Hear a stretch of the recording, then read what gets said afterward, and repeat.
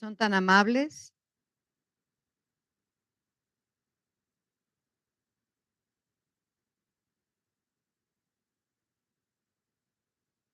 Cuando me digan, estaremos listos, por favor.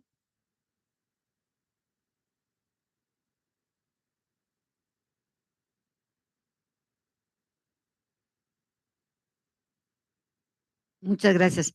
Pues muy buenos días, bienvenidos a esta sesión del Congreso Nacional de Investigación en Cambio Climático, 13ª edición, y el XIII Congreso Latino de Investigación en Cambio Climático. Ya somos internacionales.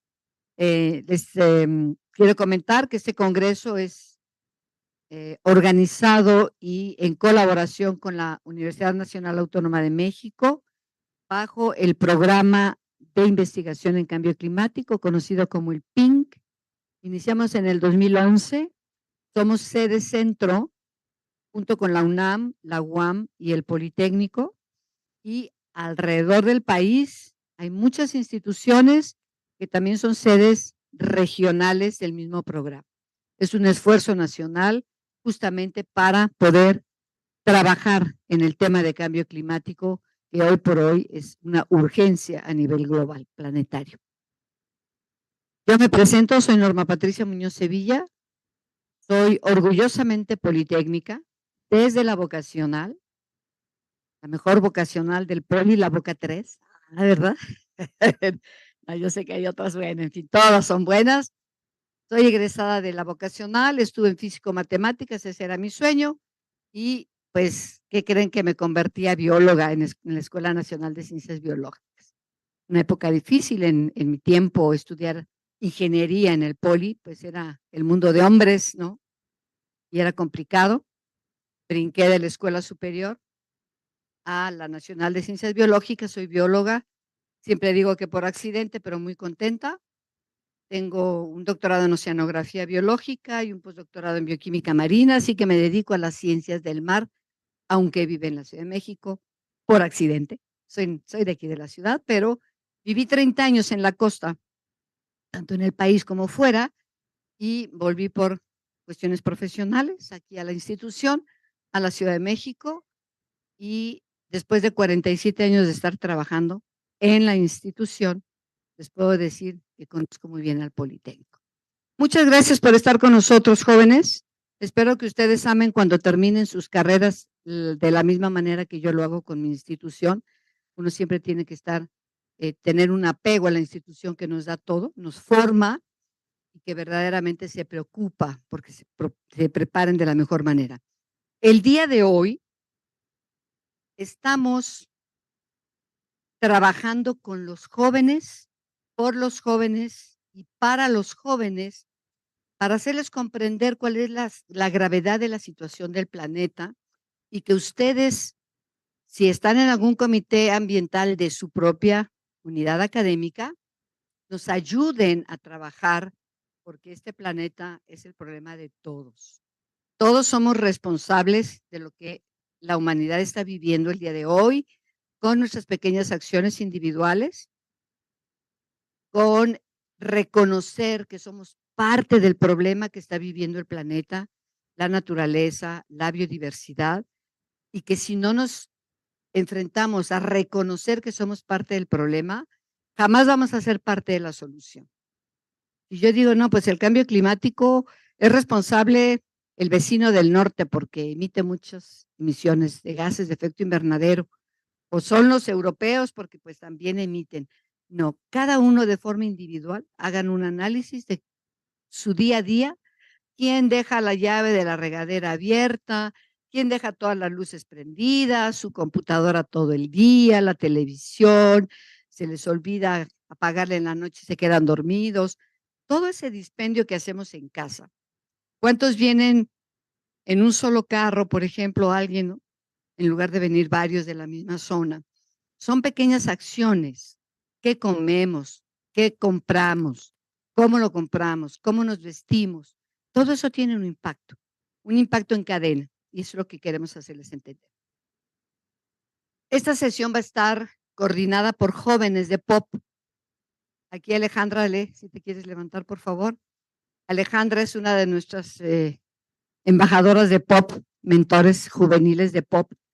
El movimiento pop, ahorita les vamos a explicar, acabo de poner la página que tenemos. El movimiento pop viene, pop por sus siglas, Protect Our Planet, proteger nuestro planeta. Entonces nos llamamos movimiento pop. Este movimiento, ahorita voy a comentarles, pero voy a pasar la página, nace curiosamente en México. Fue fundada por el doctor R.K. Pachauri, Premio Nobel de la Paz, de nacionalidad india, que desafortunadamente falleció hace 3 años, nos dejó hace 3 años. Su hijo, el doctor Ash Pachauri, que estuvo el lunes con nosotros aquí, es el que lleva ahora, es cofundador de este movimiento y es el mentor principal del movimiento pop, que, insisto, nace en México, en una facultad de química de la UNAM, por un deseo del doctor Pachauri, que decía que su corazón tenía el color de la bandera de México, adoraba México, y esa es la razón por la cual aquí nace legalmente como una asociación civil sin fines de lucro. De tal manera que esto sucedió en el 17, en el año 2017, y al día de hoy estamos ya en 123 países alrededor del mundo. Hemos llegado a más de 2,5 millones de jóvenes y tenemos iniciativas que les llamamos iniciativas pop, dependiendo del país en el cual se desarrollan. En África, por ejemplo, que es un continente en el que trabajamos muchísimo, tenemos Zimbabue, Sudáfrica, Nigeria, Uganda, Costa de Marfil, Sierra Leona, etcétera, Kenia, Nigeria, tenemos en Pop Venezuela, en Sudamérica, tenemos Pop México, Pop IPN. Cada iniciativa recibe Pop y su apellido, de donde esté. En Asia tenemos también Corea, tenemos China, tenemos Tailandia, en fin, no es necesario repetirles. ¿Cuál es el lema de nuestra organización? Juventud inspirada por el conocimiento. Trabajamos con los jóvenes, promoviendo su educación, aportándoles conocimiento, nombrándoles mentores. Si alguien, por ejemplo, me dice, yo quiero trabajar con el físico renombrado de la Universidad de Stanford, de Harvard, donde tenemos, por supuesto, jóvenes que trabajan, profesores que nos apoyan como mentores, nosotros los podemos acercar a ustedes para que puedan ser sus mentores. Tenemos mentores principales, mentores juveniles que los apoyan a la edad que ustedes tienen y que les pueden ayudar a desarrollar a través de un proceso y de un evento que llamamos las cónclaves pop. Si ustedes me dicen, Boca 3, Boca 9, Ingeniería y Físico-Matemáticas, queremos tener una cónclave en innovación y tecnología en el área de Físico-Matemáticas e Ingeniería. Organizamos en POP un evento donde dura 4 meses y arrancamos con las ideas que ustedes tengan, por ejemplo, de acción climática, basados en el conocimiento que están adquiriendo sus vocacionales o en la escuela superior o en el posgrado. Una semana, un mes, donde ustedes exponen lo que quieren hacer. Otro mes donde les traemos a los expertos. El tercer mes se les ayuda a desarrollar su proyecto y en el cuarto mes su proyecto se termina como un elemento que pueden trabajar y se les dice, lo pueden trabajar con esta universidad, con este grupo, con este mentor y les damos un seguimiento. Para ello, pues se tienen que registrar, por supuesto, como jóvenes de pop. ¿Ok? Esta es la página que nosotros tenemos para que se den una idea de lo que hace Pop y lo que ha hecho en 6 años de vida. Esta es la página principal. Ustedes lo ven allá arriba. Bájale ahí, Ale. Juventud inspirada por el conocimiento. ¿Le puedes dar adelante? Por supuesto, tenemos una misión. Nuestra misión es la acción. No somos una organización que vaya a pancartear, que venimos a cerrar escuelas, que hacemos manifestaciones en la calle. No. Nosotros, nuestra misión es la acción. ¿Cómo? Pues a través de la ayuda, de la creatividad, de los objetivos, de la integración de la orientación que les demos y de la forma en que los estamos nutriendo de información y de conocimiento para realizar proyectos de acción climática. Adelante, Ale. Bien, ahorita que están, vamos a ver si nos van a poner letra más grande para que. Tenemos una visión, por supuesto, como cualquier organización. El Politécnico tiene una misión y tiene una visión. La misión es, la visión es qué queremos, cómo queremos vernos en el futuro como institución. Y la misión es cómo vamos a lograr esa visión. Aquí tenemos, no sé qué está pasando, pero bueno, vamos a dar unos minutitos, nuestra visión y nuestra misión como organización. Aquí lo van a ver.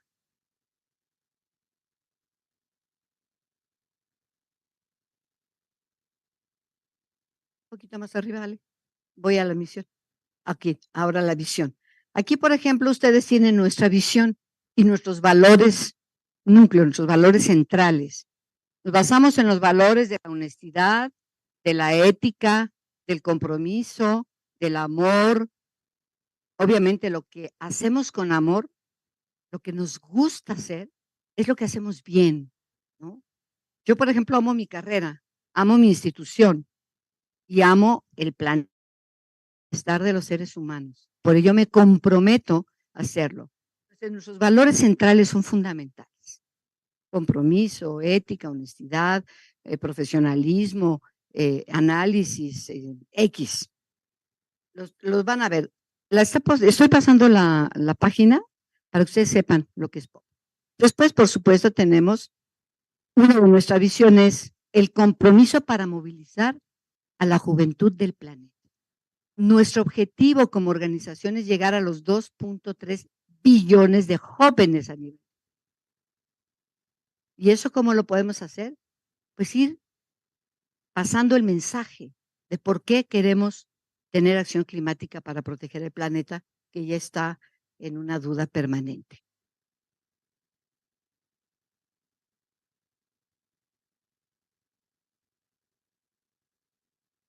Creo que no estaba pasando por Zoom y quiere decir que no lo están registrando, no lo están grabando, ¿no? Okay. Ah, no lo estaban viendo los que están en línea. Un segundito a los que están en línea, ¿ya estamos? Ok. Por supuesto que nosotros tenemos un consejo asesor internacional. Adelante, Ale, por favor. Aquí tienen algunos, por ejemplo, pues que son gente a nivel muy, muy connotado. Por ejemplo, tienen algunos profesores eméritos, el caso del doctor Kazuyuki. Tienen esta jovencita Olivia Rice, que junto con su hermano a la edad de 8 y 9 años crearon su propia fundación en los Estados Unidos. Y van a tener a un chico que les vamos a pasar su video, es de la India, que estudia ahora su preparatoria, como ustedes, en Estados Unidos, y que él creó su propia fundación a la edad de 12 años, Ervis Foundation, que es un barco que diseñaron junto con unos ingenieros, por supuesto, 12 años, un chico genio, pero pues no puede tener esa capacidad de diseñar solo el barco, y ese barco es para recuperar plásticos en el océano. Así que lo van a ver en su video.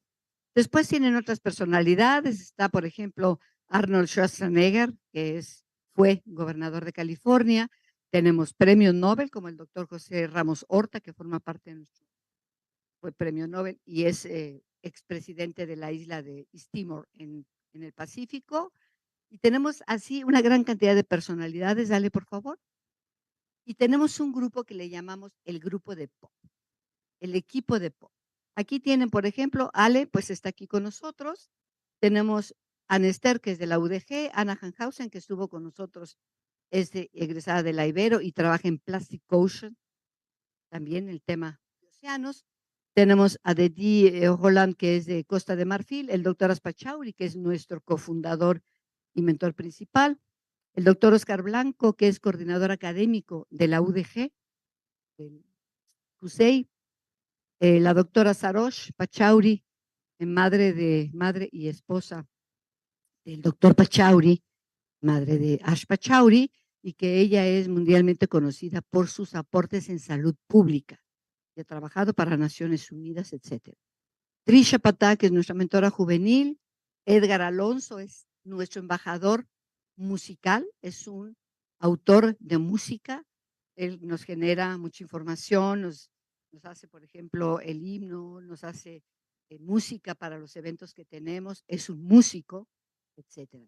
Después tienen ya Harun, que es de la India, es nuestro diseñador, que lleva página y diseño. Iván, que ahorita va a venir para acá, que es el que va a presentar todo lo demás. Jean Félix, que es nuestro mentor juvenil de Camerún. También trabajamos. Yusa Kuderesa, también el mentor juvenil de Zimbabue. Tenemos a Kevin Morales, que tiene un proyecto que inicia en POP, junto con Iván, que se llama Ecotecnias. 5 ecotecnias que ofrecen para instalar en las casas en forma gratuita para que contribuyan a la sustentabilidad. Un proyecto que nació y que hoy en día es ya una empresa.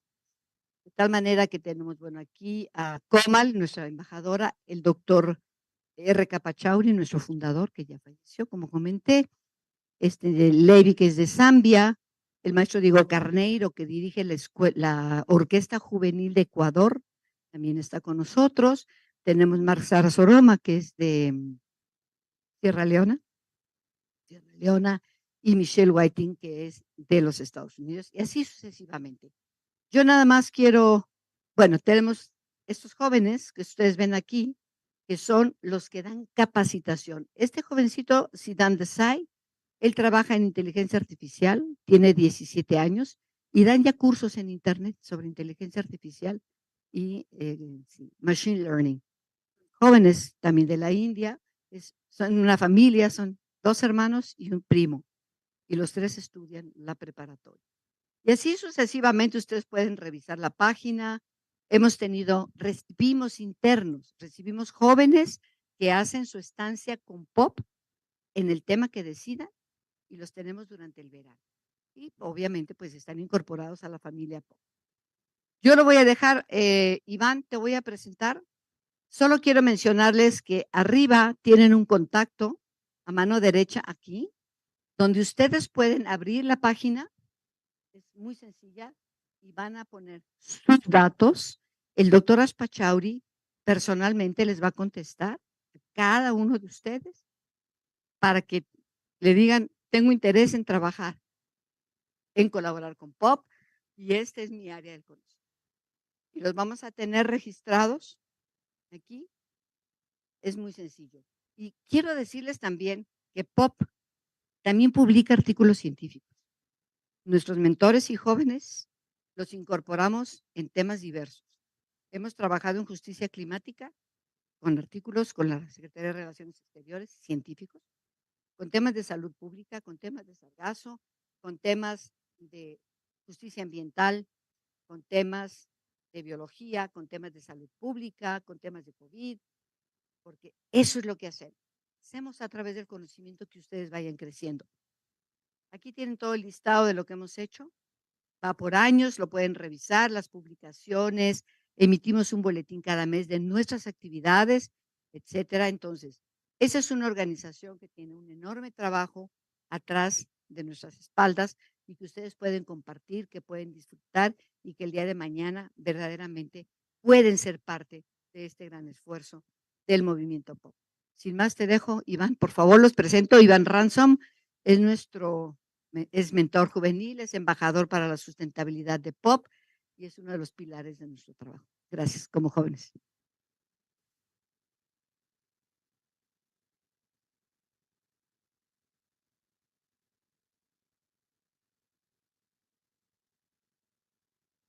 Bueno, primero que nada, muchísimas gracias por estar aquí. Buenos días a todas y todos. No sé si ya les hablaron sobre el alcance que ha tenido POP de manera internacional. Algo que a mí se me hace muy valioso que tiene la organización es esta calidez que yo no encuentro en ningún otro lugar. Y puedo decirles que he buscado. O sea, es bien diferente estar con POP y estar tan cercanos a la gente. Y no solo entre colegas, entre compañeros, a cualquier iniciativa que se nos acerca, siempre es con mucho cariño y siempre es queriendo participar, queriendo formar parte de nosotros, queriendo colaborar y hemos hecho grandes cosas gracias a esto, porque realmente trabajamos desde el corazón y con esta convicción por hacer las cosas bien por el planeta. Yo les puedo decir, en mi caso particular, bueno, he sido bendecido. Antes de conocer Pop, yo estaba pasando por una cuestión bastante complicada. Les puedo decir que yo me titulé, fui a hacer el posgrado al extranjero y regresé muy emocionado para ejercer, ¿no? Pero las oportunidades laborales a veces son muy complicadas, aun cuando uno esté muy preparado. Eh, Sin embargo, en Pop encontré algo muy diferente. Me abrieron la puerta y me hicieron darme cuenta que había muchísimas personas que estaban haciendo algo por el ambiente y que estaban trabajando en armonía y con un corazón distinto. Y bueno, no voy a extenderme mucho en esto. Tenemos personas que nos acompañan hoy, ya sea de manera presencial, virtual, desde distintas partes del mundo y que nos van a presentar el maravilloso trabajo que están haciendo. Ya me tocará a mí en otra ocasión platicarles un poquito de lo que hemos logrado en la organización y también en este caso la empresa de las ecotecnias con Kevin. Mi invitación es que se unan. Y bueno, tenemos una porra, que es lo que solemos hacer desde el principio. Eh, yo digo movimiento, ustedes dicen pop 3 veces si les parece bien. Movimiento, movimiento, pop, movimiento, pop. Bueno, ahora sí, vamos a dar paso a la primera presentación. Esta la presenta Cherry Song. Ella es surcoreana y tiene la iniciativa que se llama Greener is Cleaner. No sé si ya esté listo.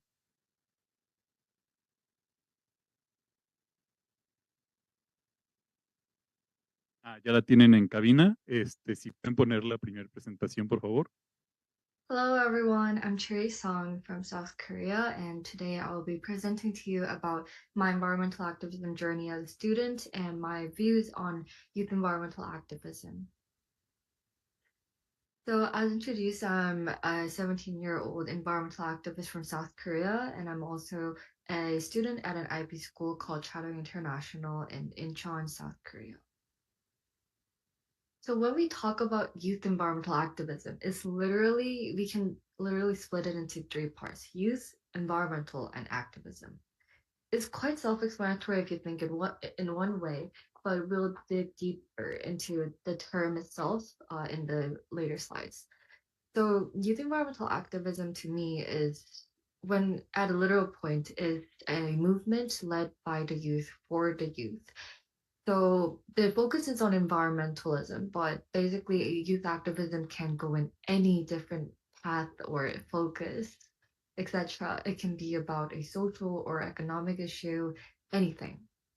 But when we talk about youth environmental activism, it's mostly and usually about climate change and sustainability.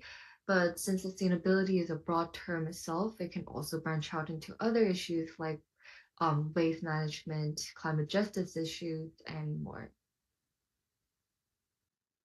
But I think the more significant question is, why youth activism? Why should young people take action when a lot of the environmental issues have been created years, like decades ago, and when the young people today were not even born?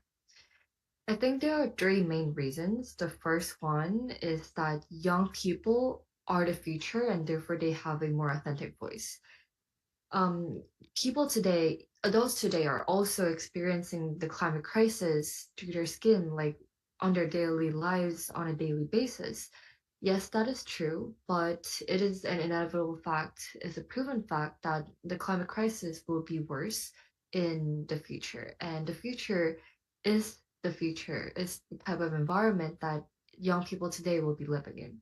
Therefore, they know to a better extent what kind of environment that they want to live in, what kind of environment that they want to pass on to their children, and so on. Another reason is that young people today are focusing more on science and innovation to solve different issues, because we have been born in an era, in the type of world where technology is so advanced, we have so many different opportunities and resources that are given to us, we have a better chance to utilize those resources to make solutions to the different issues that are happening in our daily lives. Because of this, a lot of young people are jumping into the STEM field and using their major, what they learned, etc., to advance different solutions in different sectors of the environment. Another reason I think is that young people are really, really good at mobilizing movements and involving different stakeholders. For example, a very, very significant prominent figure in the climate activism field is Greta Thunberg. She was only 16 years old when she started the climate strike, the school strike for the climate. And afterwards, with that empowering theme, she was able to mobilize thousands, maybe millions of young people globally to go on strikes, voice themselves, etc. On top of that, I think that more organizations, especially international ones like the United Nations, are trying to hear more young people's voices and put them into the decision-making table.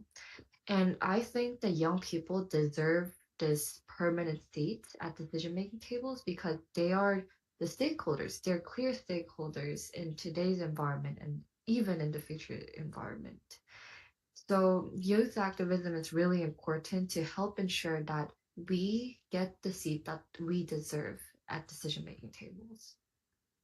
Moving on. I think that youth activism is not only about hope, not only about that seeing the narrative that the future generation is acting for the future and this shows hope. We're trying to keep the hope going. We're not just like being depressed about what's happening around us, but also trying to act and voice ourselves. So other than hope, I think not just hope, I think we also make meaningful changes through activism and different practical solutions that we implement. I will share some examples in the next slide. Here are some things that I've been doing for the past 4 to 5 years, and I think I have made meaningful change. For example, I've been part of the organizing committee for the school strike for climate in South Korea, and thereby mobilizing movements. And by doing so, I was able to pressure decision makers, especially the National Assembly and the government.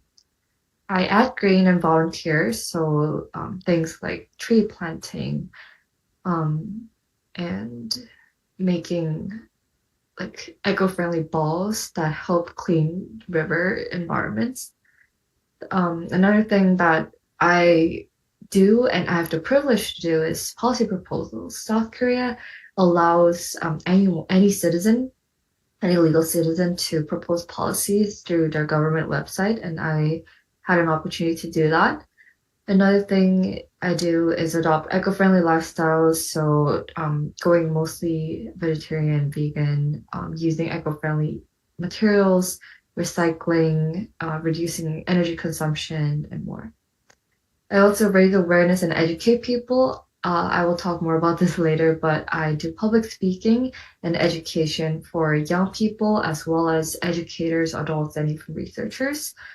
So by doing this, by researching myself and getting informed myself first, and then sharing information with others, I raise awareness and educate the people around me.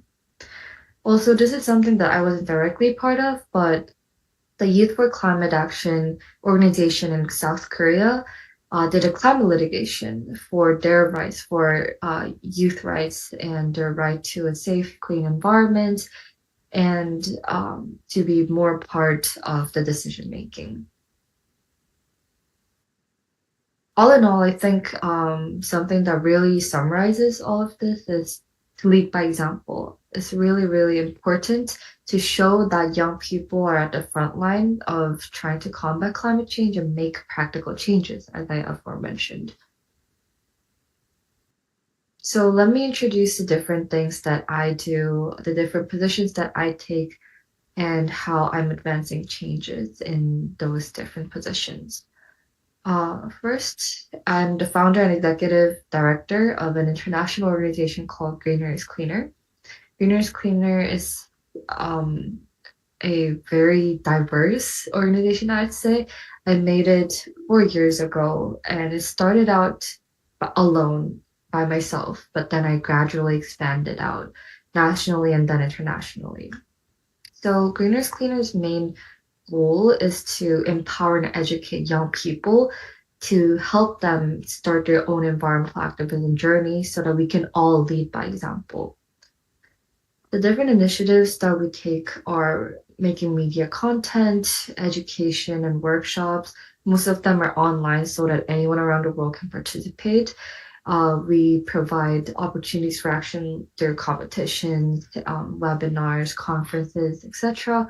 And in South Korea, we hold in-person events, like Green Spirit Weeks at schools, where we offer different environmental activities like recycling education, planting trees, planting plants, making upcycling coffee grounds, and more, so that people, especially people at school, like students and teachers, can get involved in more environmental activism hands-on. But at an international organization perspective, we have members from 5 different continents and 41 different countries. We have impacted over 13,000 youth through all the things that we have done over the 4 years. And we are funded every year by the Ministry of Environment of South Korea. This is through grant applications, and we have won various awards such as the Global Social Leaders, Global Goals Competition. I personally have won second place in the 2021 Action for Nature Eco Hero Awards, and I've been working and trying to make collaborations with other youth organizations. So here are the things that I just mentioned. Yeah. I also am an author of a children's booklet on environmental education. So this is slightly part of Greener's Cleaners initiative, but I wrote a booklet about various environmental topics for children in elementary and middle school. And the sole purpose of this was to make environmental education fun and more accessible. Living in South Korea, I got a deep impression that environmental education is something that is portrayed as something that's not fun. A lot of students are not very interested in such issues, and they are not interested in learning more about them at a deeper level because they perceive it as something that is not fun, is depressing, and something along those lines. And I wanted to change that. In order to do that, I created this English booklet. So the target audience is international schools because I'm also attending an international school, and there are many Korean resources, but not much that are in English for South Korean citizens. So that was my target audience. And in the booklet, I added numerous activities and stories that I made up to make environmental education more fun and something that's really approachable, something that young children will read, like it's a booklet that young children can read at any time, not thinking that it's something for environmental education, but just for fun. So this booklet I distributed in 19 different international schools in South Korea. So around 3,000 children and currently have access to it in their libraries, but more will have access in the future as grade levels advance. I'm also a public speaker, and so far I've spoken at around 60 events in person and online. And I speak about different topics, including youth activism, climate crisis, pollution, empowerment, environmental education, and more. I speak at webinars, conferences, Environmental Day celebrations, climate strikes, movie festivals, and more. And the target audience really varies, and I try my best to show the most informed version of what I know.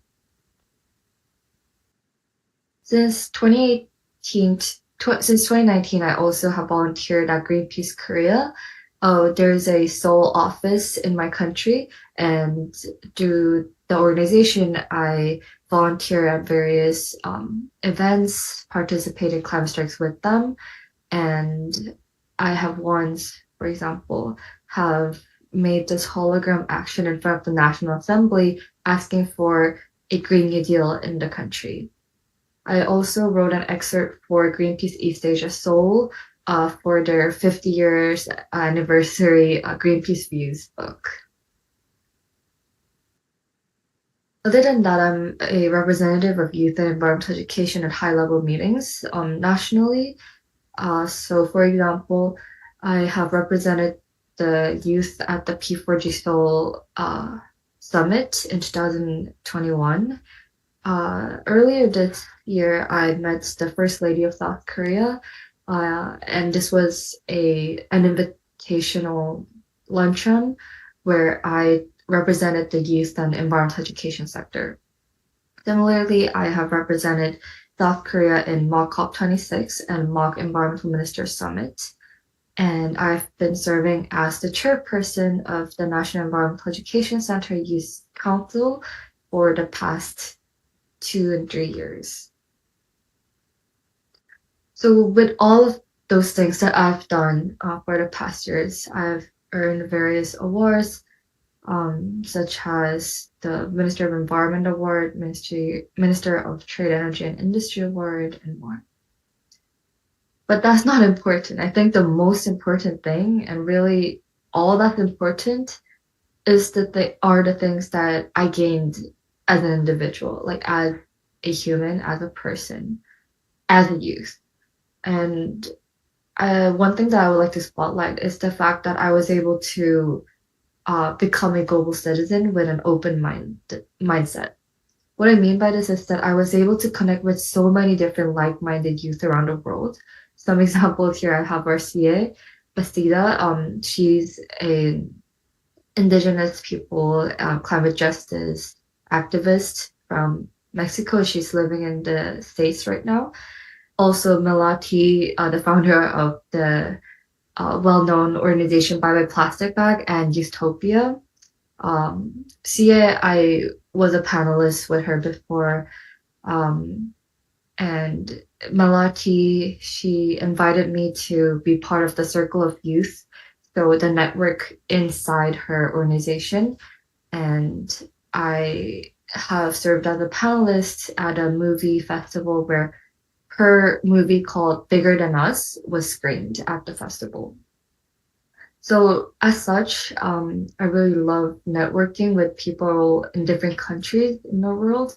And by doing so, I was able to promote solidarity, call a wider audience, a wider young people audience to action, and learn more from them. I think talking to youth really inspires me and tells me about how my activism journey is going and how I can do more, etc. I think environmental education is so important, and empowerment itself is so important because it prepares youth to secure their futures and help people realize the urgency of environmental issues, the specific relevance, and the ways to take action, and not just like the fact that issues exist.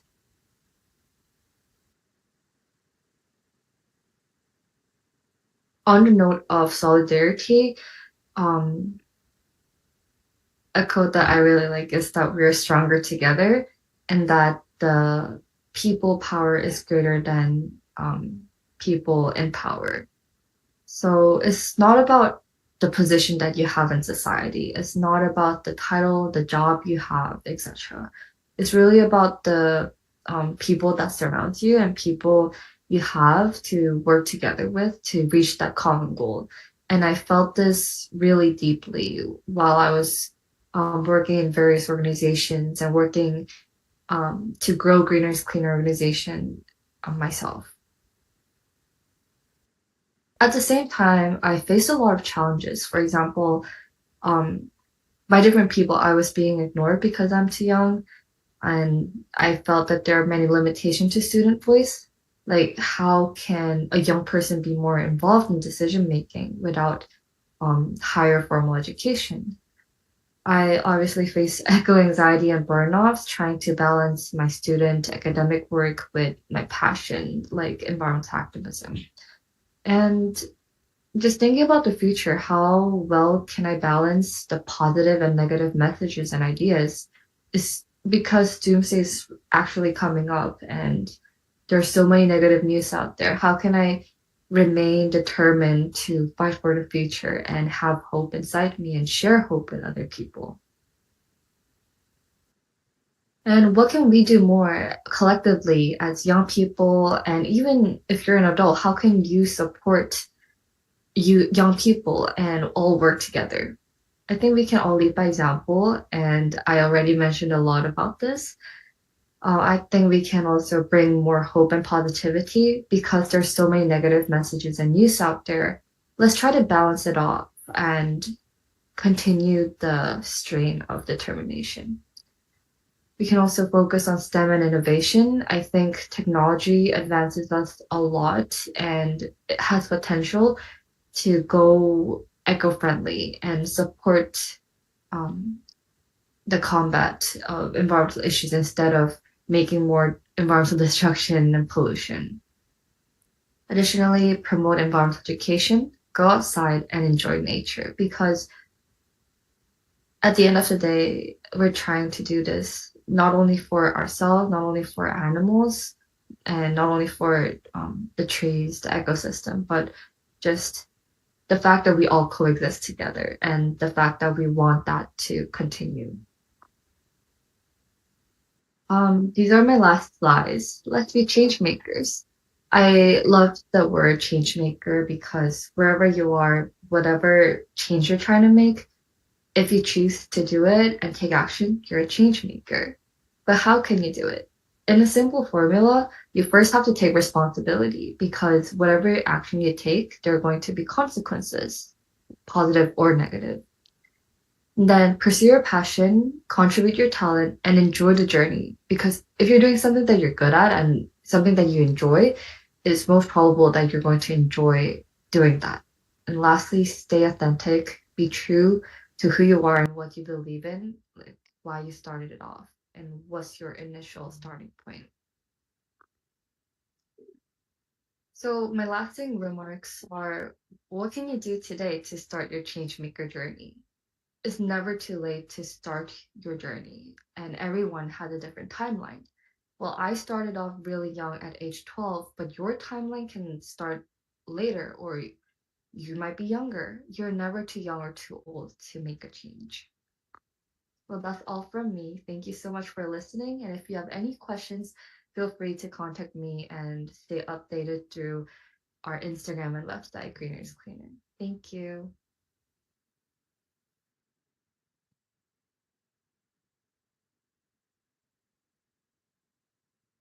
Pues muchísimas gracias a Cherry por su presentación. Ella de hecho quería estar aquí, a lo menos de manera virtual, pero iba precisamente a presentar su proyecto en un foro internacional, entonces pues no le fue posible. Y pues también, ¿no? Recalcar que ahorita tiene 17, lleva 5 años ya trabajando en esto, entonces el hecho de que haya empezado a los 12 es bastante considerable, ¿no? Lo que ha logrado, y esto también por... em, justo como dijo, los jóvenes pensamos que igual y no tenemos poder, que no nos van a escuchar, que estamos tal vez no atrapados en el mundo en el que los adultos nos están poniendo, pero ella bien lo dice. Quienes van a vivir principalmente los efectos del cambio climático más adelante somos nosotros. Y ahorita es el tiempo de actuar, no en el futuro cuando ya sea demasiado tarde, sino ahorita mismo. Y bueno, ahora quiero presentarles a ¿alguien tiene alguna pregunta? Igual para que se la hagamos saber a Cherry. Que les puedo pasar el micrófono.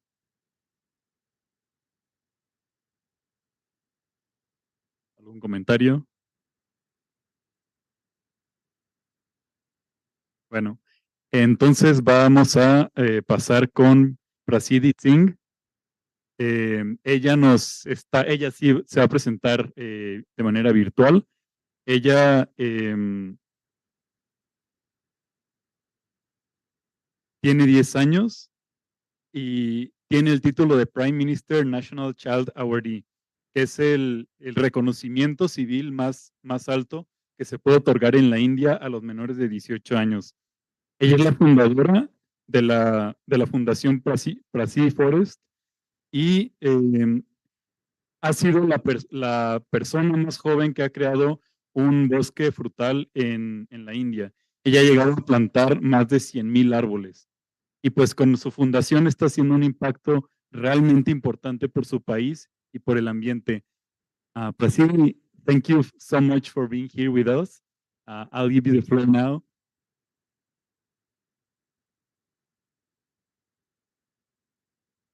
Hello, am I audible? Yes, we can hear you. Amazing. So, hello, and as we say in Spanish, hola. It is amazing to connect with all of you. So, I'm Prasiddhi. I'm a young change maker, a 10-year-old young change maker. I am a trailblazer from India and a climate advocate who's on the mission to protect our planet. I would like to thank the pop movement for inviting me over here, especially even for inviting me. It is definitely a great opportunity to connect with all of you. So what I'm going to be connecting with all of you about is harnessing the power of nature-based solution, a case study in reforestation, community engagement, and climate action. So before we get started, I would like to show a small video to all of you that explains about the work that I do and tells a little bit about the different projects I've done. Let me know if it's audible. I have a dream to create fruit forest at schools and make a kids army to feed squirrels, birds, butterflies, and also give fresh fruits to everyone.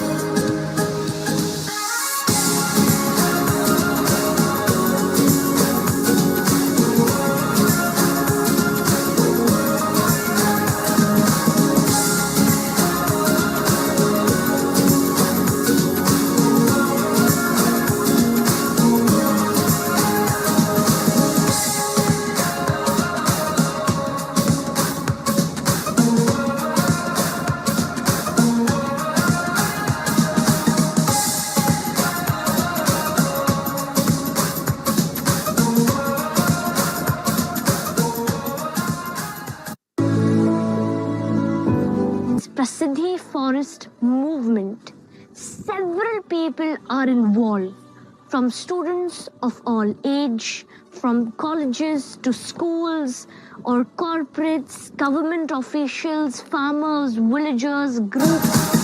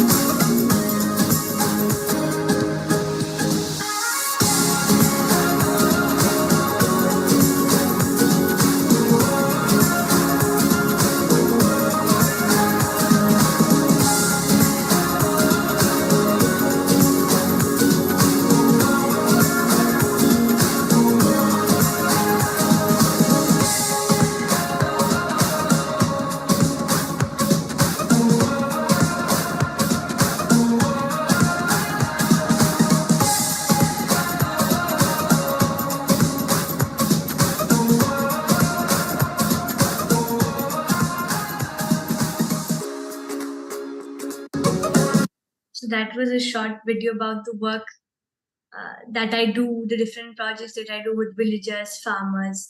And I am also the founder of Prasiddhi Forest Foundation and the Green Pillar. Prasiddhi Forest Foundation is a recognized non-profit organization of India, and we have been doing projects globally, impact-based projects on nature-based solutions.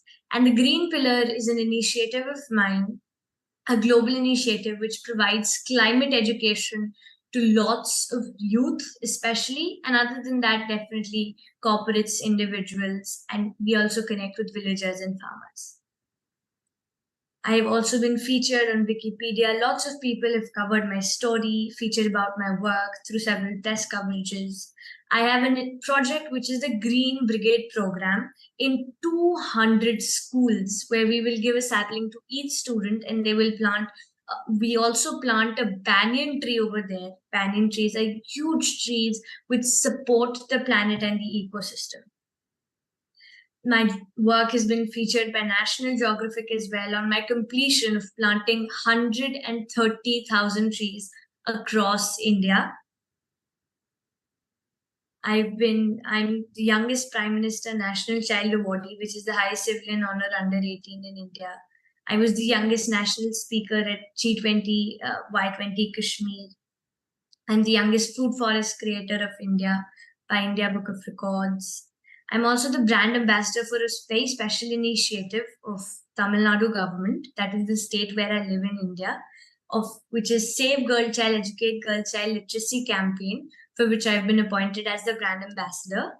I'm also the youngest Diana Awardee recipient, which is the most prestigious award given across the world to young changemakers below 18 for their humanitarian efforts and climate action by the Duke of Sussex and the Duke of Cambridge. I also received the Global Child Prodigy Award in Dubai, UAE, and the Born to Shine Award. So I've received several global and international awards as well. And I'm very happy to be on this platform today and connect with all of you. So once again, hello from Zen Alpha. This is the generation right after Gen Z, because I'm 10 years old and this is the generation I belong to. So let me start by a story, by a tale, by the tale of the wondrous planet Earth. So a million years ago, several million years ago, after a huge planet explosion, several planets explosion, a planet named Earth took birth. This planet was different from all the others in its own way, because it had several natural resources like water, clean air, oxygen, appropriate climatic conditions, and most importantly, life. So during a huge ice age, a lot of animal life was lost.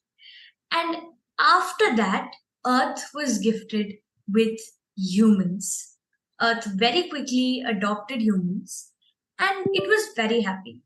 In fact, Earth, or I'll say Mother Earth now, gave us unconditional love and pampered us. But we did not hesitate in taking whatever we wanted from planet Earth until every extent.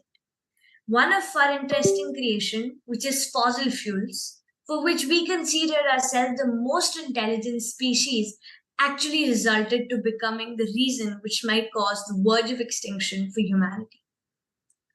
Because now later, when we realize that fossil fuels are wrong and that they generate a lot of greenhouse gas emissions, which then increase or bring a rise in the temperature of the planet, it was too late, because entire economies, countries, even our individual lives, our daily lifestyle have started to become dependent, in fact already are, on fossil fuels. So that would be a huge disruption.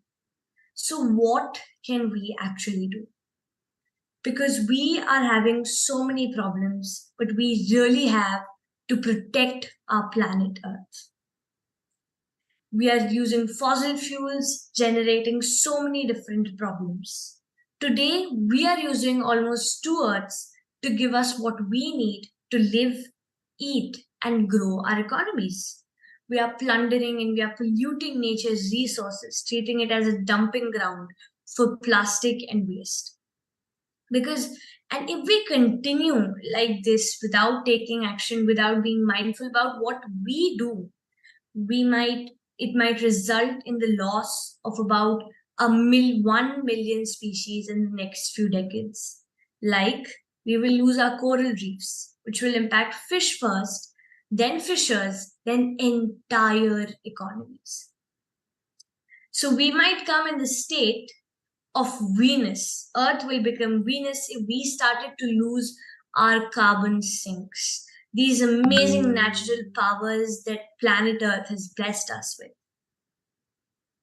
So what exactly are the problems we are facing right now? This Anthropocene refers to the current geological age, which is viewed as the period which human activity has been dominant in. There are 3 central challenges. The first is mitigating and adapting to climate change, because we need to mitigate climate change as well as adapt to the natural risks and the natural disasters which are happening due to the rising temperature. Secondly, we need to protect biodiversity. In fact, we are also part of biodiversity. Biodiversity is all life present on Earth. And only when we work in synergy can we make this planet a better place to live. And there is huge biodiversity loss which is happening from the past 50 years. And finally comes ensuring human well-being. We also have to take care of ourselves, because in this Anthropocene, we might think that we are just damaging the ecosystem and getting comfort, but on the long run, it will impact us first, because nature is ready to evolve, but we humans will have to face the consequences. So what is the solution? Here is where nature-based solutions come into the play. Nature-based solutions act as protectors for our planet. They help in adapting and mitigating to climate change. They come up with nature-based solutions which support people and nature both together, serving all the 3 purposes by protecting biodiversity, supporting people, and mitigating climate change and adapting to natural risks. Because they have a variety of techniques such as restoring wetlands, cleaning up polluted areas, doing tree plantations, and all these are all by just utilizing nature's resources, which bring a delay in the temperature rise. And now let's deep dive into nature-based solutions. They are an entire story in themselves, their entire ecosystem in their sense. Trust me, when I got to know about them, I was stunned. So here are a couple of nature-based solution examples. I've been working on all of these. First is tree plantation, which is very special. We'll discuss about these in further detail pretty soon. Second is mangrove plantation. Third is lake restoration, circular economy, and agroforestry. So these 5 are just some basic examples. There are lots, every natural resource can be utilized as a protector to mitigate climate change. So these are just a few examples. Other than that, there are lots as well, of course. So if we look at nature-based solutions in a bigger picture, basically interconnecting it with the Sustainable Development Agenda, which has 17 goals designed for social, economic, and environmental benefits.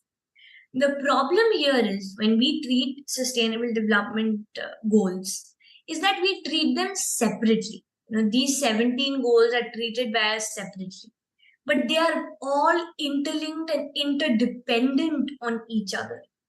And that one point that make them all interlinked together and interdependent are the nature-based solutions. We need to utilize these and also work with nature-based solutions. So it is a collaboration of the SDG goals and nature-based solution for short, which is NBS, which I will be using quite a lot during this conversation of ours. So keep that in mind. So the collaboration of SDGs and NBS. So these two have 2 aspects. SDGs and NBS have two aspects. The first aspect is ecosystem-based approaches, and the second aspect is societal challenges. So first we look at societal challenges. Societal challenges are the problems, technically, the major problems that we are facing and the major problems that nature-based solutions will be able to address. So there are 7 majorly, which are globally recognized. They are climate change mitigation and adaptation, disaster risk reduction, economic and social development, human health, food security, water security, and ecosystem degradation and biodiversity loss. So these are 7 major problems, and these problems, the people who get impacted by these problems are 2. First is the human well-being, and second is biodiversity. So this was all about the problems, and if there is a problem, there is a solution. And so these are the challenges that nature-based solutions majorly address. And then the approaches to solving these problems involve ecosystem-based approaches, which is the second aspect of NBS, nature-based solutions. So these have 5 subparts, which is the main thing we will be talking about today. Restoration, issue-specific ecosystem-based approaches, infrastructure, ecosystem infrastructure, management, and protection.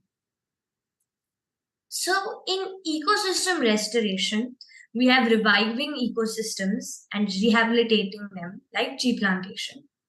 Issue specific is basically addressing a major issue, a major problem.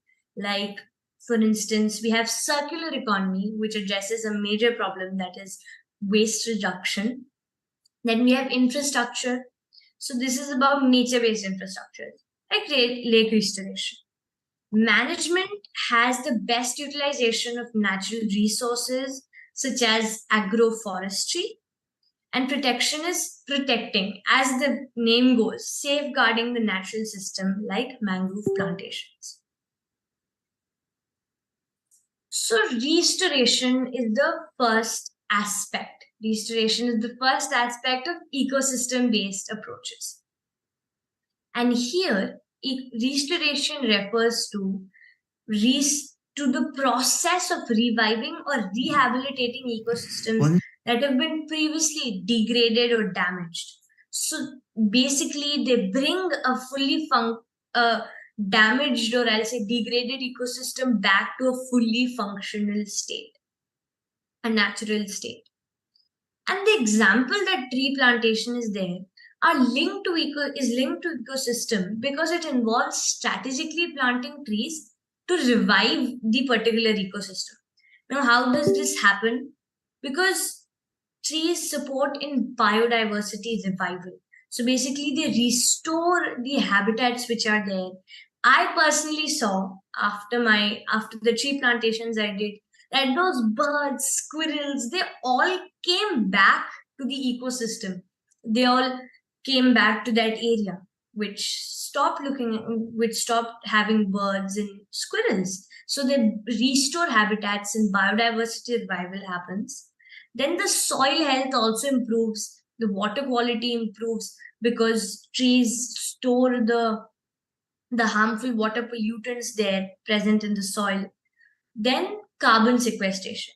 Trees are amazing carbon sequesters. I'll say one of the best carbon sequesters, because a single tree can absorb up to 21.7 kilograms of carbon. And finally, which is 48 pounds. And finally, we have community engagement. So these are just a few benefits. There are so many if you go in depth. These are just a few. Community engagement is more about ensuring that this restoration happens on a long run, and that again, the particular ecosystem does not get damaged.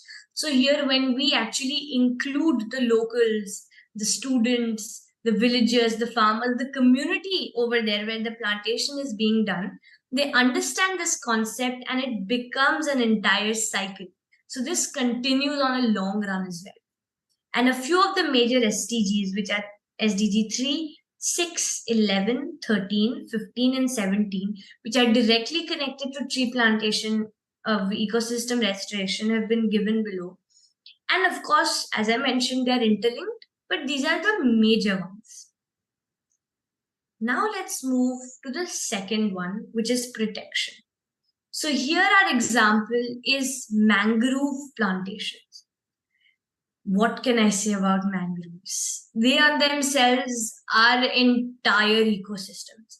Because if we look at the definition of protection, it is of ecosystem protection, it focuses on designating and managing specific areas and to safeguard these natural systems and the services they provide. And what mangroves do is that they play a vital role in safeguarding the coastal environments, the coastal communities which are there. So they provide coastal defense. Then they also provide community resilience through firewood, through honey, through several different sectors like fisheries to the coastal communities which are there, and provide a source of food and income for the coastal communities. And they are better carbon sequestered than trees, frankly speaking, because a single mangrove compared to a regular landlocked counterpart, which is a normal tree. So single mangrove can generate 10 times more carbon compared to a normal tree. So they are magnificent creations of nature. And finally, they're amazing for fisheries because lots of fishes use mangroves as nurseries to nurture their babies. And even migratory birds use it as a halt during their migration journey. So they are an entire ecosystem on their self. They have so many benefits. And I will say all the SDGs, frankly speaking, are linked to mangroves in one way or the other because they're also known as nature-based economies. So they technically cover every aspect you can think of. And the third approach, ecosystem-based approach, is infrastructure. So here the example is lake restoration.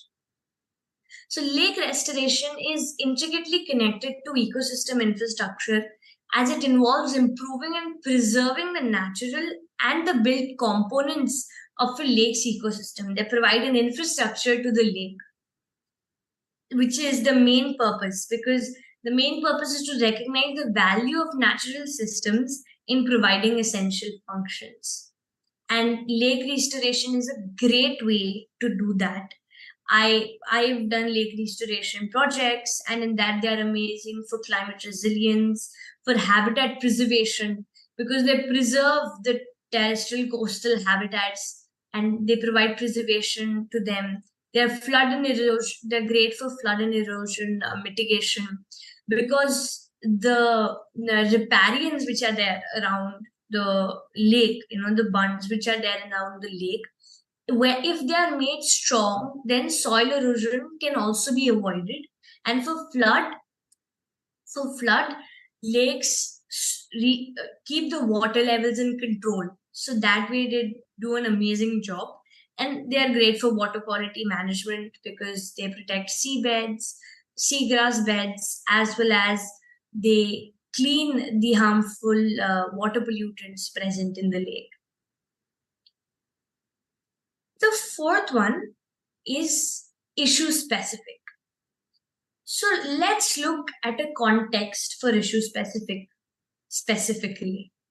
That is waste reduction, air pollution, and waste reduction. Let's take it in a broader aspect. So for waste reduction, the best solution is circular economy, because circular economy is basically about using the waste of one as a resource of another. So here there is a minimized, or I'll say optimistic use of natural resources, but a maximized use when it comes to generating a particular product. So here it talks about resource efficiency because the resources are being used effectively. The ecosystem health gets better because the specific issue, which is waste reduction, also helps to avoid air pollution because the more plastic, the more air pollution. So here it is being reduced. And the plastic which goes into the seas, eventually is being used for a better purpose. And so it also helps avoid water pollution. As all the nature-based issues are interlinked, it is a great solution for waste reduction and restoration and regeneration. So issue specific, as the name goes, focuses on particular environmental challenges and coming up with particular solutions for these challenges. So circular economy is great because they offer targeted solutions to environmental challenges such as pollution and resource depletion. I hope I'm not getting too contentful over here and you're able to follow with me and understand the different aspects I'm sharing with you. You can give the ones sitting in the hall, I can see you can give a thumbs up if you like.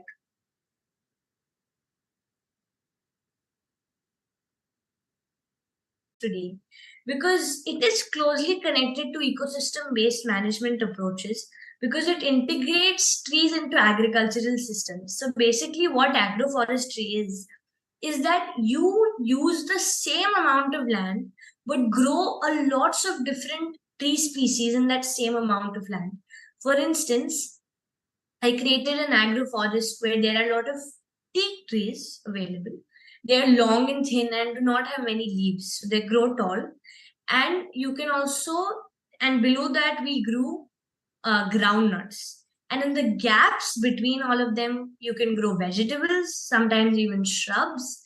And on the long trees, you can grow creepers, like there is betel leaf, there's peppermint. You can grow all these. So this becomes an entire ecosystem. And this is the definition of agroforestry. So how it is aligned with management is because it sequesters carbon. It is one of the best for community resilience because it supports the ecosystem as well as it provides a source of income for the community.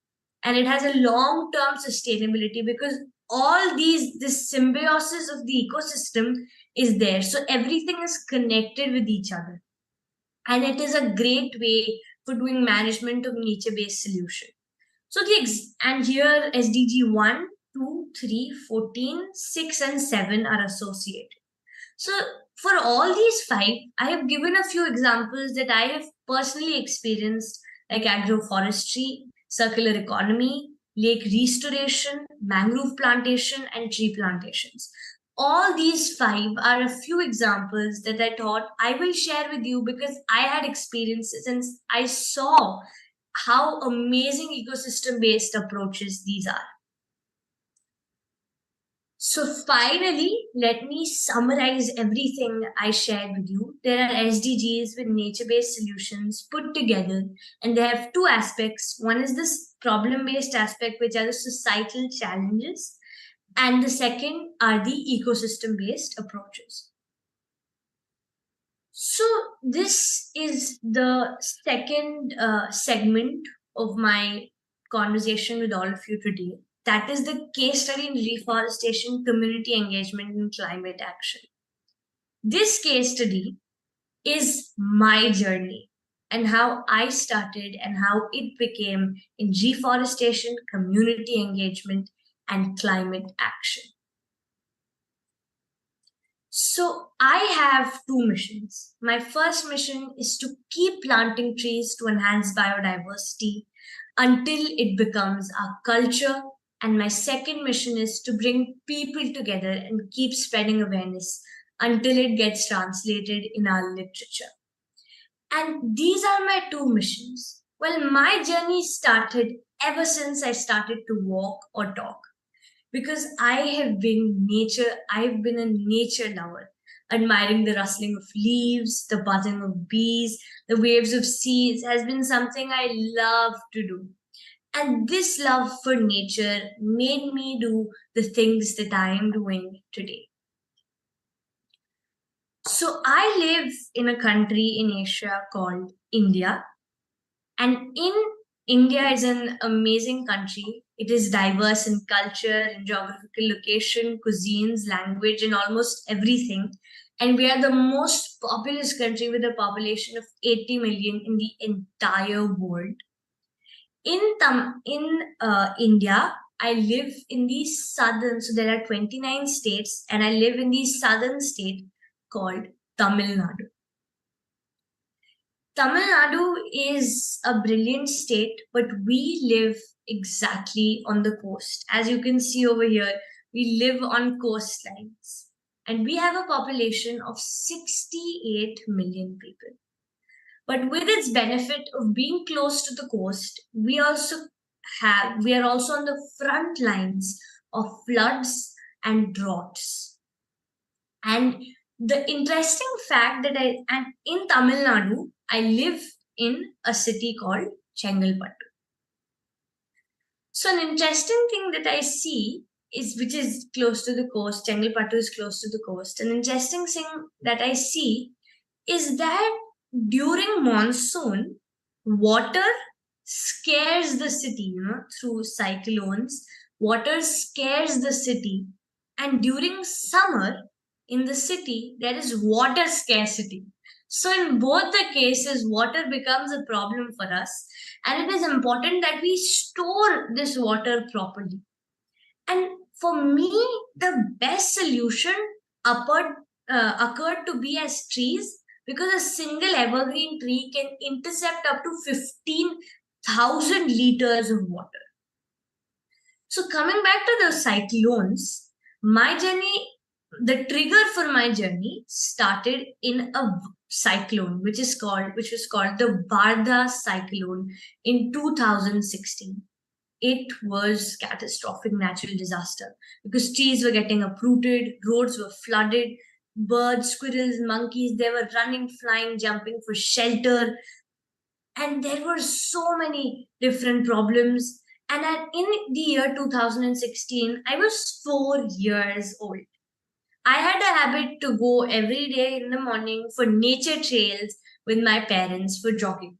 And the next day, when I went, the very next day, I saw that all the trees had gotten uprooted. And I was so disheartened by the disaster that I said that just thinking about it, just asking when the trees got uprooted, I felt that just thinking about it is not going to be sufficient. I have to come with a solution. And that is when I started participating in several tree plantation drives. So in 2016, from the age of 4 to the age of 6 till the year 2018, I kept participating in several tree plantation drives, gaining experience, learning, connecting with experts, foundations, NGOs, making my hands dirty in the soil of knowledge. And I did gain acceptable knowledge about weeding, watering, plantation, germination, nursery creation, all these different processes. And finally, in the year 2018, I launched Prasiddhi Forest Foundation with the mission to plant 100,000 trees. So during this journey of mine, this ongoing journey of mine, I have had a few lesson learnings. Few of them have been listed over here. So my first lesson learned was about native trees. Because during the cyclone, I noticed that few trees fell, whereas few did not. And what made the difference was that the trees that fell were hybrid trees. The trees which were manicured just for the purpose of beauty, and they did not have an intricate root system like my messy native trees.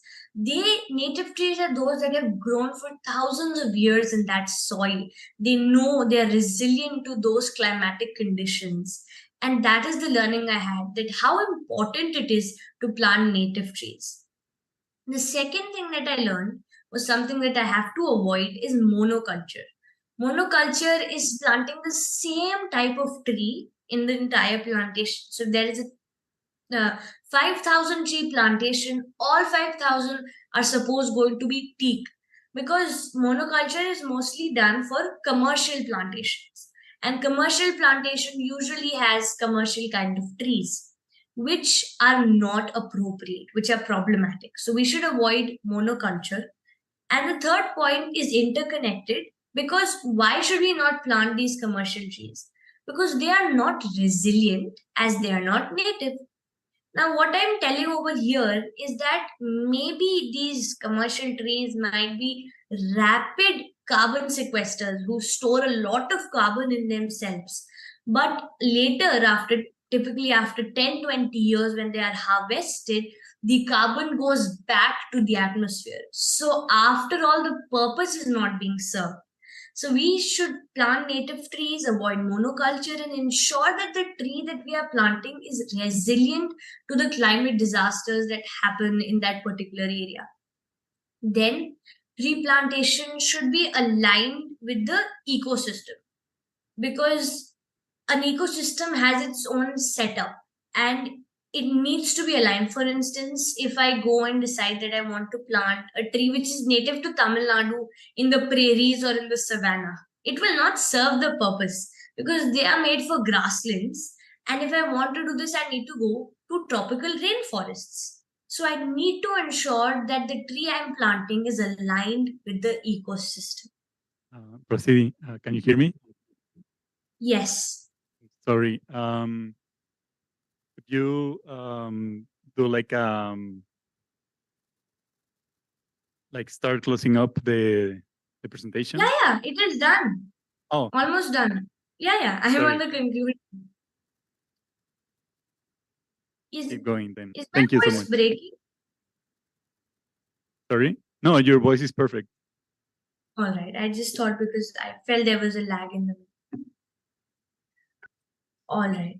So this is done, and then we have ecosystem Discord, that it needs to be connected with the ecosystem and the symbiosis of all the trees and the plants and the shrub which are there. And there should be community engagement, that the students, schools, villagers, farmers are all associated in this process. So in native trees, this is a little bit of research that I had done of trees like banyan, mango, jackfruit, mangroves, which are native to Tamil Nadu, and they have different features, type of roots, benefits. And I collected all these researches, and then I went on the ground to do tree plantation. And I also got important facts about native trees, that they have 50% less erosion, 40% less soil moisture loss, 85% less coastal erosion, 90% of ecosystem balance. These were a few important facts I had about native trees that I collected. And this comes to the final aspect of this case study, that is supporting and collaborating. I supported and I collaborated with youth, with communities, with farmers, and even with biodiversity, who made this entire thing complex but impactful. These were the four main people I supported and collaborated with. And it improves the ecosystem by supporting our economies, our lifestyle, our health, and even the ecosystems. These are a few of the partners: different schools, supporters, local authorities, volunteers, communities, the government of Tamil Nadu, and Prasiddhi Forest Foundation, of course. So I'll say that if you think that alone it is not possible, then I started my journey in my garden by planting a few shrubs, and then it became a big forest, leading to plantation of more than 130,000 trees. And I started alone, and now it became a global movement. And I connected with 60,000 plus individuals. So I would love to connect with all of you, collaborate with all of you. You can organize a plantation or a cleanup drive. You can give sustainable gifts. You can do a digital tree plantation on our website. By planting a tree digitally, you can also access our climate education courses. So I would love to stay in touch with all of you. And finally, I'll say that our planet needs you, because it is in desperate need of change makers. People who can actually take action, and they really need your support, because the world is facing unprecedented challenges and humanity has a choice to go on an unprecedented situation, or to come up with nature-based solutions and protect the planet. So I'll conclude by saying nature is ready to evolve. Are we humans ready to change? And stay in touch with me. You can connect with me through LinkedIn, Instagram. You can go to our website. and you can always collaborate with Prasiddhi Forest Foundation and the Green Pillar. Thank you.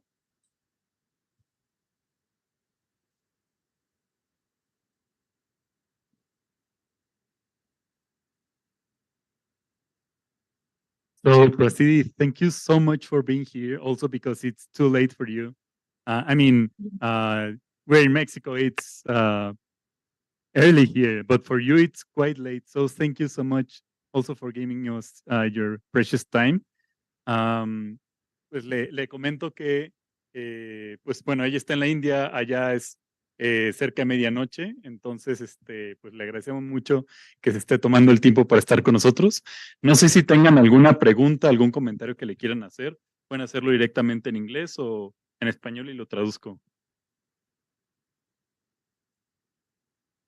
Good night, lady.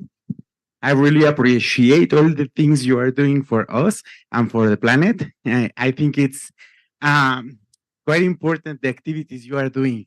I think you are encouraging all the people in the world, and I am really impressed that you are only 10 years old. So this is an opportunity for me to take the opportunity to make a little change in the world. So thank you very much. Now you have a fun here in Mexico, and thank you a lot for your participation. Thank you so much, and namaste from India. Thank you so much for kind words, and absolutely. I would love to collaborate with all of you and do this change together. Hi. Well, Hello. we are very impressed by everything you've done. I think it's really a challenge for us. I'm here with my young students, and we are starting a native garden project. So I think we're going to take a lot of your information for our project, and maybe contacting you to gain some experience. Mm-hmm. Absolutely, I would love to do that. I'm very fascinated by native trees, so we can definitely work on it. Yeah, well, I think it's going to be different because your ecosystem is different, obviously, to ours. But I think we will have many common points. So I think it's going to be a really good thing that we can have your experience for us, and a great inspiration for my students. Thank you very much. Thank you so much. And definitely, I love to collaborate. Why we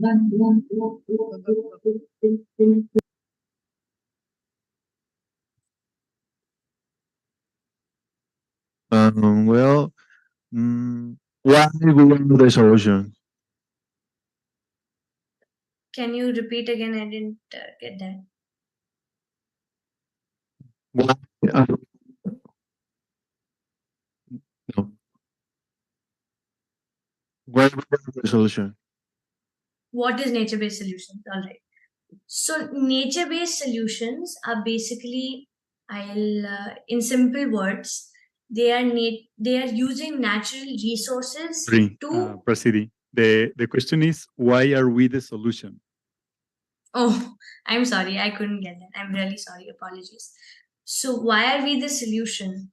So if I'm not wrong, we are all youth, we are Gen Z and Gen Alpha, and how we become the solution is because we have the potential to bring a change. And what is important is that we do not just question people, but we also believe in our power. Because we might be 4 millimeter seeds, but we have the potential to become 400 feet tall trees. So we should believe in the potential we have, and we should use it to fight the change. And we should believe in the power of togetherness and collectiveness, and believe in the power of action and awareness. Such a huge wisdom that you have. Thank you so much for sharing it with us. Thank you so much. Hi, Vasily. Dr. Noah, how are you? Hello. Thank you so very much for your beautiful comments, your beautiful work, and congratulations. I would like to tell in a very few words which were the big challenges that you had in face of you since you started with this crusade. Thank you, Prasidi. very short, please, because we are a little late. Thank you. All right. So first of all, I was listening. I saw your talk about pop movement. It was brilliant.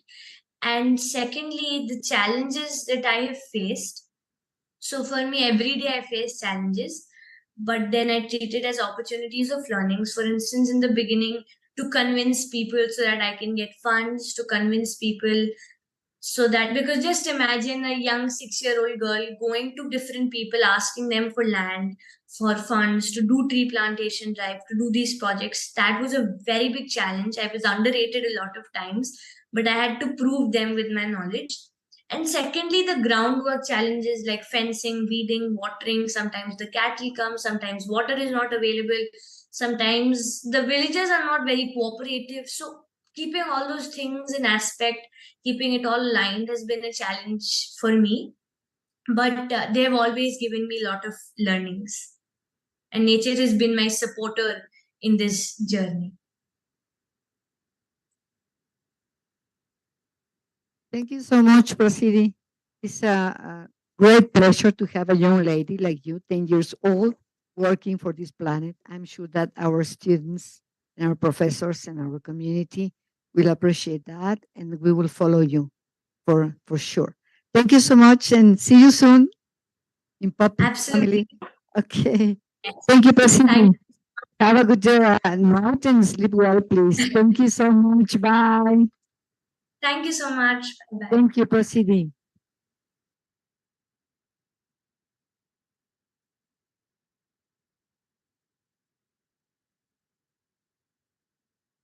Bueno, ahora les vamos a presentar un video corto. Es la presentación de Hasik Kasi. Él hizo la Everest Foundation, que la doctora Norma les está hablando sobre ella. Es una embarcación que va limpiando el plástico en el océano. Si la pueden compartir, por favor.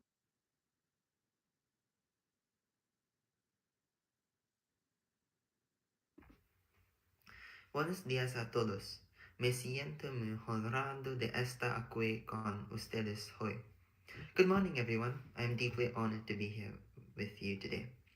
My name is Hazik Kazi. I am a 17-year-old environmentalist from India, currently studying in Connecticut, US. I am the founder of the Everest Foundation and the inventor of Everest the Ship, a concept designed to tackle one of the most pressing environmental issues of our time, the issue of plastic in our marine ecosystems. I stand before you not as an expert, but as a concerned citizen of this planet that we all call our home. I stand before you as a young person who, like many of you, is deeply troubled by environmental challenges that we face. But I also stand before you as someone who believes in the power of innovation, collaboration, and action to bring about change. I was only 10 years old when I became aware about the scale of the plastic pollution crisis. I was watching a documentary on National Geographic, and I was shocked to learn about the devastating impact of plastic waste on our marine life and our ecosystems. It was on that day that I made a commitment to myself that I would do whatever I could to help to solve this problem. This commitment led me to design Everest the Ship, a concept for a vessel that could clean up waste from the ocean. It also led me to establish the Everest Foundation, through which we have been able to educate over 1,500 children about the plastic waste crisis and to promote zero waste consumption. Today, I am here to share my journey with you, to discuss the scale and impact of the plastic pollution crisis, and most importantly, to explore what each one of us can do to be part of the solution. As we embark on this discussion, I invite each of you to be open to the possibilities for change. Because the truth is that we are all part of this problem. But that also means that we can all be part of the solution. So our oceans are in crisis. Every year, 8 million metric tons of plastic enter our oceans. This is equivalent of dumping a garbage truck full of plastic in the ocean every minute. The plastic pollution is not just an eyesore, it's a threat to everyone: marine life, human health, and even our economies. Plastic pollution is a global crisis. It is estimated that there are about 5 trillion pieces of plastic debris in the ocean. Of that mass, more than 250,000 tons of the plastic float on the surface, and some 4 billion plastic microfibers per square kilometer of ocean litter the deep seas. And this problem is not just confined to the oceans. Plastic pollution is found in all of our natural environments, from the highest mountains to the deepest parts of our oceans, and even in the air that we breathe. It's in our cities and our countryside, our rivers and our oil, polluting everything. And this plastic, it's coming from us, right? Humans produce over 300 million tons of plastic every year, half of which is for single-use items. And plastic just doesn't disappear when we're done with it. It breaks down into smaller and smaller pieces, but it takes a long time to fully go away. And again, a significant amount of this plastic waste ends up in our oceans. It is estimated that about 12 million tons of plastic enter our oceans every year. Plastic pollution has a devastating impact on marine life. Over 1 million marine animals, including mammals, fish, sharks, turtles, and birds, are killed each year due to plastic debris in the ocean. They can become plastic, known as microplastics, can be ingested, often with fatal consequences. And think about it. If the fish eat the plastic, who's eating the fish? It's us, right? It's all a cycle. Plastic affects the health of our oceans, damaging our coral reefs, which are a home to a quarter of all marine species. It can also contribute to the spread of invasive species, which disrupt ecosystems and harm biodiversity. And so, what can we do to solve this problem? The solution to the plastic pollution crisis is not a single action, but rather a series of actions that we must take collectively and individually. It requires a multi-pronged approach that addresses the issue at its source, while also dealing with the plastic that has already made its way into our environment. First, we need to reduce the consumption of single-use plastics. That is something that each of us can do in our daily lives. We can choose to reuse shopping bags over plastic ones, opt for reusable water bottles instead of buying water bottle. Every piece of plastic that we refuse is one less piece of plastic that ends up in our oceans.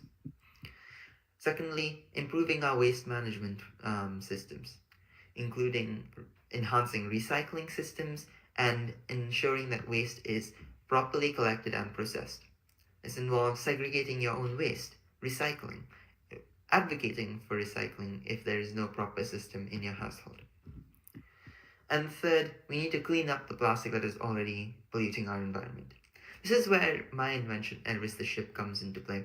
The concept is to design a ship that collects plastic waste from the ocean using a mechanism inspired by the way how a whirlpool works, or a sink. While Elvis the ship is still in conceptual stage, I believe that with the right resources, it can one day become a reality.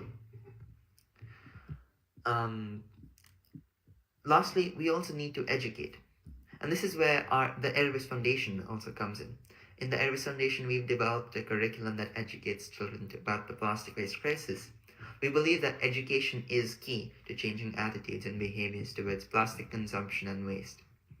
The solution to the plastic pollution crisis lies in our hands. It requires to rethink our relationship with plastic, to innovate, to collaborate, and most importantly, to act. I believe that together, we can definitely turn the tide of plastic pollution. Thank you.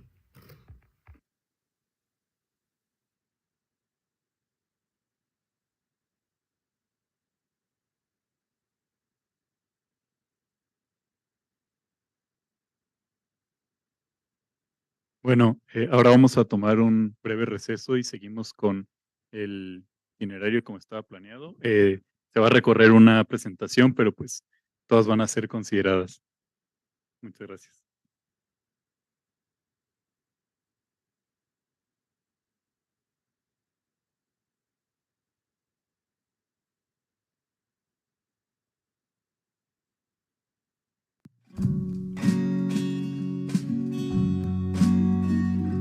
Recording stopped.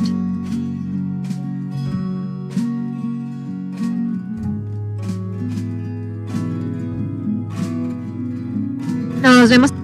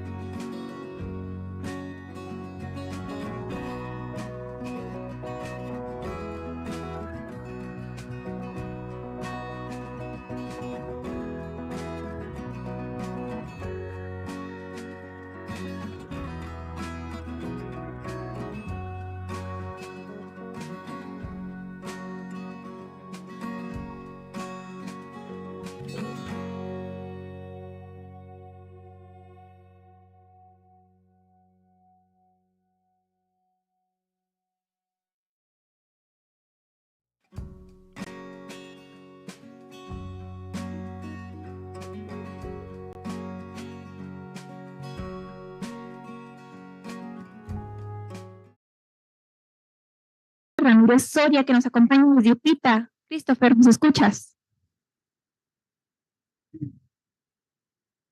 Gente que eras en línea. Oigan, un aplauso, por favor. Mucho gusto.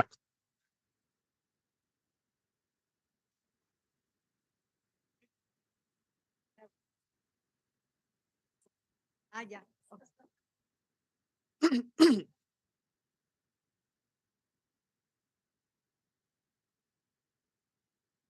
Sí, gracias.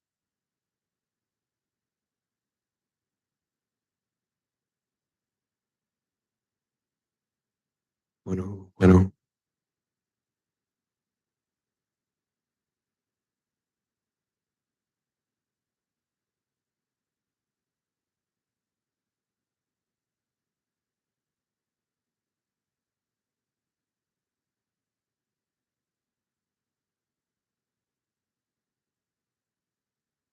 ¿Me escuchan? ¿Me escuchan? Muy bien. Ahora tenemos con nosotros la exposición que es el tuxtanato de zinc en la oxidación de contaminantes. Por favor. Muchas gracias. Vengo yo del Centro de Investigación e Innovación Tecnológica, CITEC. Yo hoy les voy a hablar sobre la fotocatálisis. Siguiente.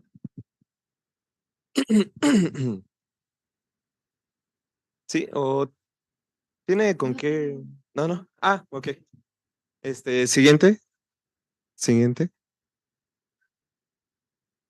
Siguiente.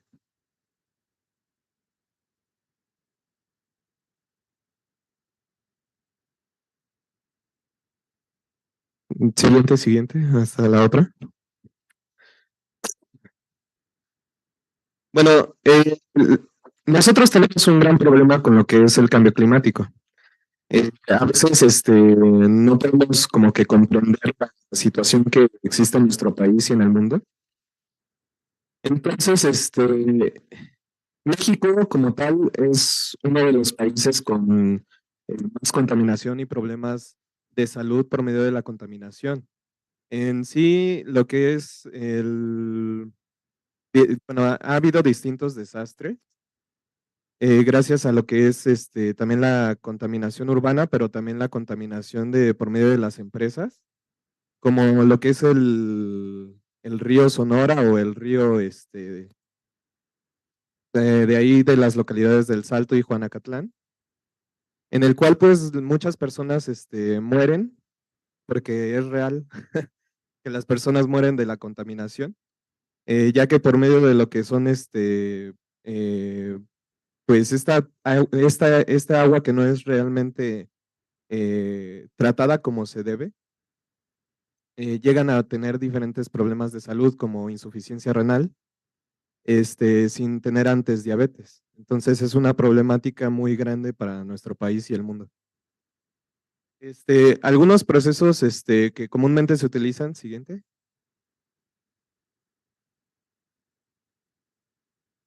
Siguiente. Son lo que son las plantas de tratamiento de aguas residuales, que aquí se utilizan diferentes procesos, bueno, operaciones unitarias, en el cual pues la que a nosotros nos interesa son la eliminación de contaminantes orgánicos, que en este caso se producen en procesos secundarios y terciarios, en procesos biológicos anaeróbicos. Nosotros como tal, el centro de investigación, tomamos el tema de la fotocatálisis, pero hay otras ramas de procesos de oxidación avanzada, como los procesos fentón, los procesos fotofentón, la sonólisis, etcétera. Siguiente.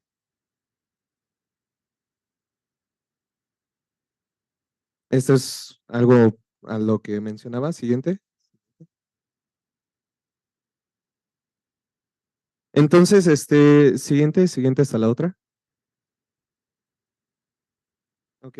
El origen natural del tungstanato de zinc, que es bueno, mi material, que es mi fotocatalizador que ahorita yo estoy sintetizando. es pues se da, se da en este mineral que se llama San Martinita. Para que puedan entender qué es primero la fotocatálisis, es que por medio de la energía solar que viene por radiación lumínica se transforma en energía química, la cual por medio de radicales libres va a, va a descomponer diferentes productos orgánicos. Siguiente. El origen de la fotocatálisis se dio en 1967 con Akira Fujishima y su supervisor, el profesor Kenichi Honda, que registraron la primera vez en que ocurría que al exponer el dióxido de titanio a la luz ultravioleta, pues se producía hidrógeno. Y pues fue el principio de la fotocatálisis para también que se pudiera dar no solo esto de producir hidrógeno, sino también de pues de descontaminar tanto agua como aire. El proceso de lo que es de la reacción, pues es que nosotros vamos por medio del fotocatalizador, porque es nada más un medio para la descontaminación, ya que pues tiene que ser inerte, no es el que realiza la reacción. Ayuda a que sea más rápida. Por medio de la superficie se produce la reacción, generando que por medio de esta energía lumínica, pues, bueno, comúnmente radiación UV, ya ahorita ya se utilizan otras como radiación de baja energía, como lo que es la visible. Por medio de electrones pares hueco, van hacia la banda o sea, de la banda de valencia saltan a la banda de conducción, generando superóxidos y radicales hidroxilo.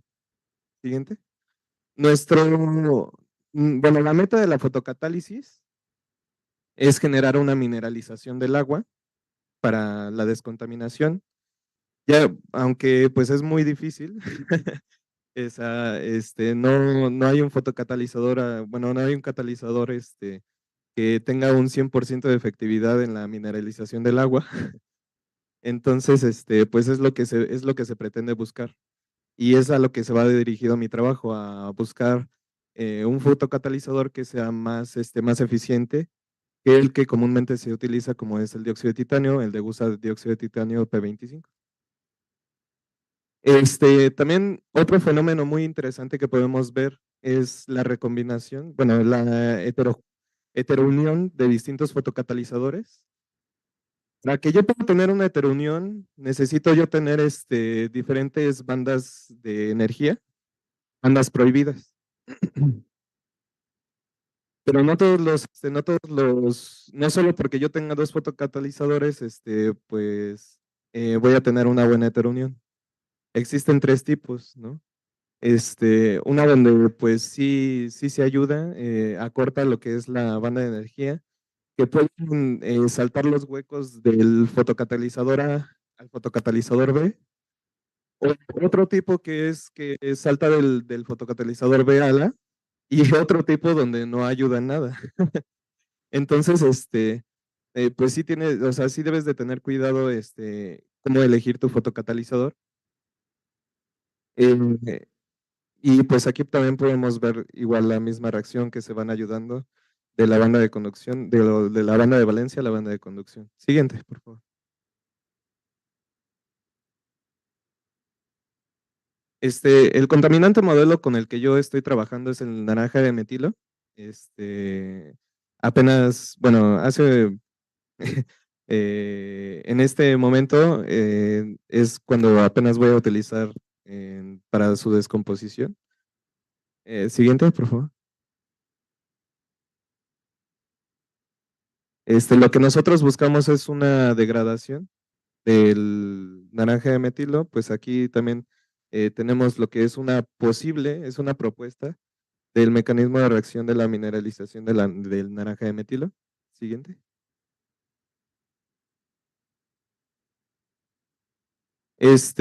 Ahora sí, ya he comprendido qué es la fotocatálisis. Regularmente, el fotocatalizador que yo estoy trabajando, que se llama tungstanato de zinc, que es la unión entre el trióxido de tungsteno y el óxido de zinc, ha presentado diferentes pues, eficiencias en diferentes trabajos. Hay algunos trabajos que han demostrado que tienen un band gap alto, ya casi, o sea, ya casi llegando a aislante, o sea, ya no a semiconductor de 4.5 a 4 electronvoltios. Y en cambio hay otros trabajos antecedentes al mío que han demostrado igual, pues, ¿cómo se llama? Bandas prohibidas de 2.84 electronvoltios. Siguiente, por favor. Entonces, lo que nosotros estamos generando en el centro, o la hipótesis a la que nosotros llegamos es que a diferentes personas les dan diferentes eficiencias y diferentes, pues sí, diferentes band gap por medio de lo que son tanto los defectos cristalinos como también el acomodo de pues de sus estructuras. Se ha comprobado que las vacancias como tal han ayudado, bueno, las vacancias por medio de oxígeno e hidrógeno en los sistemas han ayudado a que pues se reduzca este band gap y puedan trabajar hasta en energía visible. Entonces, nosotros, al anterior, por favor. Entonces, nosotros buscamos que las propiedades fotocatalísticas de la mezcla de óxidos, pues, son función de la composición química de las fases y la morfología de las partículas. Nosotros, bueno, los que han estudiado por parte de la fotocatálisis, pues saben que no solo, pues la eficiencia fotocatalítica no solo es en función del fotocatalizador, tienen que ver muchos aspectos como también la geometría del reactor, pues la potencia de la luz que estás usando, el tipo de radiación que estás usando, la concentración de tu contaminante que también estás usando para tu reacción. Nosotros como tal vamos a utilizar 200 micromolar. Que se está, que mi asesor Ángel Morales y el doctor Ricardo Cuenca, pues estaban pensando en meter ¿cómo se llama?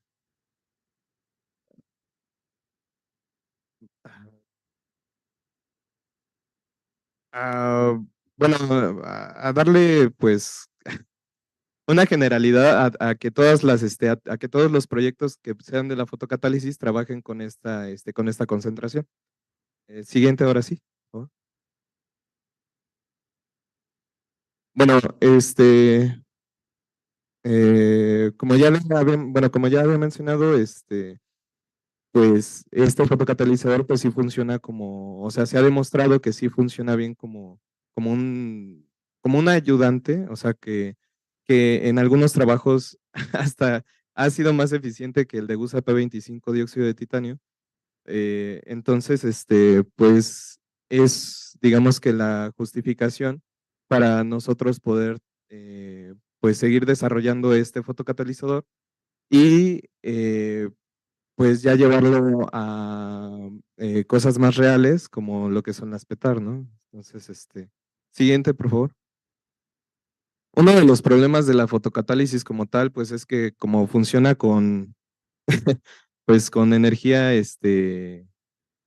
pues lumínica, de radiación, pues sí, de luz, pues, en el agua turbia, pues los fotones como tal, pues no pueden llegar a incidir muy bien en lo que es el agua turbia, ¿no? Entonces, pues por eso también muchos trabajos no solo se dedican a esto, sino también a la geometría del reactor. Nuestro objetivo es, pues, obtener mediante un sistema de tungstanato de zinc, una eficiencia fotocatalítica de al menos 90% en una solución de 200 micromolar de naranja de metilo. Siguiente, por favor. Mi proyecto consta de 4 etapas, que es la síntesis, la caracterización, las pruebas fotocatalíticas y resultados y conclusiones. Ahorita yo me encuentro en este momento en la tercera etapa, bueno, entre la segunda y la tercera etapa más bien. Entonces, pues espero que sí se pueda, o sea, que sí haya resultados favorables, eh, porque pues yo creo que a todos nosotros nos preocupa el medio ambiente y un proceso que todavía se encuentra en desarrollo, pero que ayuda a descontaminar el agua realmente, porque los procesos biológicos como tal, estas bacterias fagocitan diferentes moléculas orgánicas, pero hay moléculas orgánicas que son muy estables con anillos aromáticos que no pueden romperse fácilmente. En cambio, con lo que es los procesos de redox, pues esto sí, sí sucede, ¿no? Siguiente, por favor. Este es mi proceso de síntesis. Bueno, no, no mío como tal. Es propuesto por Eoscan y Tepejan en el año 2000. Solo que, pues, he hecho algunas modificaciones, ya que, pues, algunas cosas que mencionaban aquí ellos de que surgía un cambio de coloración azul, para el tungsteno, trióxido de tungsteno y todo esto, pues no sucedía. Entonces, pues yo tuve que optar por oxidar el tungsteno con una base de sal, que es el hexacloruro de tungsteno, con, pues sí, agua oxigenada y un poco de, pues otro precursor como es el etanol, en vez del ácido, en vez del alcohol isopropílico. El siguiente, por favor. Y para ya juntar lo que es, bueno, añadir lo que es el óxido de zinc en mi sistema, pues lo que se genera es que cuando yo ya tengo los 2 soles, porque yo estoy trabajando con el método Sol-Gel, cuando yo ya tengo mis 2 soles, lo que hago es, pues, pues sí, unir estos 2 soles en proporciones, eh, pues sí, en mol, porcentaje mol. Siguiente, por favor.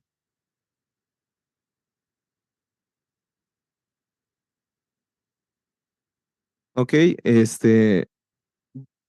hicimos diferentes tratamientos térmicos para poder encontrar diferentes estructuras cristalinas. Pues sí, o sea, eh, en base a lo que es su diagrama de fases del tungstanato de zinc, el cual nosotros ocupamos temperaturas desde 800, 900, 1000 y 1100 grados centígrados para, y en diferentes composiciones de 1 a 1, 25, 75 y 75, 25 de cada uno, para, pues, encontrar la mejor composición, el que tenga mejor eficiencia fotocatalítica en función de su composición y en función de su temperatura también. Siguiente, por favor.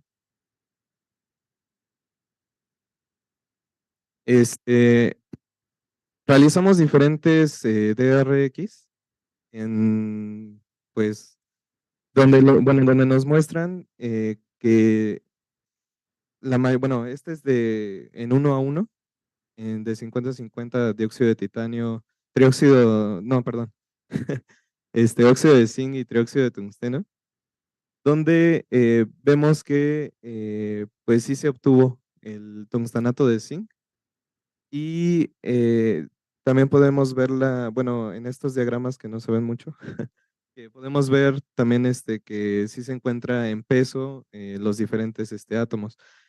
Por medio de los diagramas de DRX pudimos encontrar también, bueno, más bien pudimos calcular por medio de la ecuación de Rydberg lo que son los parámetros de red y sus volúmenes de la celda cristalina. Todos, la mayoría de ellos nos dieron celdas monoclínicas. Solo algunos en lo que son de 25% óxido de zinc nos dieron celdas hexagonales. Pero regularmente todos nos dieron celdas monoclínicas en el tungstanato de zinc. Siguiente, por favor. Siguiente, siguiente, siguiente. Ok, aquí podemos ver que por medio de también en lo que es la composición y la temperatura, el parámetro de red llega a un cambio esto es en picómetros, llega a un cambio considerable y de repente da un salto hacia atrás. O sea, también lo que son los grados de su estructura cristalina cambian. Entonces, por lo tanto, el acomodo de los átomos en la estructura cristalina es diferente, es distinto. Y pueden tener tanto átomos de, por ejemplo, más átomos de trióxido de tungsteno que, bueno, más bien de tungsteno de una parte de la estructura y en otra parte de zinc y así, o sea, como que varían. Y eso esperamos, o sea, esperamos que eso también va a ser determinante para que haya un cambio en lo que es la eficiencia fotocatalítica. Siguiente, por favor. Aquí vemos igual que hubo un cambio en el de 75-25 en el volumen. Siguiente, por favor. Y de igual manera también vemos también un cambio de volumen en el de igual de 25-75. Siguiente. Esto es lo que yo les mencionaba. O sea, nosotros en la composición, yo tengo mi policristal y yo pienso que en mi red yo puedo tener un policristal de trióxido de tungsteno, otro en 1:1. Y pues también pues eso también va a depender la eficiencia fotocatalítica junto con, bueno, también sí, muchas gracias. También en lo que es mi área superficial, el tamaño de grano, todo esto. Siguiente, por favor. Aquí también vemos, por ejemplo, qué podría pasar con el que es de 75-25 de trióxido de tungsteno, óxido de zinc. Siguiente. Y 25-75, siguiente. Y pues los resultados esperados, que es lo que nosotros queremos determinar, es que en base a su composición y temperatura, o sea, que sí haya una diferencia entre cada una de las estructuras pues en la eficiencia fotocatalítica. Siguiente. También como habíamos dicho, en la temperatura y en la eficiencia fotocatalítica. Siguiente. Y por último, también vamos a variar lo que es el pH para también determinar cuáles, o sea, tanto en su composición, como lo que es pues sí, en su pH, cuál es el mejor sistema, cuál es el sistema más eficiente. Siguiente. Y ya, estas son mis referencias. Muchas gracias. Muchas gracias, maestro. No sé si alguno tenga algún comentario.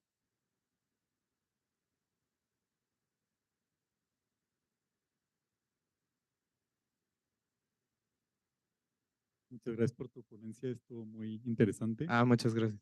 La pregunta sería, ¿cuál es el resultado, bueno, más bien los residuos que se generan a partir de la fotocatálisis? ¿Cómo se hace manejo de ellos? Ok. Depende del contaminante. O sea, hay muchos, ahorita son pruebas de laboratorio. Hay, las personas que trabajan con azul de metileno, manejo de metilo, como contaminantes menos. Esto pues no se va directamente al desagüe porque pues sería una irresponsabilidad, sino que también se llegan a un depósito de productos orgánicos. O sea, aunque se hayan visto, por ejemplo, se hacen pruebas UV-Vis, para poder determinar que la concentración pues del contaminante haya disminuido en función de su coloración. O sea, ya sabiendo esto y también la cinética y todo esto, estos contaminantes también se llevan a contenedores orgánicos. Muchas gracias. Creo que fue una presentación increíble, innovadosa. Le damos muchas gracias a usted, maestro Christopher. Muchas gracias. Gracias, gracias.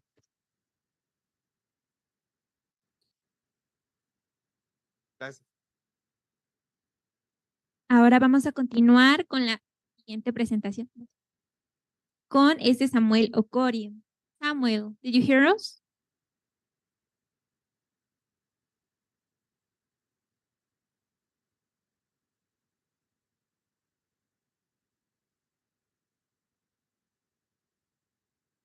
Samuel? Sam.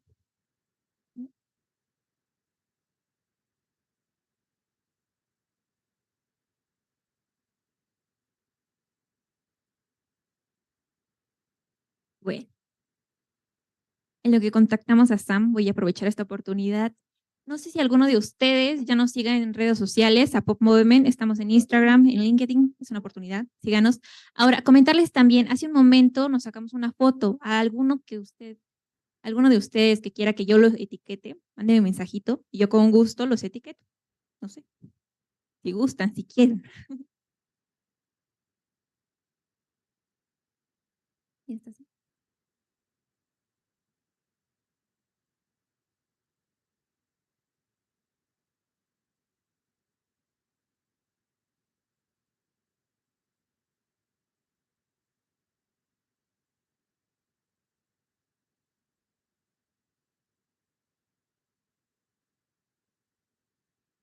Sam, did you hear us?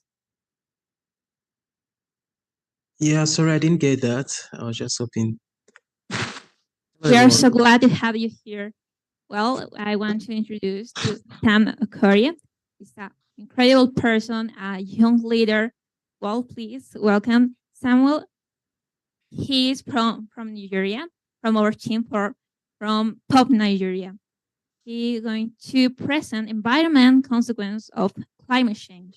Please go ahead. Okay, good day, everyone. Can you hear me clearly?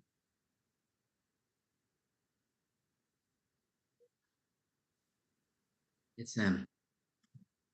Okay, so let me share my screen.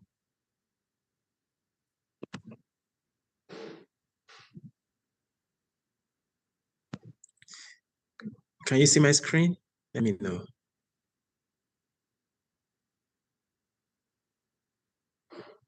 Yeah, we can see it, Dash. Sorry, Sam. Okay.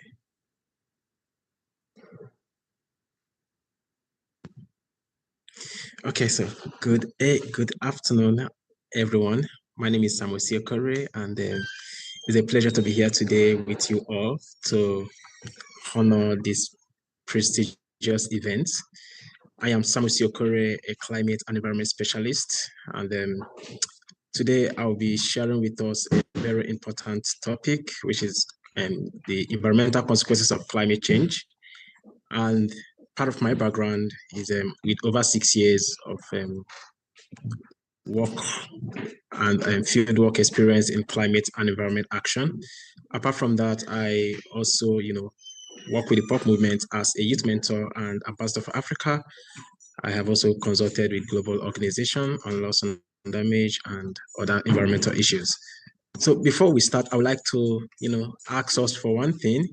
Is it possible for us to be able to write out what we anticipate to get from this presentation what is your expectation? What do you think you are looking up to? And if you have any questions, probably that has been in your mind that has to do with climate change and environmental degradation and crisis, you can as well write those things out so that after this presentation, which I know is not going to take time, we can just briefly go through that. And if you want to take some cup of water, so if you're more comfortable, I will also encourage you to do that. Thank you. Okay, so first, we've been hearing the word climate change, and I wouldn't want to be so bringing big words to tell you this is climate change and this is not climate change, but just in a simple term, in a simplified terminology, climate change could be seen as a diverse change from normal weather patterns and the sustained rise in temperature. So once you begin to experience some irregularities in the weather patterns, irregularity in temperature, this can be likened to climate change. And climate change manifests on the environment. So you can't talk about climate change without, talking about environmental degradation, because climate change is a physical representation of what is happening in the environment. If the temperature is hot, it replicates or reflects on the environment. And we can see that in form of droughts. We can see that in form of wildfires and all. And so climate change is also a threat to public health. I know Dr. Namaji is there, who is also like a scientist in the areas of the sarcasm in I think Mexico and all. This is also part of climate change issues, and it's also affecting public health, that is human health. And it also affects the social and environmental determinants of health, which includes clean air, water for drinking, sufficient food, and secure shelter. So all these things are part of what we see that, can result to, climate change. And it's not just affecting us now, but it's also going to affect us in the future if we don't take any action right now to address these issues. And you can also look at climate change as a deviation, in weather patterns. So it's not something that was happening before, but it deviated from what you used to know before to something different. And tracking those things, looking at the trends, trajectories, patterns, and all, we actually give you a proper, broader view of what is happening, which calls for immediate and prompt action. And what is the major cause of climate change? I know most of us may have been, talking about climate change, like how climate change is affecting a lot of things, a lot of people and all. But what do you think is the major cause? Global warming. And we may be familiar with the term global warming, but I feel at times science makes it more ambiguous to comprehend. When you talk about global warming, people feel like, oh, what is global warming? Oh, what is happening? But global warming describes the rise in the average Earth's atmosphere temperature caused by increased greenhouse gas emission, which, intensify the greenhouse effect. That is global warming. And like Antonio Guterres says in his last statement, when he came out to say, the planet is not warming anymore. It's called global boiling, So the planet is burning right now. And you can see that on the picture, which I used to portray that, looking at the planet and you see fire, smoke, that is what we are facing right now. And it calls for immediate action. It calls for immediate prompt action. And if we don't do that, if we don't take action, it's going to affect a lot of things. And additionally, the rising of emissions of greenhouse gases like carbon dioxide, methane from burning of fossil, as well as from vehicles, are factors that are actually responsible for this global warming. That is why we often say that climate change is induced. It's not just like saying it's a natural phenomenon, but it's also induced, is caused by human activities. And these human activities includes factories, business, the things that our day-to-day activities. And another thing that we have to talk about, we have to look into when we are trying to talk about global warming, like carbon emission.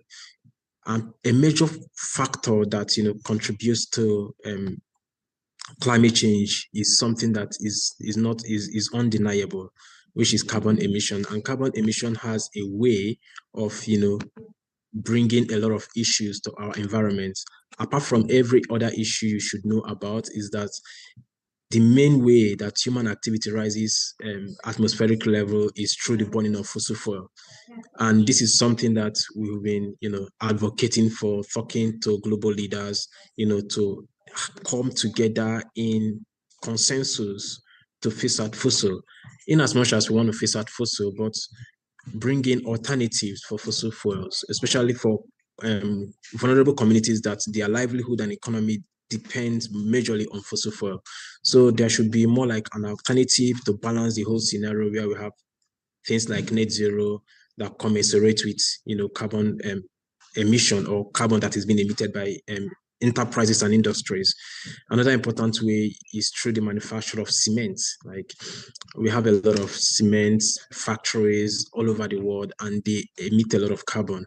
And if there is also a way we can be able to get a carbon storage facility to store this carbon, it's going to make a lot of sense.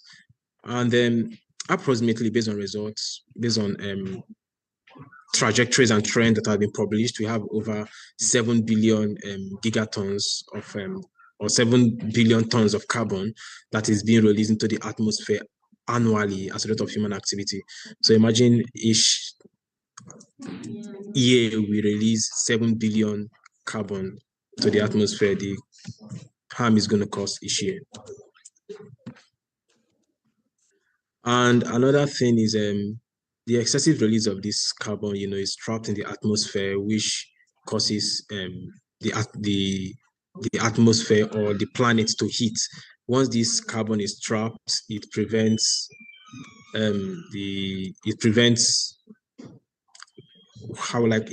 air from coming into the atmosphere, and it causes a lot of heat. It absorbs a lot of heat, and that leads to global warming. And another factor is also methane, which is the second significant greenhouse gas emission in the world. Methane is from plastics and landfill. You can see the picture there. We'll talk about landfills. We have a lot of landfills in Africa, for instance, even in my country, and even plastics. The amount of plastic that is being produced each year is highly detrimental to human survival, not just human survival, but even aquatic species, because I saw someone that made a presentation about plastic pollution and how these plastics end up in the ocean and the coral reef that support a lot of over 50% of aquatic species is being affected by these plastics. And these plastics also contribute to methane. Another factor is deforestation. And this is also something that a lot of country is facing right now. For instance, the Amazon in Brazil is actually on a big threat because of deforestation.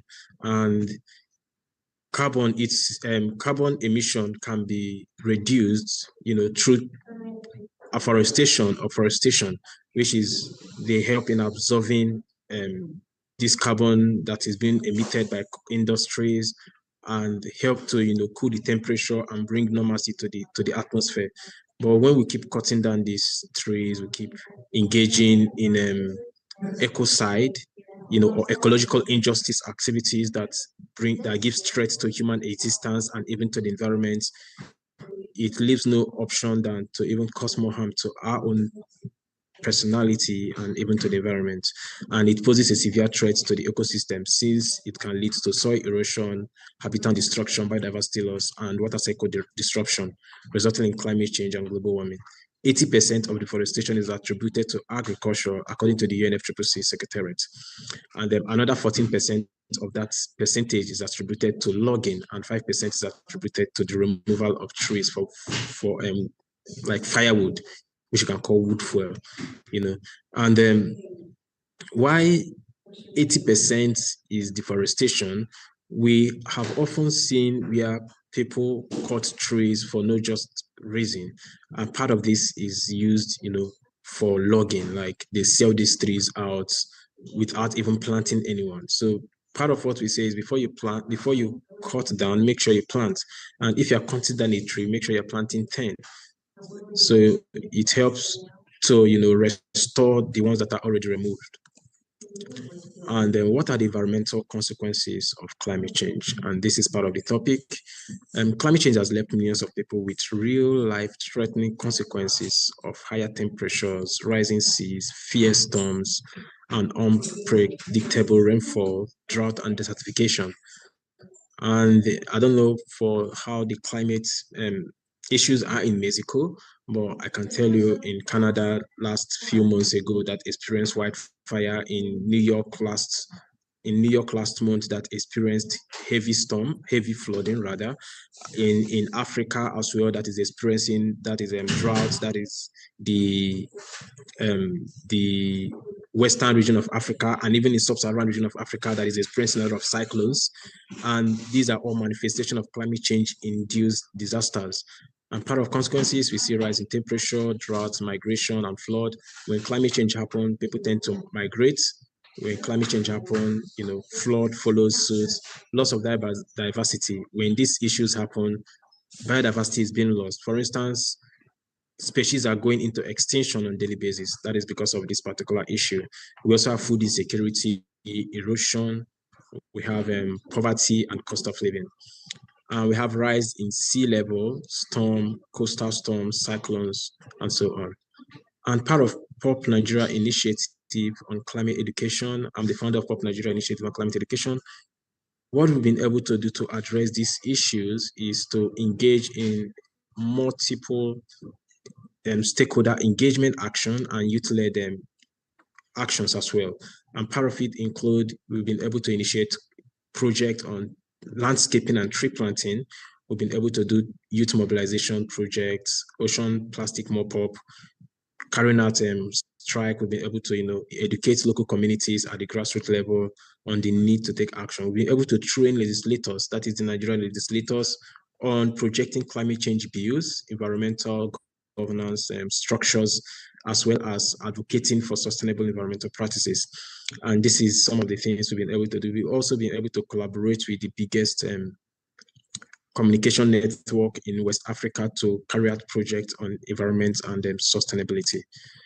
And this is also our initiative where we engage in multiple stakeholder action and youth-led projects. And all these are simply pointing towards the need for us to start taking action.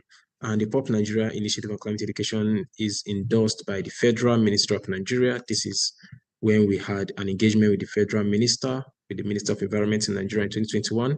And these are our youth activation, rather student activation in taking action for their environment. And this is where we had a dialogue with the Nigerian government on the need to include gender response program and climate change education curriculum. And it's been a multiple stakeholder engagement we do in Nigeria. And recommendations here is number one, we need to start engaging in tree planting exercise, environmental conservation and sustainable environmental practices. We need to start telling people about these issues. People need to start taking responsible action, and people need to start, advocating for the planet. Another recommendation is advocacy, awareness campaign, and climate education programs.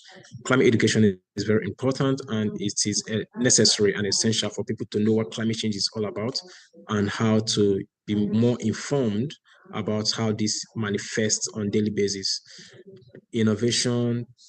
Innovative technology and locally led adaptation practices and nature-based solution is what is also encouraged, because we cannot do without indigenous knowledge. Indigenous knowledge is needed to close that gap between people and the problem.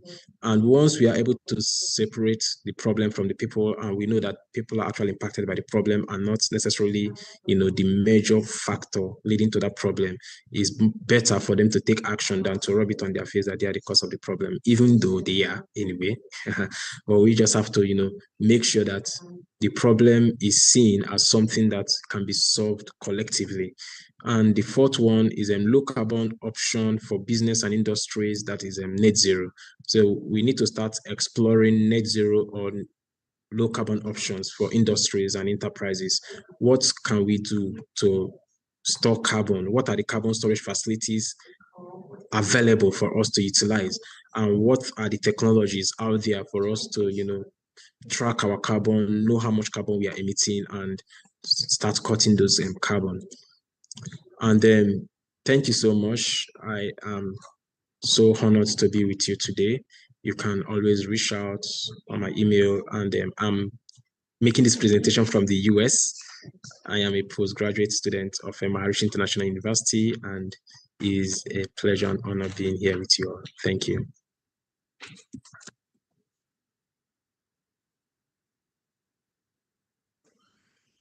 Any questions? ¿Alguna pregunta, comentario?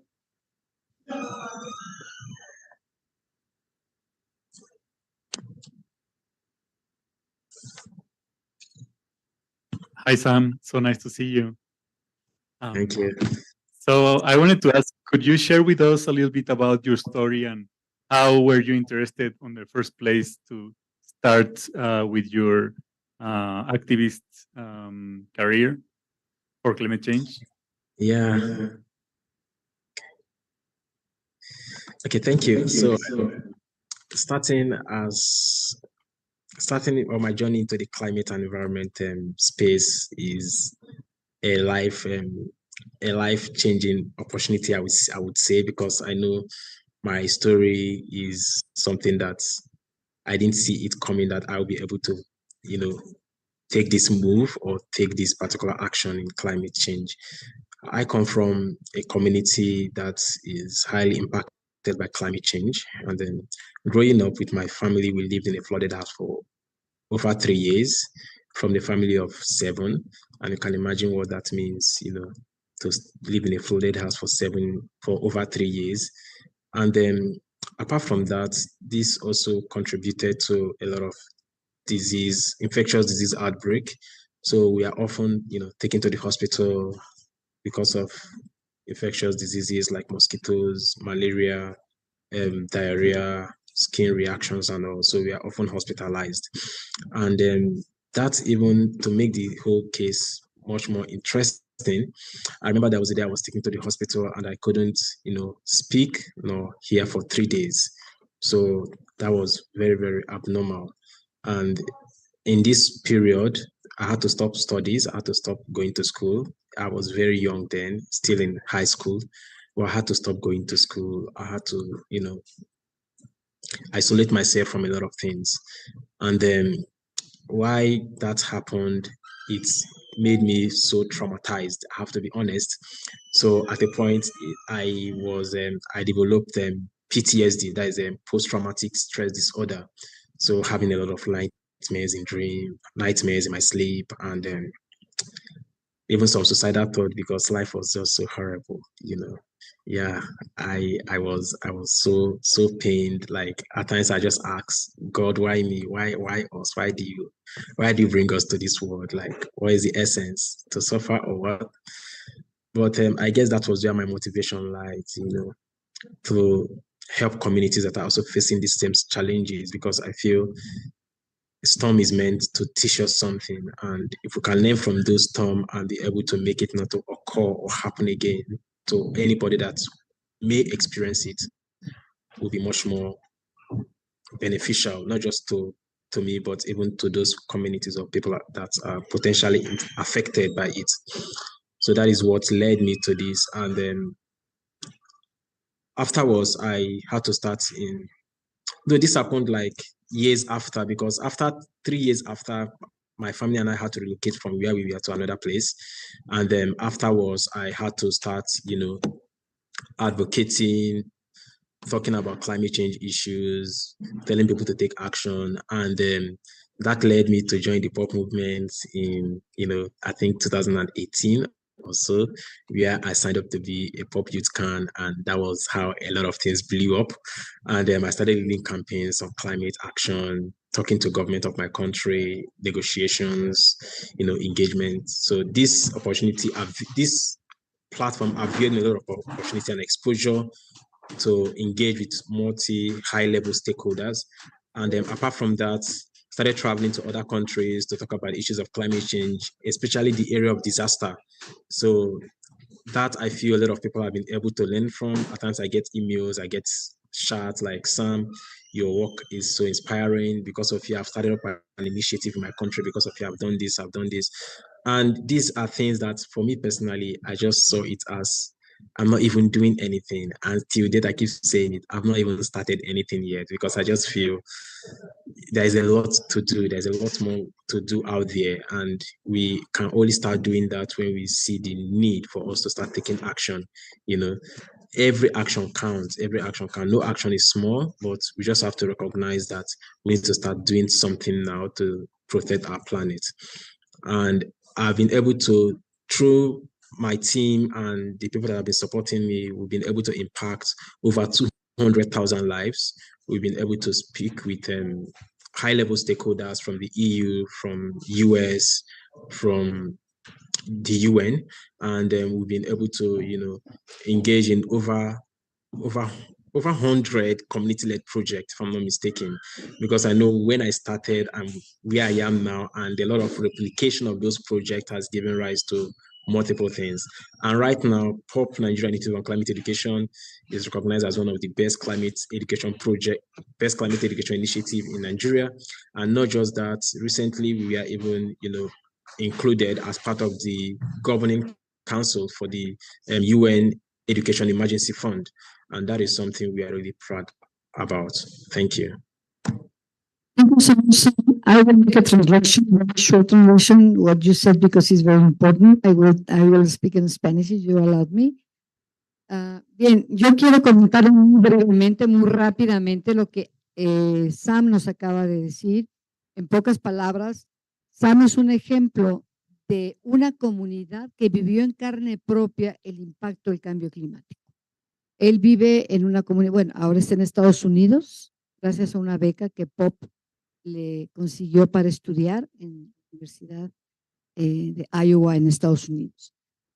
Él vivió en carne propia cuando era mucho más joven, empezó más o menos con POP en el año 18, y él menciona que él vivió aquellas inundaciones que destruyeron su casa en esa comunidad rural en la que él vivía, y vio mucha gente que tuvo que ir al hospital con una serie de enfermedades, con una serie de problemas que los mantuvieron algunos de ellos mismos.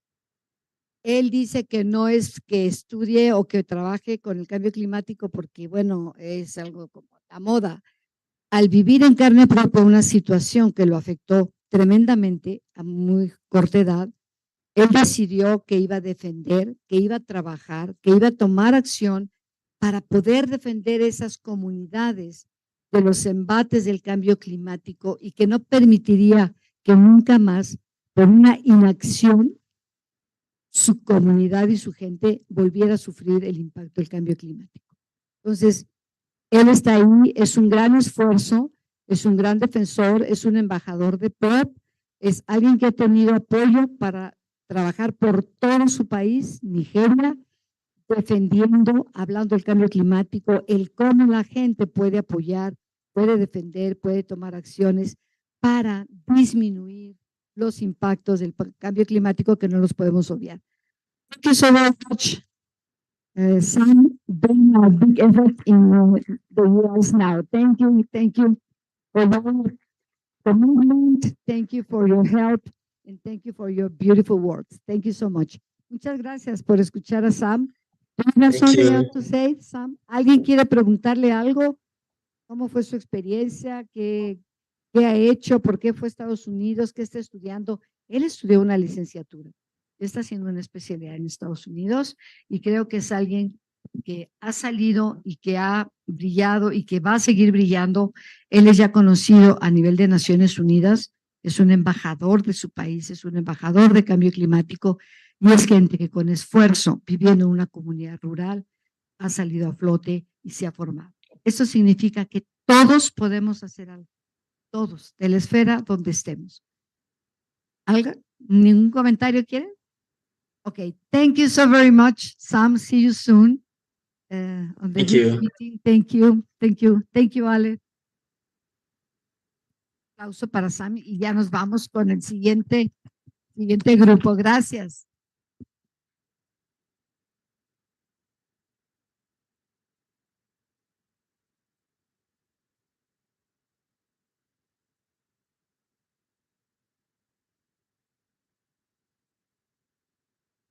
Gaby.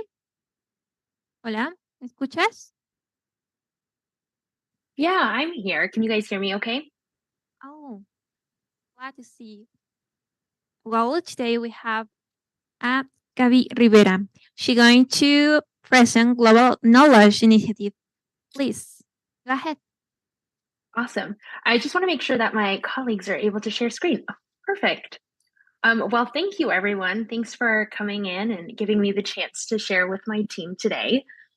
Specifically, thank you for joining today's session with me and my teammates, Activating Collaborative Innovation for Climate Change, hosted by Global Knowledge Initiative, or GKI. Global Knowledge Initiative is a global nonprofit focused on locally led innovation in complex systems, such as food security, disaster response, climate change, and gender inclusion. We draw on diverse schools of thought across systems thinking, human-centered design, innovation, network building, adaptive management, and learning for our work. In the past several years, we've focused on developing a cohesive systems innovation methodology in which we facilitate and accompany diverse stakeholders to clarify their shared purpose, identify opportunities for collective impact, and activate relationships, capacities, and resources for those efforts. Unfortunately, geographical constraints keep us apart. I wish I could be there with you all, but we're thrilled to bridge the gap virtually and see you all from Mexico City, to whichever global corner our online participants are tuned in from. So thank you to those in the auditorium and a warm welcome to all our Zoom guests. Today's session is going to be highly interactive, so let's go ahead and test it out. Go ahead and scan the QR code on your phone or click the link in the chat for my colleagues. Natalia is putting it in there. And go ahead and answer the screen on the question. Where are you all joining us from today? Vamos a hacer una traducción porque pueden trabajar interactivamente si escanean en su teléfono el código QR o si traen su máquina también pueden trabajar en ella. Es un taller interactivo que vamos a tener con Conocimiento Global, la iniciativa de Conocimiento Global. En ese momento sí, lo pueden hacer. Si alguien quiere escanear, pueden venir aquí. Yo lo tengo en mi máquina, tengo el Zoom acá. Si ustedes quieren escanear o lo tienen ahí, pueden entrar a la página y lo pueden hacer para que puedan interactuar con ellos. ¿Is that okay, Gaby? They can. Thank you. Okay, thank you so much. I love that people are getting comfortable with the system. Yeah, I hope so. Cuando ya tengan alguno por ahí que esté, que ya hayan abierto, ¿sí? ¿Ok? Sí, lo puedes hacer en la máquina también. Ah, porque no tienes Zoom, yo creo. Ok, pueden jalar el QR desde la pantalla y they're going to try with the code, Gaby. It's that code in the bottom left corner. Yeah. We have it. Perfect. Or they can click on menti.com and the code, and you can enter the code 79008390. It's on the bottom left corner of the screen. También pueden entrar a menti.com y van a poner el código y también les va a abrir código o QR, cualquiera de los dos pueden tomar. Por favor. El que ya lo tenga me puede avisar para que puedan iniciar. ¿Listos? Levanten la mano a los que ya estén listos. Okay. Many hands ready, Gaby. You can go ahead, please. Perfect.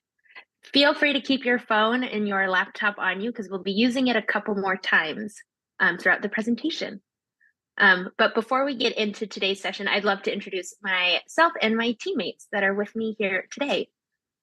So again, my name is Gaby Rivera. I'm a program and engagement manager at GKI. I'm originally from Seattle, Washington, but I'm calling from North Carolina, and I'll be leading our conversation today.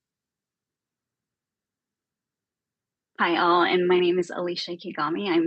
I'm the Operation Manager at Global Knowledge Initiative, calling in from the Seattle area, and I'll be helping supporting Gabby today. Buenas tardes, les acompaño desde Washington, D.C. Soy Natalia, soy gerente con GKI y voy a estar ayudando a mis colegas con el chat. Thanks, everyone. So for today's conversation, I want to encourage each one of you to take on a beginner's mindset. You're here to learn. You're future leaders, innovators, and change makers. We want to encourage you to immerse yourselves in today's activity, post questions, and collaborate on our phones and with those in the room as we navigate through critical dialogues surrounding collaborative innovation in addressing climate change. So we're going to cover a lot of ground today, but we're not expecting you to know everything by the end of this talk. I'm hoping you'll leave today's time with us a little more excited to talk to someone new about your ideas to change the world. So let's get started.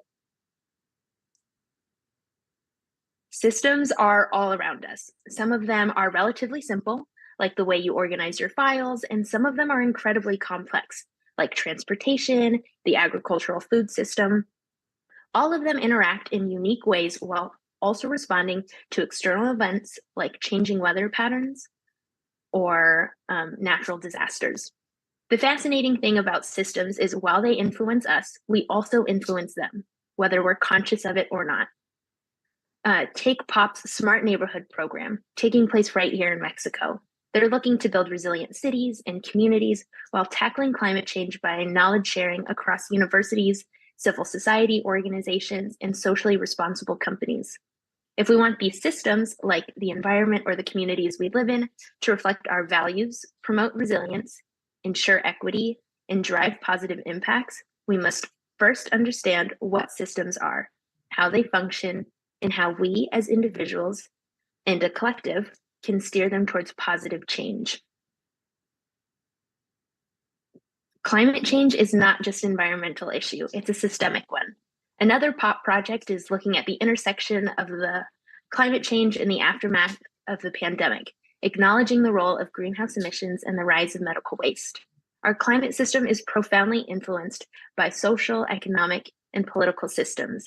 And in turn, climate change significantly affects these systems, from our economies to our communities. This is where systems thinking becomes crucial. It allows us to see the interconnectedness of these systems and recognize the leverage points for creating change. When we understand how social systems interact with the climate system, we can work towards solutions that are not only environmentally sustainable, but also socially equitable and economically resilient. So let's head back to Mentimeter. Again, you can click on the code or the QR code in the corner, and Natalia will put that link again in the chat.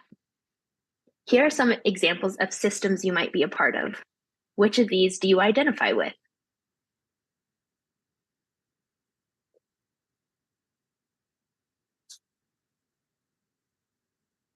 I'm glad you all are getting comfortable with the system.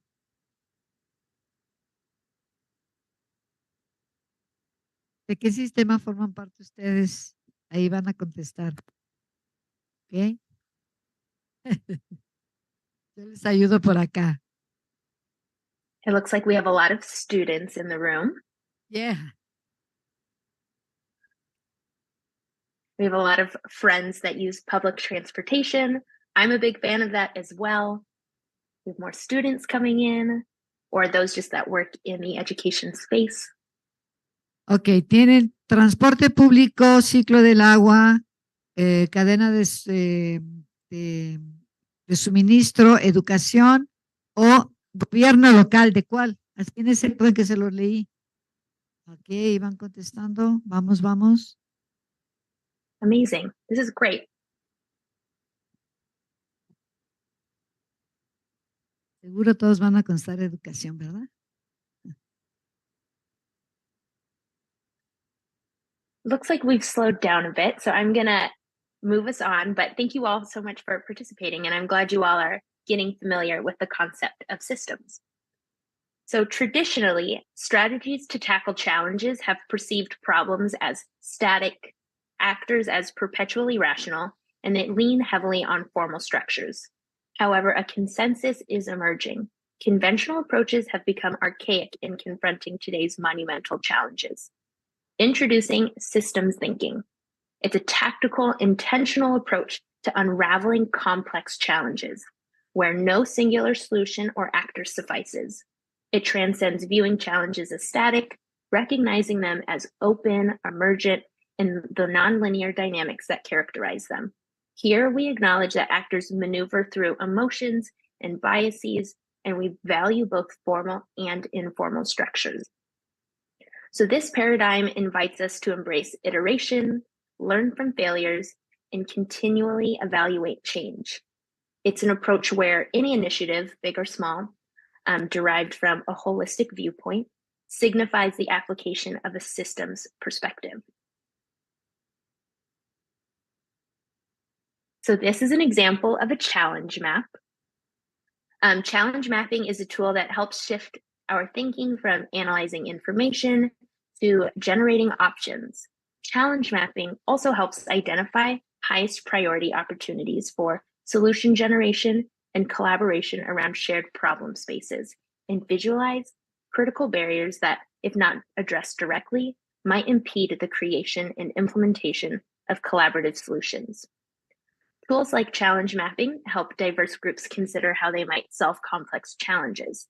You're all a part of so many systems, as we had discovered in our Mentimeter, and all of those overlap with other people. Several different groups of people have a stake in solving these complex challenges, just like climate change. Climate change can include several smaller and overlapping issues that must be dealt with in order to deliver a successful and sustainable solution. A powerful tool innovators and entrepreneurs use is the how might we, or HMW statements, but they're not just questions. They're also a catalyst for innovative problem solving and creativity. Sometimes when we have a problem, we look for straightforward approaches. But today, we're thinking a little differently. We phrase problem statements into how might we statements, which transforms our mindset from addressing a problem to exploring opportunities. When we do that, we bring positivity and openness to our exploration for new answers. So you may be wondering, why would we do that? First, it helps reframe challenges into opportunities, creating the space where innovative solutions can bloom. Second, it focuses our energy towards the root cause instead of surface level issues. Third, it invites broad thinking by being intentionally non-prescriptive and open-ended. And lastly, it encourages collaborative ideation. Everyone has valuable insight to share and should be explored. So challenge maps use how might we statements because we're not focused on finding an answer, but exploring numerous possibilities, sparking creativity, and inviting all kinds of solutions to navigate challenges effectively. So a challenge map usually starts with a single overarching question. For today, we'll focus on this example problem. It's really hard to get youth involved with climate change. Like we just talked about, we need to shift that into a question. How might we encourage young people within our networks to get involved with climate change? By changing it into a question, it's no longer an obstacle preventing us from moving forward, but providing the chance to open our minds to new possibilities. But on its own, this question might seem daunting, overwhelming, or just too big. So let's think about it from a different perspective. Let's move our attention to building the top part of our map. Why might we, as individuals or your team, want to solve this challenge? Let's spend some time creating our own how might we statements that answer this question. I have an example on the screen that my team came up with. How might we ensure habitable land for the next generation? Go ahead and submit your questions to the Mentimeter code on the screen.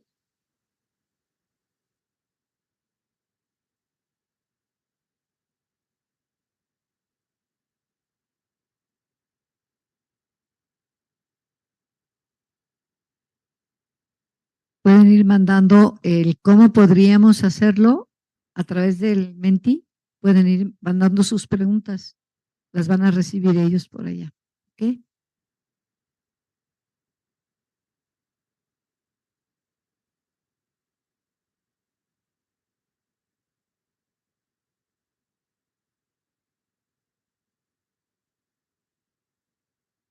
Puede ser una pregunta o una frase. ¿Cómo podríamos hacerle? Sus ideas, su forma de... Sí. Pueden plantear preguntas o soluciones, cualquiera de las dos. ¿Cómo podrían hacerlo? Y pueden contestar en el Menti, por favor.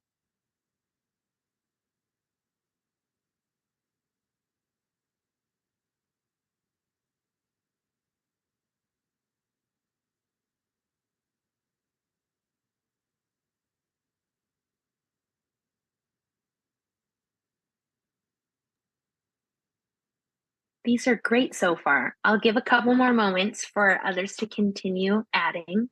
But so far we have how might we take action? How might we prevent biodiversity extinction? How might we create more eco-friendly public transportation? These are all really great. I'll give you a few more moments.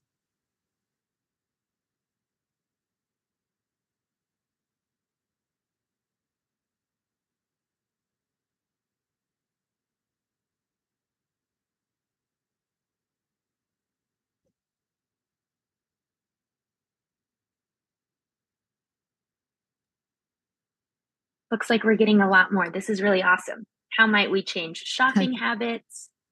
How might we teach different ways about thinking on focusing on solutions? How might we integrate Indigenous communities into climate change? I might have cut off our host, sorry.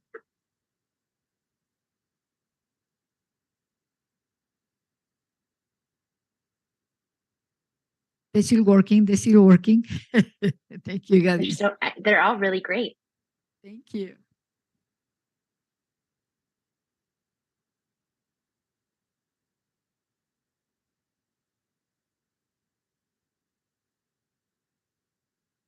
How might we save wildlife? That's a really great one.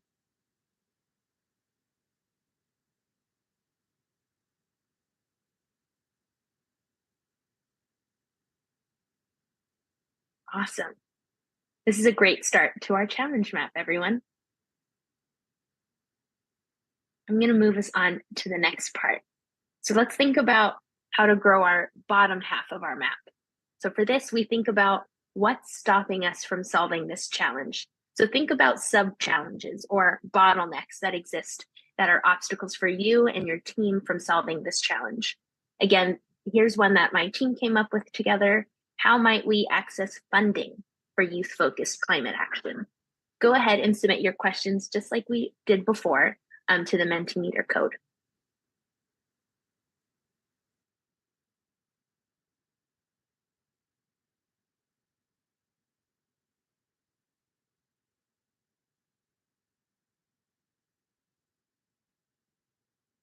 Para los que están por ahí que no es muy amplio su inglés, ¿qué nos detiene para poder darle solución al problema? ¿Ok? Gracias.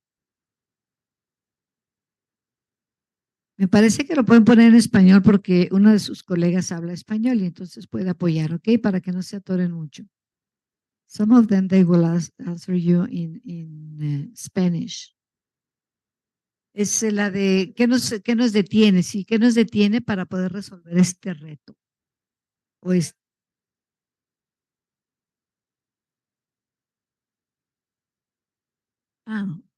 ¿no es esa que tienen ahí, maestra? Es un ejemplo que dieron ellos.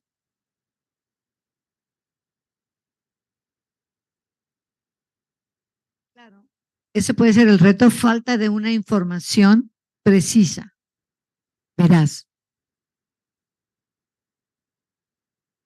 ¿Cómo podemos resolver ese reto?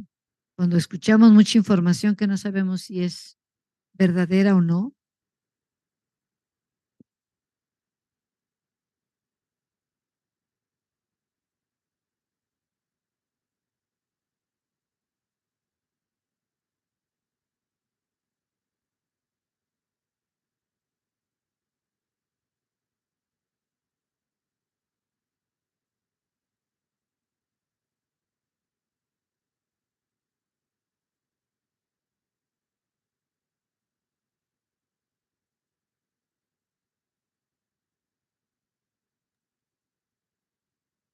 Looks like we're starting to build some momentum. We have, how might we change the minds of political leaders? How might we find subject matter experts? How might we reach mutual agreement between other people? How might we change mindsets? I'll give you all a few more moments to keep adding to it.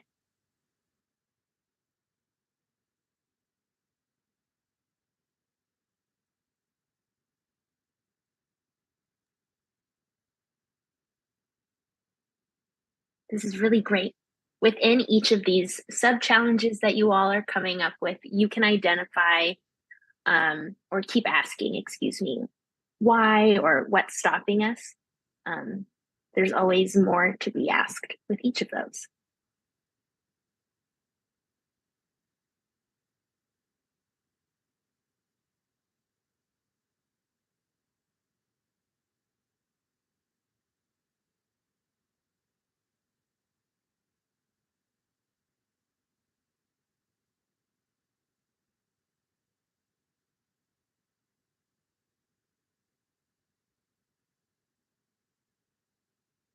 These are some great responses.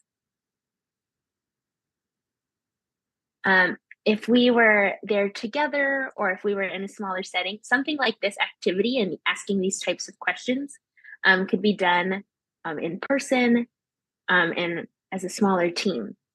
So we could have constructed those questions together in a discussion and really tried to challenge one another in each of the sub-questions that I was able to ask.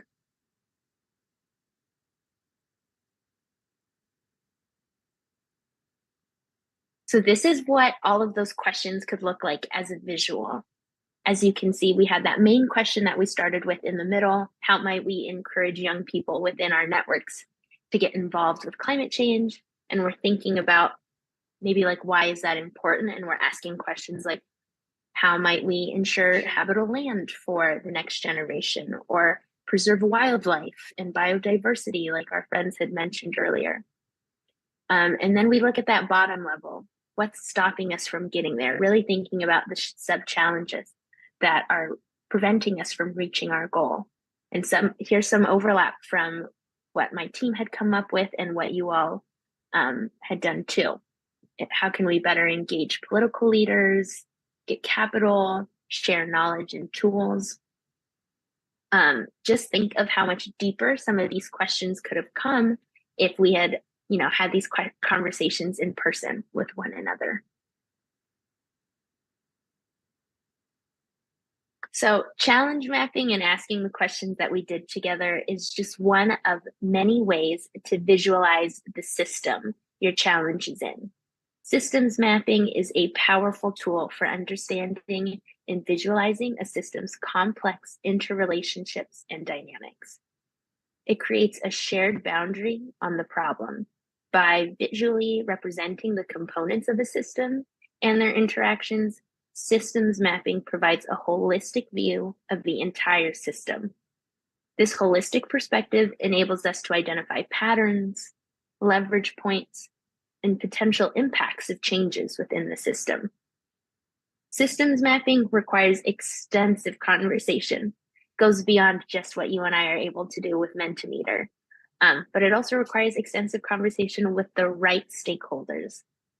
Doing so creates a shared understanding of the challenge. Systems mapping can be seen as a collaborative tool. It helps distill complex challenges into smaller problems, like the sub-challenges we were able to identify together. It identifies shared goals, like the why questions we were answering together, and overlapping resources, so what you and I may have in common, to more effectively reach everyone's goals. As such, it offers valuable insights for decision-making, developing strategy, and innovation.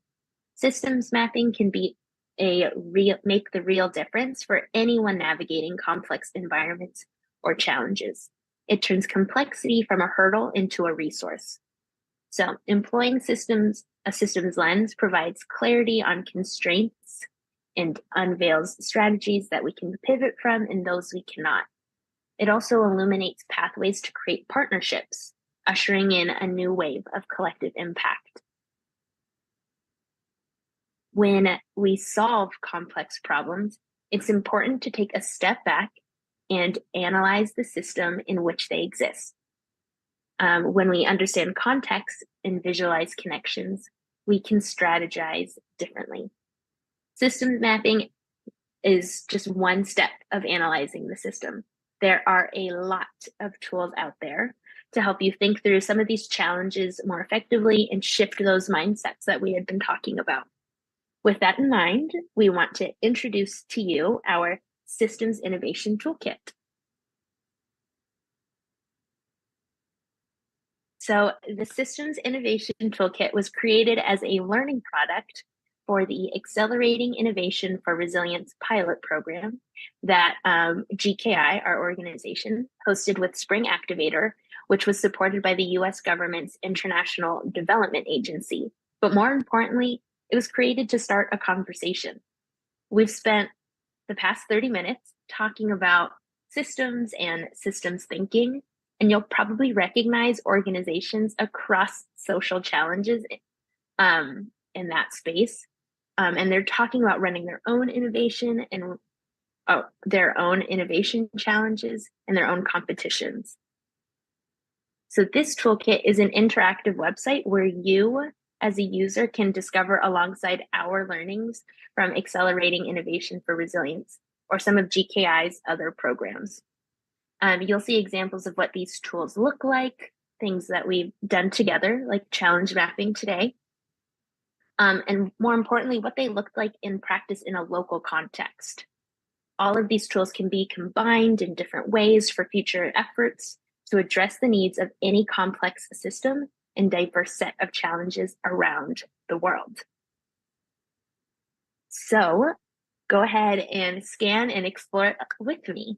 We see this toolkit as helping to unlock the potential for impact because it focuses on the insights, ingenuity, and action of the innovation ecosystem in a community towards solving its most pressing problems. So feel free to scan the QR code, and Natalia is going to drop a link in the chat to explore the website as we walk through it together.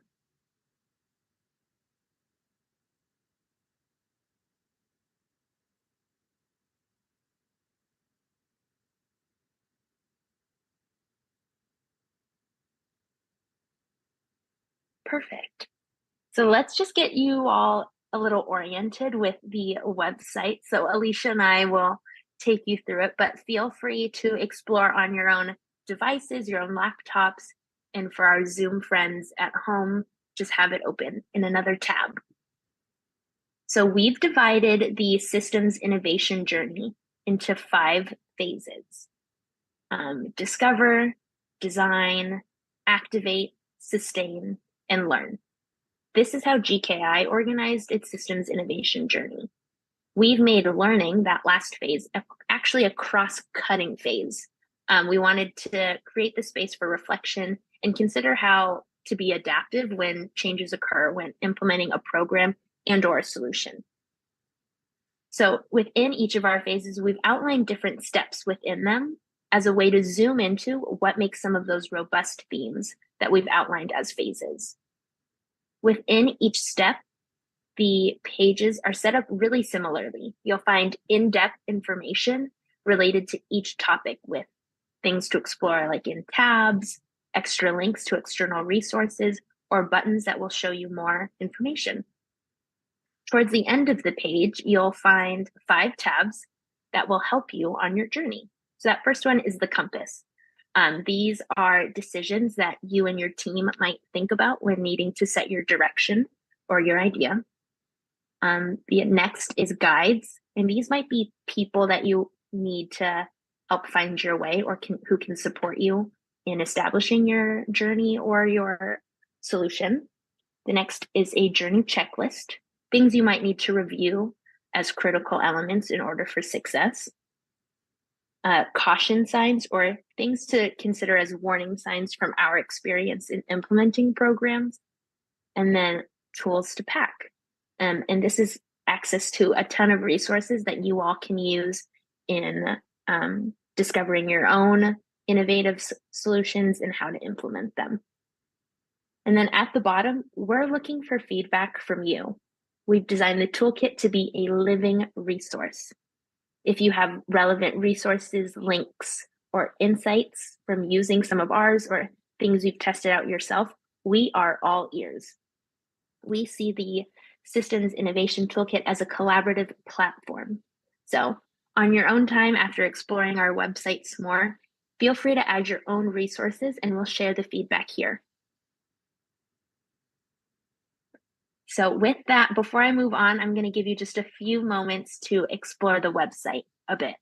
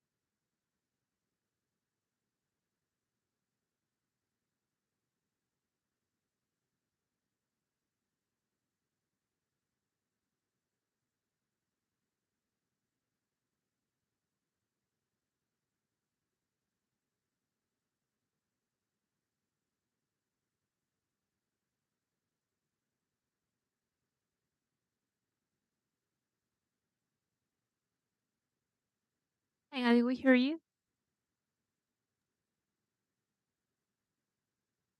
Just want to continue giving you all a little more time to explore the website before I keep moving on. There's a lot of information in there. Okay, thank you. Thanks for checking in though.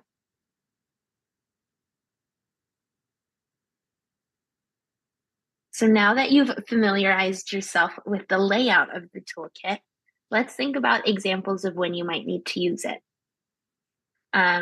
Let's say you're an organization, a nonprofit, or an organization on your university campus, and you're hoping to host a series of events, but your team is having a hard time organizing all the different types of groups and people you may want to invite. Maybe you're even curious on who you might want to just let know about the event, or having trouble identifying who might be influential in making changes in the area that you're working in. So in Recruit the Network, which my friend Alicia is so gratefully on, we talk all about how to find the right stakeholders in this section. And then in the bottom in Tools to Pack, we have a power versus influence matrix that you can use on Mural, that you and your team can use together to fill out to help brainstorm who you might want to come to the events that you all are hosting. So you're able to make a copy of this or print it out and do it as an activity together. Maybe that's not relevant to you. Let's say you're part of a climate action focused nonprofit and you've seen advertisement for events and ideas happening all around your community from similar organizations. You can't help but think about how much power and success your team would have if you were to convene all of those organizations together and collaborate on those events and maybe even share resources like what contacts you all have, potential venue spaces, or just even ideas of future initiatives that you might have. So you decide you want to create a network of similar organizations on your campus. In the sustain phase that Alicia is on, we break down what it means to build a network within 3 phases: galvanize champions, how to choose modalities, and what it means to leave resources. So all of these can be scaled from small organizations on your campus that are hoping to create a network to convening nonprofits across an entire country. All of those have their own resources to read, interactive tools similar to the mural that I just showed you all, and other worksheets that you can try and use for it yourself. So with that, let's pause and think for a moment. How can this toolkit be useful or relevant to you all? This is something my team is really taking at value. We'd love to be able to edit and mold the toolkit into something that's useful for people. So what challenges are you facing right now with your teams, the organizations that you work for and whatnot? What kinds of tools and resources are you looking for?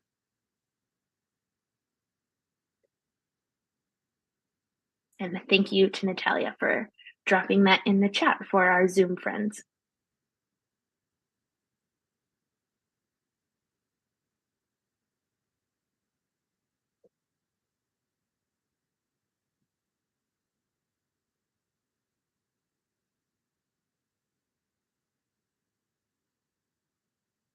For our friends that are in person, feel free to talk to the person next to you and answer this question, and to drop any and all of your answers into the Mentimeter.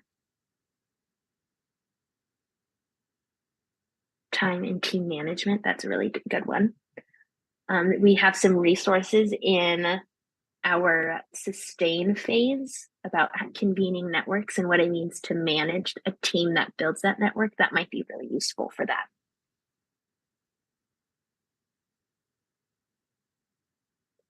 Innovation tools. There are so many really great ones out there. In our design phase, on our co-create solutions, we have some really great exercises that you and your teams could walk through that have a history in innovation, human-centered design, and systems thinking that can help think about how to come up with some really great ideas, how to challenge the ideas you already have, but also how to create tools or use those ideas to become business ready and whatnot. So there aren't a ton of specifically finance management tools, but we have some ways for taking your ideas and making them business ready. And then in our network phase, we have some resources that indicate how to, what's the word I want to use? How to go about finding capital to source the how to sustain that network, which is really great.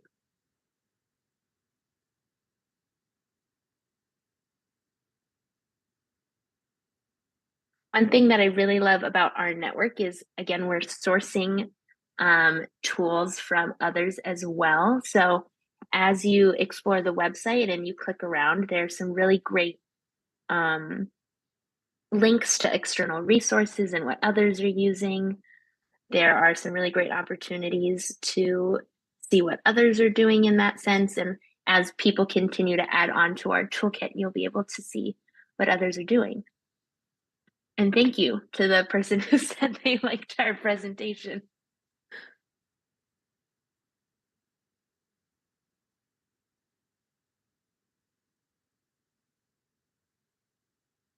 This is really great. Communication tools. Yes, there are definitely some really great resources in there that show how to tell your story effectively, how to make a proper presentation for different audiences about your idea and what you're doing. Share proposals and take decisions asynchronously. That one is a tough one. I would check out some of our network resources in that sustain phase, because they talk about how they create a network asynchronously that I think can be transferred to some of those. Awesome. These are all super great, and I encourage you to continue talking to the people next to you, as you all might have some shared challenges, and finding those resources together could be really helpful. So as you continue to explore the website, we have a range of tools and resources that explain how to map the system, understand your stakeholder, how to test your assumptions, and maybe even how to convene and sustain a network of like-minded individuals. So in wrapping up, I want to leave you with this key idea. Our fight against climate change and our journey towards a sustainable future isn't something we do alone. It's a group effort where each of us has a vital role to play. So today we discussed systems thinking, which is a tool to help us understand complex challenges. It helps us see the bigger picture, discover new opportunities, and make effective changes. Think of the systems mapping exercise that we did. Think of it as a guide to understanding and making a difference in these complex challenges. And then we showed you our systems innovation toolkit. It's a collection of resources that are ready for you. It has your compass, your map, and all the different ways for you to find solutions to fighting against climate change. Feel free to connect with our team at the end of this or ask questions if you need support in finding out which tools that you need. But our work doesn't end here. Keep exploring, experimenting, and innovating together. Discover more in the toolkit and find the tools that'll help you create a better world. So remember, the future is in your hands and you have the power to change the world. So go out there and be fearless, be innovative, most importantly, be the change makers we need. So thank you for joining me and my team today. I really appreciate it. Thank you so much, Gabby. It really was incredible to hear you and also to learn about you. Please, if someone have any questions, comments here.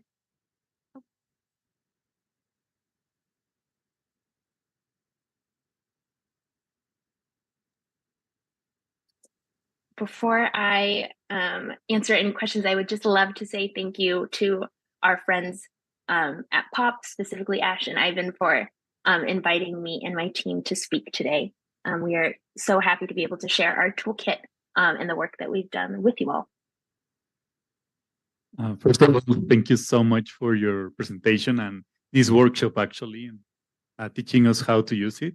I know this is going to be a really useful tool for all of us and for the climate action that we are doing. So the question is, it's a great tool, but it may be a language barrier for some. So do you have considered to include like Spanish or some other languages in your platform? You know, that definitely is a goal and a priority for our team. We understand that language is a barrier, and there's some really great tools out there that we want to be able to make accessible to more.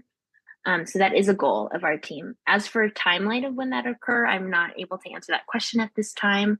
I don't know if any of my teammates wanted to answer or add on to my answer there, but that's all I can say for now. Thank you so much. And there's another question, if I may. Yeah. So, is there any way in which this community or POP or the global community can help you or support you in any way to increase your outreach or to improve your system? That's a great question. One thing about systems thinking and tackling any of these complex societal issues is making sure we're collaborative. So one of the things that's really important about our toolkit is that we've created it as an interactive user face. So please, I think the best thing you can do to spread the word about the toolkit is to use it. And then share with us whether you liked it or you didn't, or what came about using some of those tools, or what was really helpful, what wasn't, the ways that you used it. All of them can be remixed in unique ways to be applicable to the solutions that you're working on. So yes, that would be the greatest way to spread the word, is to just use it. Thank you so much. And if I could add one more thing, if you or any of you have a great experience or know other people in your network who might be interested, please share it in your LinkedIn. Follow us on LinkedIn or Twitter or on Medium. And the more you share, the more tools we'll be able to collect. Better tool will become for you and for everyone else. Thanks, Alicia. Thanks, everyone.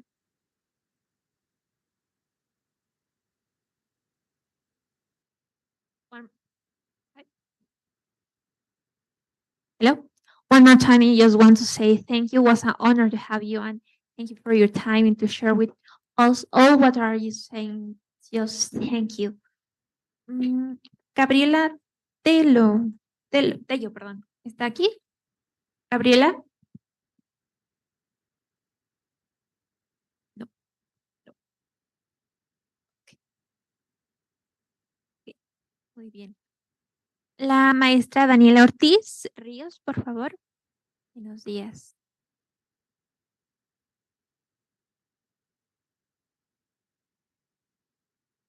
Muchas gracias, Daniela. Daniela es profesora en la Universidad de Guadalajara, nos visita desde Guadalajara. Ella está en el Centro Universitario en Tonelá. Muchas gracias, Daniela, y pues nos va a hacer una presentación. Bienvenida. Si gustas dar un poco de tu formación directamente, corazón, por favor. Hola, ¿qué tal? Muchas gracias por la invitación. Voy a poner de este lado, ¿está bien? Sí, está bien. Bueno, yo estudié la carrera en químico farmacobióloga en la UG. Después me fui a hacer la maestría en el extranjero en nanomateriales, particularmente o en el área de nanomedicina.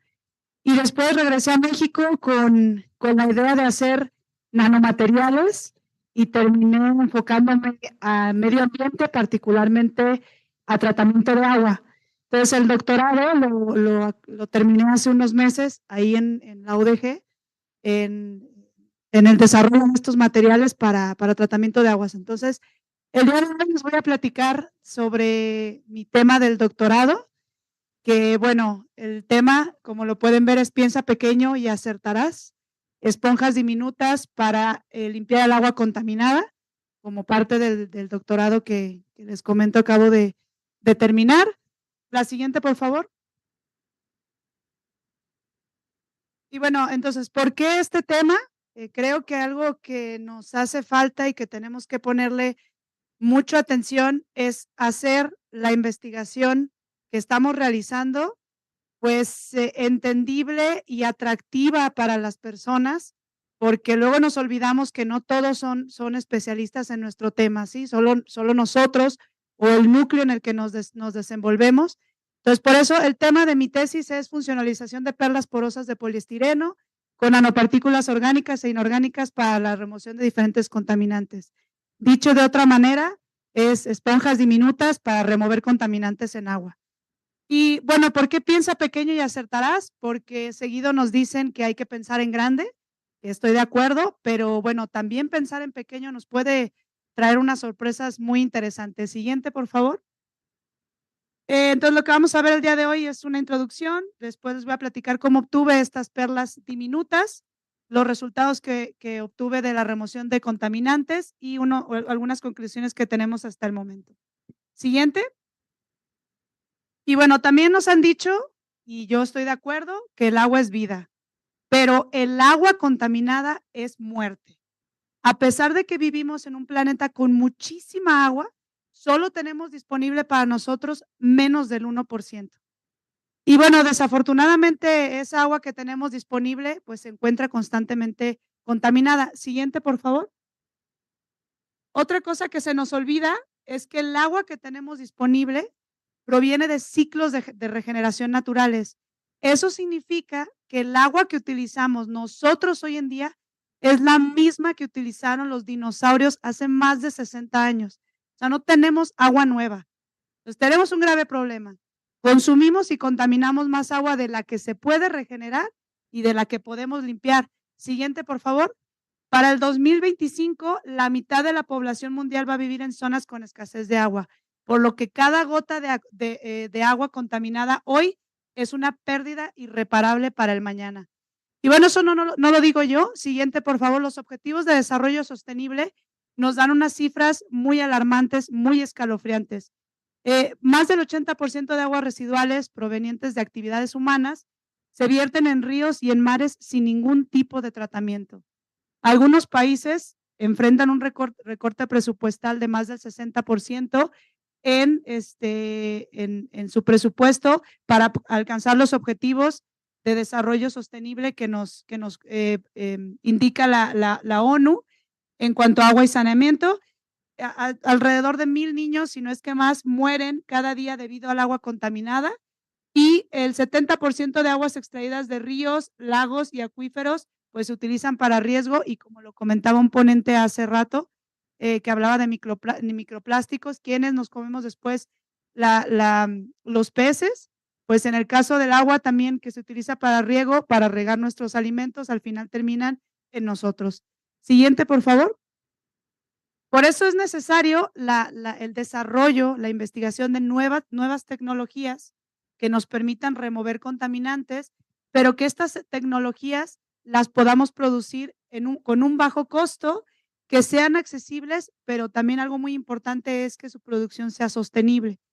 Y en este sentido, siguiente, por favor, los materiales poliméricos porosos, pues representan una gran oportunidad, puesto que podemos desarrollarlos para que cumplan con este tipo de características a bajo costo, accesibles, de fácil preparación y con una síntesis que sea sostenible. Siguiente, por favor. Una manera de preparar estos materiales porosos es a través de emulsiones altamente concentradas.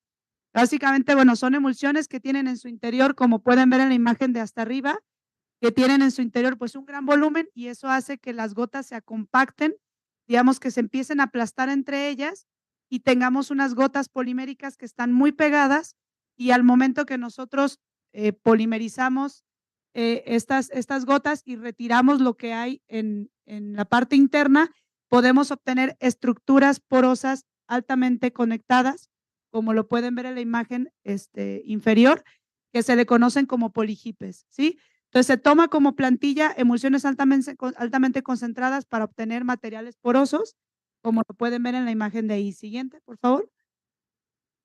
Y bueno, entonces, antes de remover contaminantes, era muy importante para nosotros entender cómo podíamos desarrollar y diseñar estos materiales para después poder aplicar ingeniería, incorporarle nanopartículas para remover contaminantes específicos. Pero antes de eso necesitamos entender qué era lo que estaba sucediendo con estos materiales y nos enfocamos en 3 aspectos fundamentales. Uno es la estabilización de estas emulsiones, la otra es la fase interna que les comentaba que tienen estas emulsiones y la última parte es la forma final que nosotros podemos obtener de estos materiales porosos. Siguiente, por favor. Entonces, bueno, les voy a platicar así rápidamente de estos 3 aspectos. El primero sería estabilización de estas emulsiones. Y ustedes dirán, pues, ¿por qué? ¿Por qué es importante? Bueno, las emulsiones, sin que sean altamente concentradas, ya son sistemas que son termodinámicamente inestables. Eso significa que van a tender con el tiempo a desestabilizarse. El hecho de tener emulsiones altamente concentradas que tienen en su interior un gran volumen, lo que está ocasionando es que tienden todavía a desestabilizarse con un mayor grado. Entonces, por eso la estabilización es sumamente importante y hay 3 principales maneras de estabilizar estas emulsiones. Una es con tensoactivos, la otra es con nanopartículas y a este tipo de emulsiones se les llama tipo pickering y la otra es a través de híbridos, que es el uso de tensoactivos junto con nanopartículas. En el caso de los tensoactivos, la gran problemática que se tiene es que se requieren unas grandes cantidades de tensoactivos que una vez que se lleve a cabo la síntesis, debe de removerse la cantidad que ya no está haciendo la función de tensoactivo. Eso representa, primero que nada, un alto costo, pero también un potencial riesgo de impacto ambiental.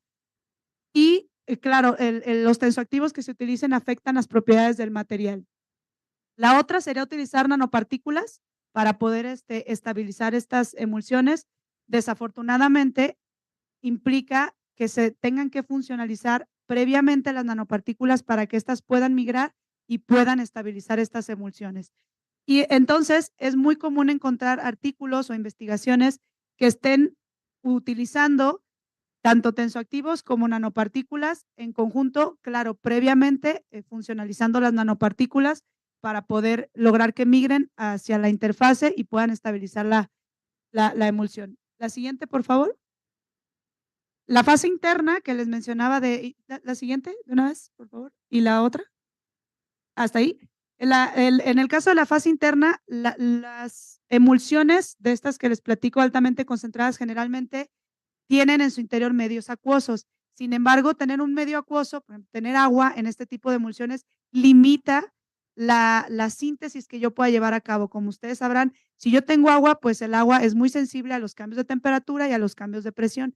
Entonces, a mí me limita mi síntesis. Si yo utilizo otro tipo de materiales, por ejemplo, solventes, luego resulta en un impacto ambiental.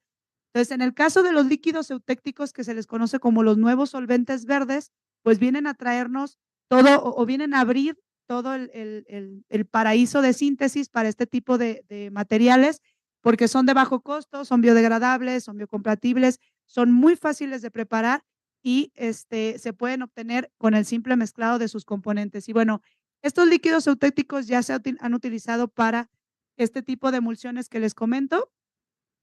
Tienen una alta viscosidad y eso permite que puedan estabilizar las emulsiones. Entonces, como fase interna, me permiten tener una fase interna, pero al mismo tiempo estar estabilizando mi emulsión, que como les comentaba, es algo muy importante y fundamental en este tipo de síntesis de estas emulsiones altamente concentradas. Se han logrado obtener estructuras porosas diferentes a las que se han obtenido con solventes. Y algo muy importante es que se ha logrado incorporar nanopartículas sin necesidad de funcionalizarse, como les comentaba anteriormente, que se tienen que funcionalizar para que puedan migrar hacia la interfase. Siguiente, por favor. La última es la forma. En este tipo de síntesis altamente concentradas, generalmente los materiales toman la forma del recipiente en donde se lleva a cabo la síntesis. Generalmente entonces son en una forma de monolito. Imagínense como un gis.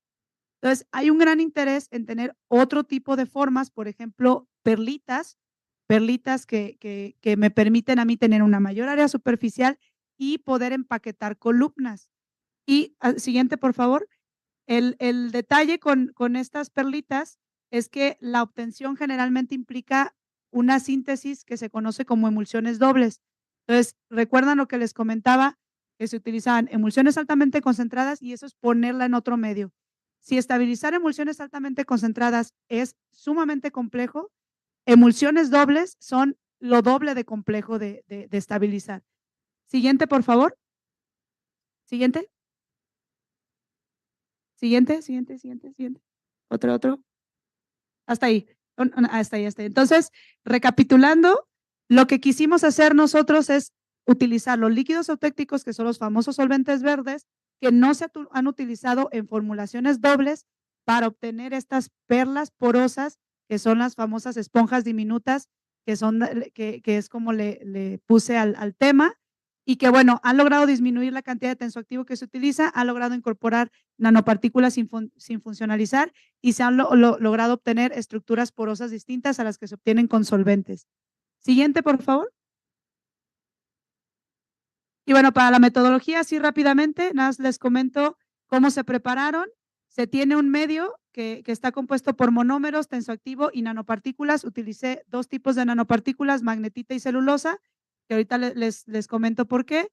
Y se deposita gota a gota el líquido eutéctico y se obtiene la emulsión altamente concentrada que les comentaba, que es esta primera que pueden ver ahí con las gotitas en color azul, que sería el líquido eutéctico en la fase interna, y en la parte exterior o la fase continua son los monómeros que después yo voy a polimerizar. Y en esa imagen que pueden ver es como los nanopartículas y el tensoactivo están en la interfase estabilizando estas gotas de emulsión. Siguiente, por favor.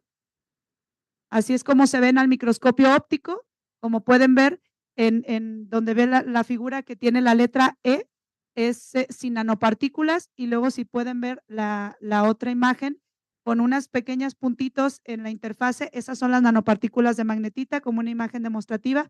Entonces, esta emulsión altamente concentrada la deposité en otro medio o en unas cajitas con pocillos que tenían otro líquido eutéctico para formar las gotas de emulsión doble, como pueden ver hasta arriba, es la emulsión altamente concentrada en otro medio para formar estas emulsiones dobles. Siguiente, por favor.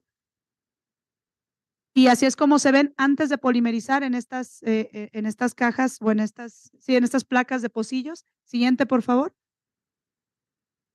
Después se lleva a cabo la polimerización y el lavado y se obtienen perlitas porosas, como pueden ver, de un tamaño muy pequeño, y si las vemos al microscopio electrónico, pues pueden ver cómo tienen una estructura porosa altamente concentrada, y en la parte inferior, casi no se aprecia en la imagen aquí, a lo mejor aquí sí la pueden apreciar en la tele, podemos ver aquí unas esferitas que son las nanopartículas de magnetita. Siguiente, por favor. Entonces ya una vez que logramos entender toda esta cuestión de nuestros materiales porosos, pasamos a remover contaminantes y removimos 2 contaminantes. Uno es el aceite emulsionado. Primero que nada, el aceite emulsionado es algo de lo que casi no se habla del aceite que está presente nada más, que incluso se puede remover por diferencia de densidades, pero el aceite emulsionado es aquel que se encuentra precisamente formando una emulsión en el agua y que es de difícil remoción y que no le estamos poniendo atención.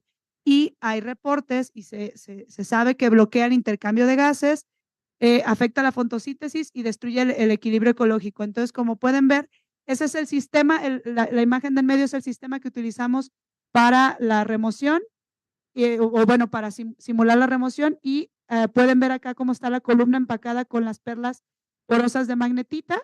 Siguiente, por favor. Y aquí, bueno, esta fue la remoción con diferentes cantidades de nanopartículas de magnetita y logramos remover hasta un 92%, casi después de 5 horas de hacer pasar un flujo de agua contaminada con aceite emulsionado.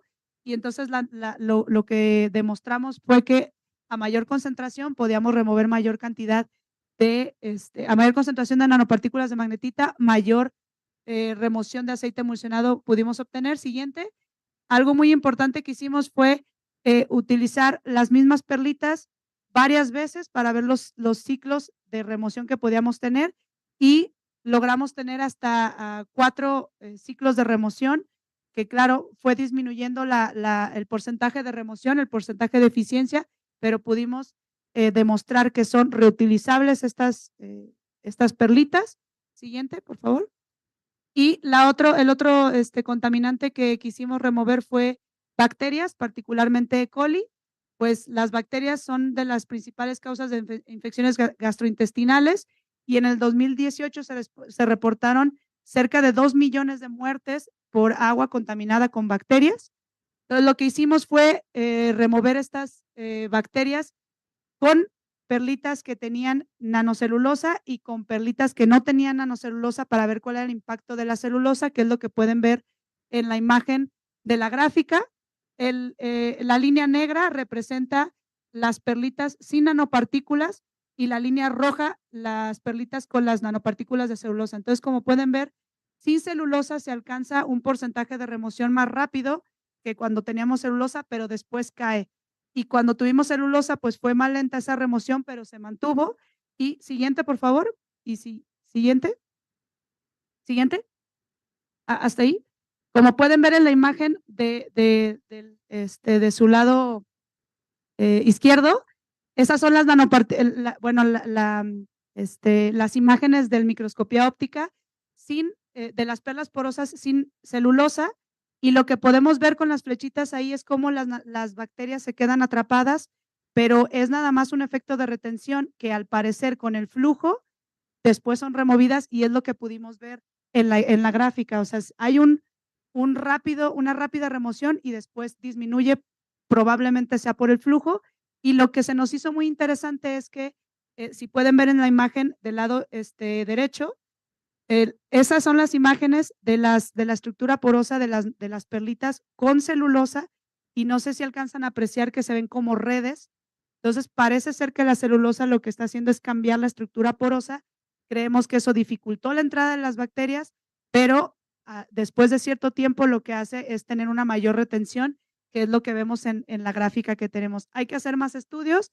Esto fue hasta aquí donde llegó esta parte de la investigación, pero hay más que se está haciendo. Siguiente, por favor.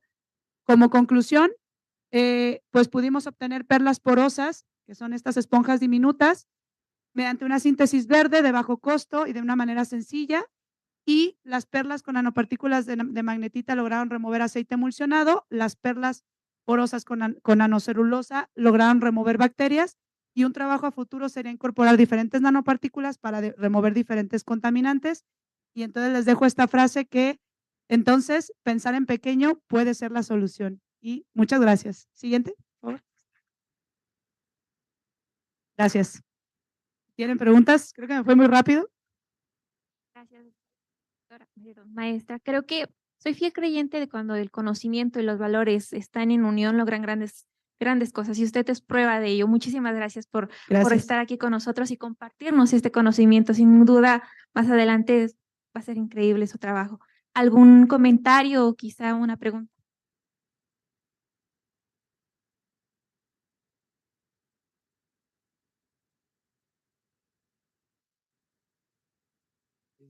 Pues buenas tardes. Yo quería decirle que su trabajo es muy interesante. Yo creo que de todos los que pasaron, ya lo que le entendí es de, de los mejorcitos. Y pues sí se me hizo bien interesante porque yo siempre tuve pregunta de cómo es que el agua, pues la filtraban o al menos se podía eliminar todas esas bacterias. De verdad, felicidades y soy seguidor de su trabajo. Gracias. Muchas gracias, muchas gracias.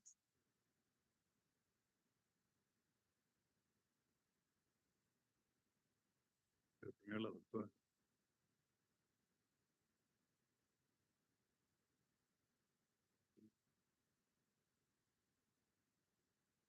Pues muchísimas felicidades por la presentación y su trabajo. Tengo dos preguntas. Una igual es un poco ingenua, pero se me ocurre si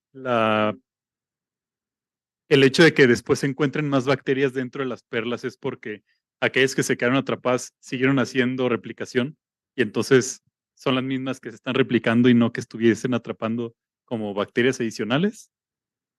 Tuvimos por ahí esta cuestión, pero no hay reportes de que la celulosa pudiera servirle a estas bacterias en particular. Entonces, las condiciones en las que estaban no son propiamente adecuadas para el crecimiento de las bacterias. No se descarta, pero no son las condiciones ideales a menos de que tuvieras un medio de cultivo que les permitiera seguir creciendo.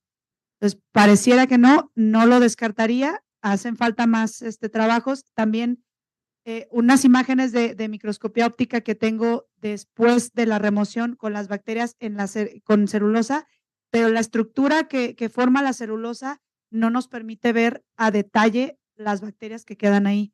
Entonces, hay algunas cosas que queremos aún trabajar con la celulosa y estos son los resultados nada más que tenemos preliminares. Ok, muchísimas gracias. Gracias. Espero que no se note demasiado que no soy del área cuando hago mi pregunta.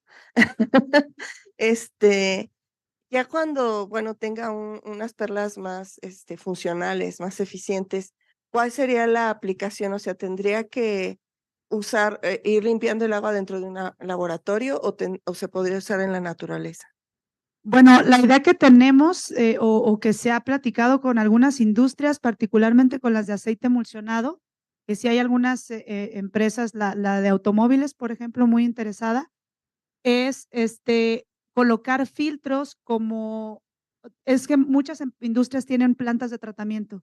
Entonces, era un tratamiento cuaternario, porque debe de llevar previamente ciertos tratamientos que permite remover todo aquello que no es específico y ya es un tratamiento específico muy particular para cierto tipo de contaminante. Entonces, la idea que tenemos al momento sería filtros que vayan en la última fase del tratamiento de aguas y ahora sí que eso, o sea, que por ahí exista ese flujo. Por eso la idea de que fueran perlas para que se pudieran empacar en columnas.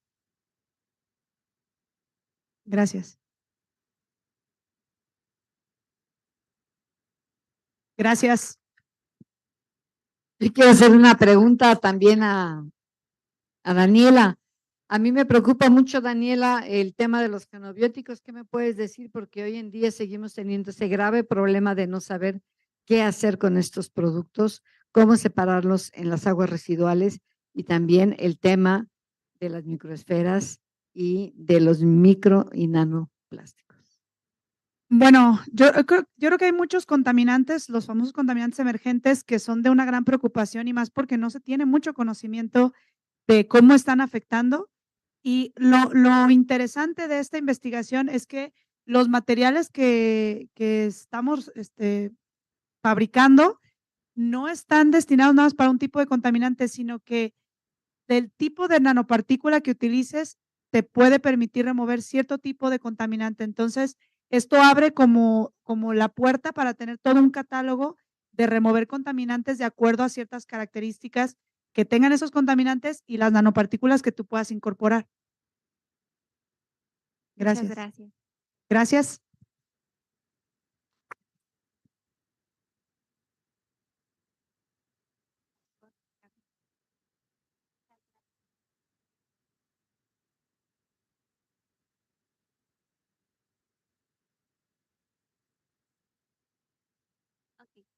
La siguiente panelista va a ser Gabriela Tello, es licenciada en Relaciones Internacionales por la UNAM, se ha desarrollado profesionalmente en temas de seguridad y desarrollo sostenible con una visión holística de la humanidad y la naturaleza. Bienvenida.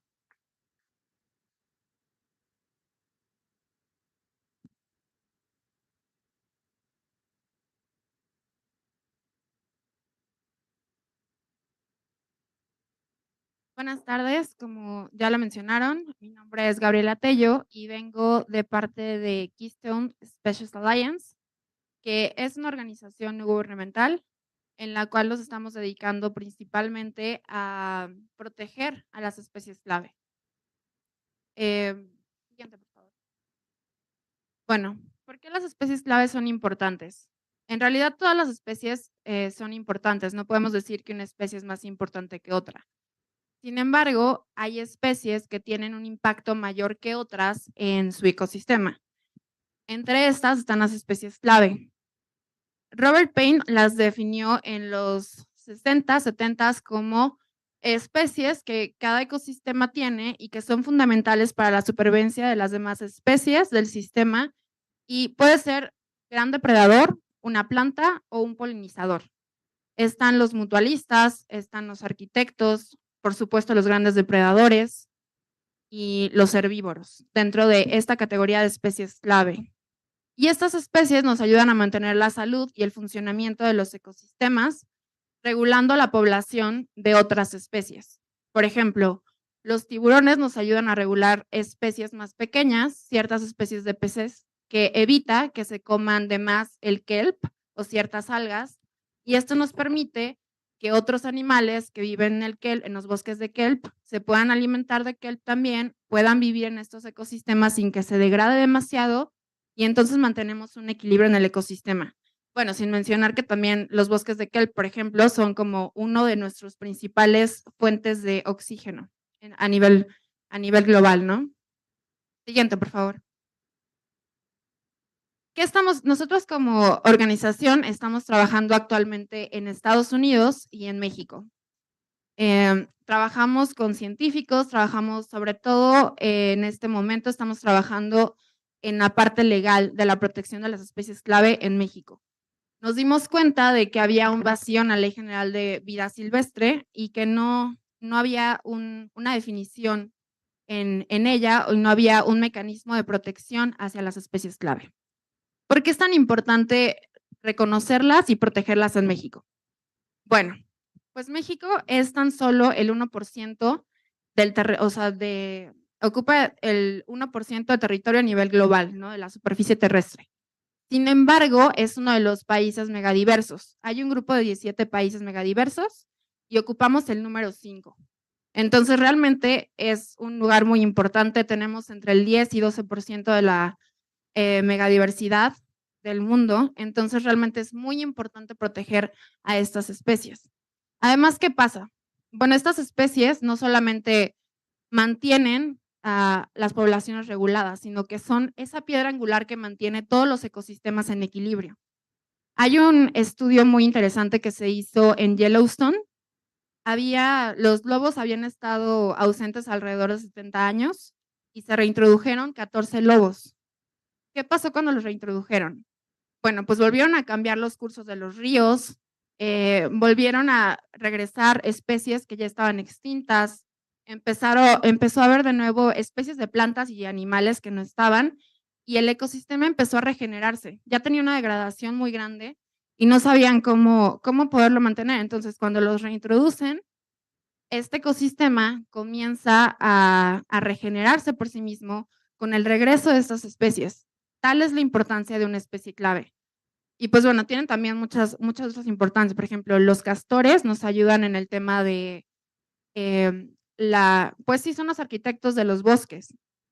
Los tiburones, pues como ya les había mencionado, nos ayudan en la regulación de las especies más pequeñas. Pero aparte, son mutualistas en muchos casos. No solamente ayudan a otras especies, sino que otras especies también nos ayudan. Es decir, en un ecosistema marino encontramos que están los tiburones como especie clave, pero también las ballenas, también tenemos peces loro, los manglares son especies clave, los corales son especies clave. Entonces, si quitamos a uno, otros que también son clave se van degradando y vamos teniendo una cadena de degradación que pues es muy grande, se va degradando la cadena trófica, ¿no? En cambio, si vamos protegiendo las especies clave, mutuamente empieza a haber se empiezan a ayudar mutuamente para que se mantenga el ecosistema saludable y para que a su vez pueda haber una renovación e incluso una recuperación de ecosistemas que ya están perdidos. Bueno, entre las especies clave que tenemos en México, por supuesto está el jaguar, que es una de las más emblemáticas, pero también debemos de mencionar algunas como los murciélagos, las abejas, por ejemplo, las meliponas, que además de tener una importancia en el ecosistema, tienen importancia cultural, ¿no? Por ejemplo, las monarcas tienen una importancia cultural muy grande para nosotros. Las meliponas y todo el tema de apicultura en Yucatán es también un tema sumamente importante. Las tortugas, hay muchos ejemplos de pueblos en los que eran pueblos pescadores, ¿no? Por ejemplo, me viene a la mente Mazunte, que se dedicaban a la pesca de tortugas y les enseñaron el tema de incluir el ecoturismo, de dejar de cazarlas y los beneficios que podían tener al cuidarlas y generar actividades que fueran más de la mano a la protección del medio ambiente, más que acabar con él, ¿no? Y podemos ver los beneficios de ello. Por eso creemos que es muy importante proteger y reconocer a las especies clave, empezando en nuestro país, ¿no? Y pues qué mejor que hacerlo, que obviamente concientizando, informando, pero pues también buscando vías legales para que se pueda dar un reconocimiento y que haya mecanismos formales para su protección y proyectos que vengan desde donde es válido, ¿no? Y que nos den recursos para protegerlas, porque lamentablemente en nuestro país y en el mundo entero nos vemos con el tema de presupuestos, de que no se cumplen las cosas, que es uno de los principales impedimentos para que se puedan proteger a las especies. Siguiente, por favor. Muchas gracias. La biodiversidad del cambio climático. Otro punto sumamente importante y que, bueno, es uno de los ejes principales en el día de hoy, el tema del día de hoy, es ¿por qué la biodiversidad es tan importante como una herramienta contra el cambio climático? Bueno, pues las especies, volvemos a lo mismo, biodiversidad quiere decir especies de animales, plantas, todo lo que construye un ecosistema, nosotros incluidos en ello. Normalmente tendemos a ver la naturaleza como un ente aparte de nosotros, como, sí, la naturaleza está por allá, ¿no? ¿Nosotros qué somos? Nosotros también somos naturaleza, somos especies, somos parte de este ecosistema y de estos ecosistemas. Entonces, las especies clave directamente son reguladoras de las cascadas tróficas, como ya se los había mencionado, y al remover una de estas especies, por ejemplo, un jaguar en cautiverio, lamentablemente ya no tiene la función de ser una especie clave.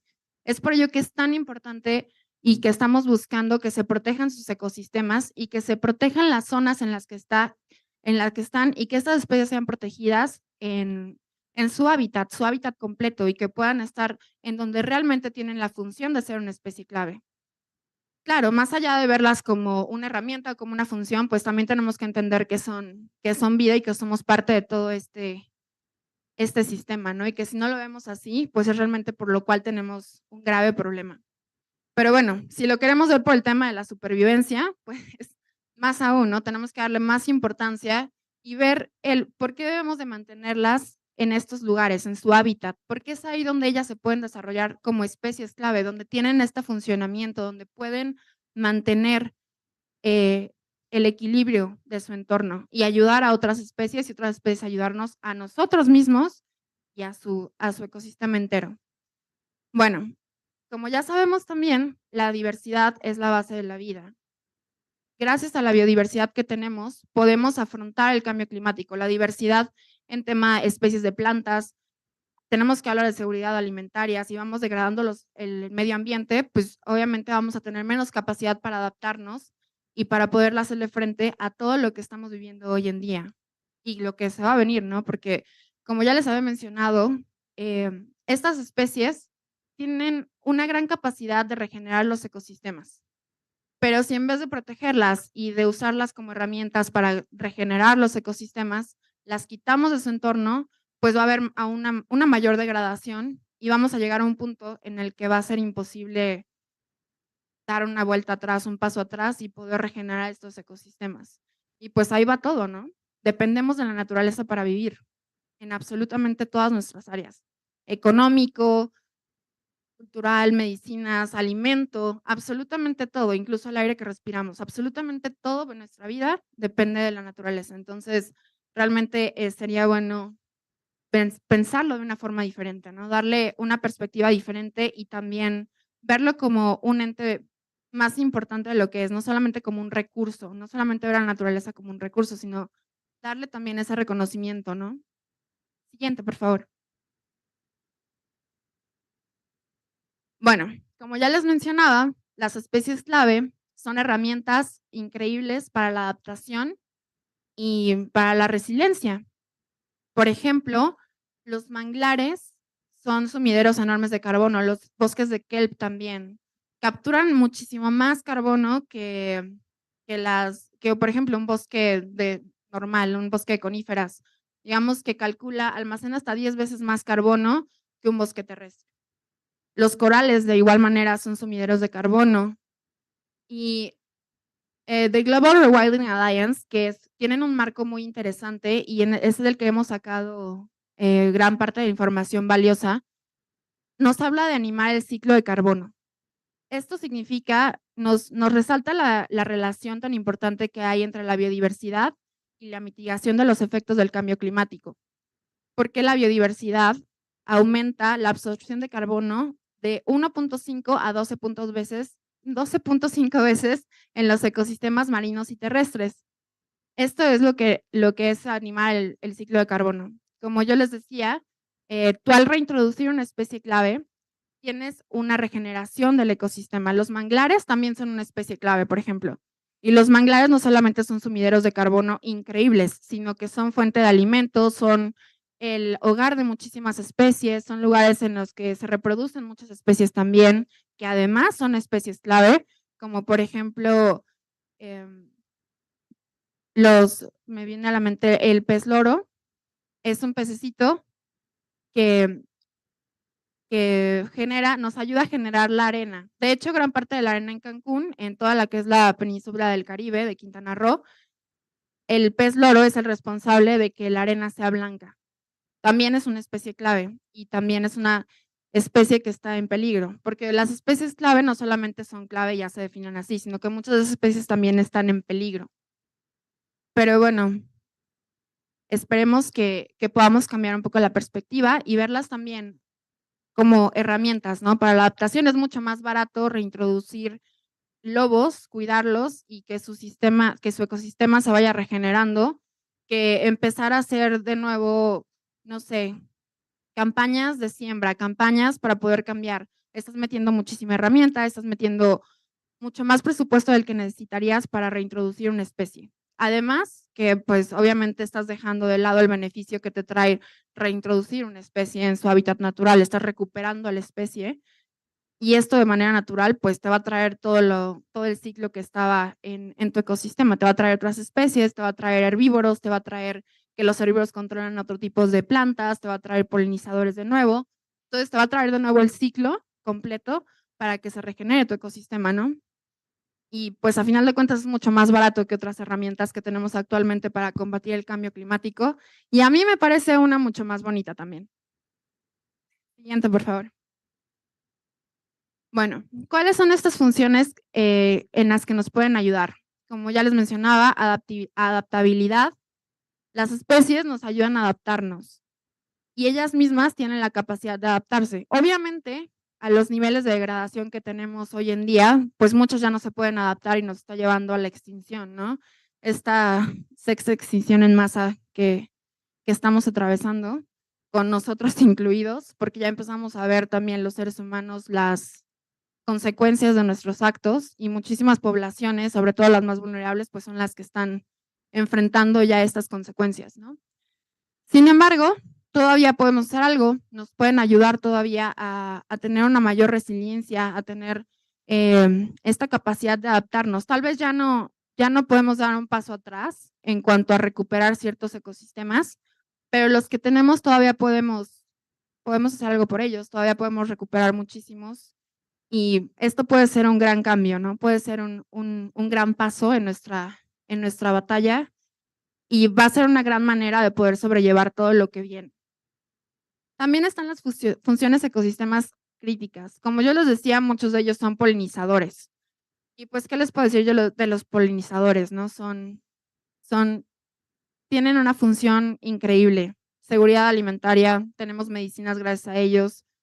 Si ellos se van, literalmente nosotros nos vamos. Entonces, pues, entre estas especies, ¿no? Está todo esto, mantener la salud de los suelos.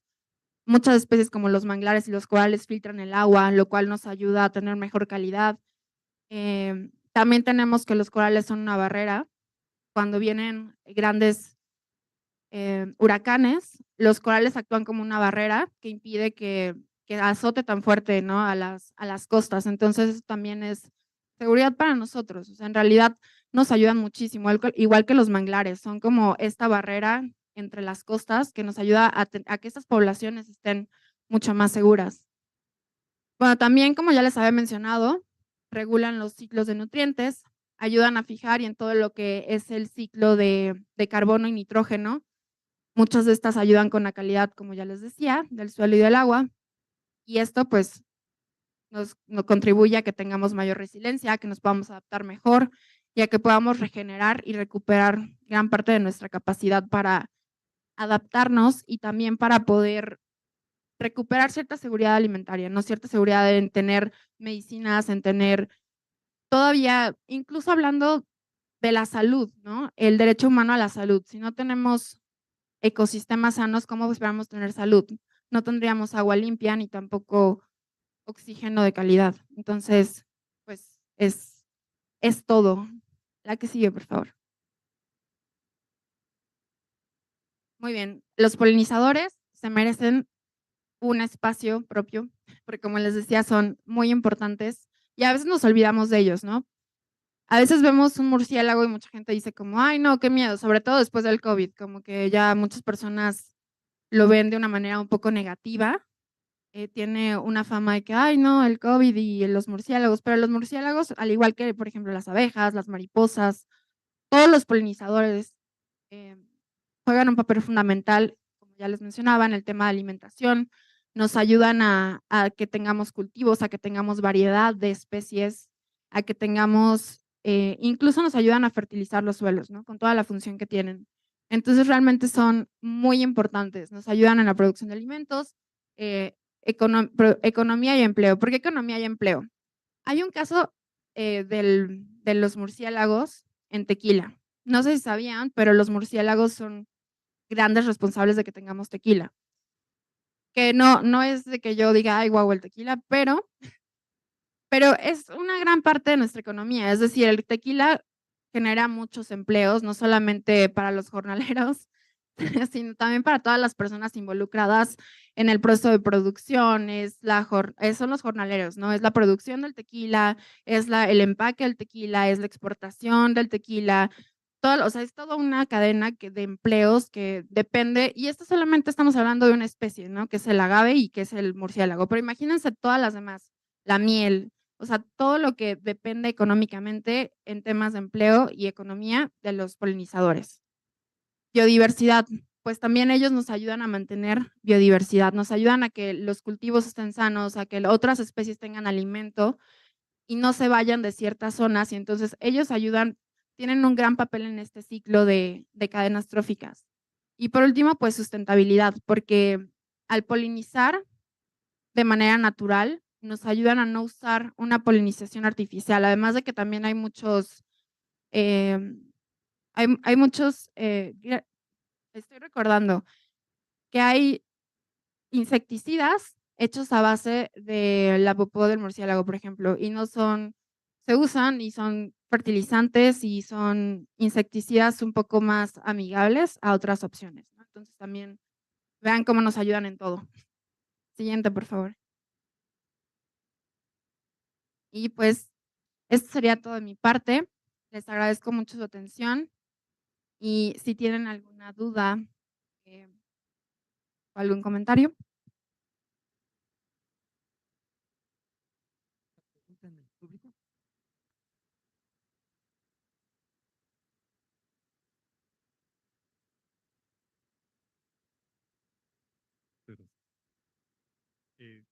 Muchísimas gracias por la presentación. Tengo un par de dudas. La primera, hablando precisamente del contexto mexicano, y como mencionas que Keystone Species Alliance está enfocado principalmente de momento en Estados Unidos y México, ¿han hecho alguna acción o propiciado algún cambio para el país no sé, de manera, ya sea considerando pueblos originarios, la cuestión legal, en cuanto a biodiversidad científica, no sé? Presentamos una iniciativa para hacer una reforma a la Ley Mexicana de Vida Silvestre, Ley General de Vida Silvestre, perdón, en la cual se hiciera un apartado en el cual se incluyeran a las especies clave. Para poder hacer esto, obviamente, no solamente consultamos a un equipo de expertos legales, sino también estuvimos en compañía de biólogos y de personas que tenían mucho más conocimiento que nosotros del tema. Como yo les había mencionado, yo soy licenciada en Relaciones Internacionales. El equipo de la organización lo que busca justo es rodearse tanto de personas que tengan esta sabiduría de pueblos originarios, porque realmente creemos que son las personas que tienen una perspectiva que nos va a ayudar. Tienen como una clave, ¿no? Tienen tanto la visión de la naturaleza, tienen las herramientas y la sabiduría del manejo de las tierras. Entonces, creemos que es 100% importante incluirlos. Consultamos, de hecho, con un par de líderes de pueblos originarios para poder llevar a cabo esta iniciativa. La iniciativa lo que propone como primer paso es proteger a las especies clave y que se consideren dentro del marco legal mexicano, porque no tienen ninguna consideración. Entonces no se les da, no tienen mecanismos ni proyectos. Abriendo esta parte sería como un primer paso, porque sabemos que pues no es suficiente, ¿no? Tener un pequeño apartado que te diga, reconozco a las especies clave por la funcionalidad que tienen dentro de los ecosistemas y se deben de proteger dentro de ellos, es como muy bonito, pero ahora aterrízalo, pues es un poco más complejo, ¿no? Necesitas presupuestos, necesitas proyectos que sean integrales. Entonces, ahorita para nosotros, llevamos un año trabajando, es nuestro primer paso. Abrir esta ventanita que después nos va a permitir abrir una puerta para poder incluir más cosas y poder ser un poco más ambiciosos. Pero ese sería como nuestro primer paso. Abrir esta parte legal en la cual nos permita tener una ventanita para las especies clave y de ahí empezar a generar más espacio para tal vez proponer proyectos. También estamos trabajando en proyectos, pero más pequeños, no a nivel nacional, ese sería como a nivel nacional. A nivel como más local, sí tenemos algunos que son en Ciudad de México, precisamente con polinizadores, y estamos empezando a crear proyectos en Quintana Roo, que es uno de los estados más diversos y que además, pues, económicamente dependen 100% del turismo.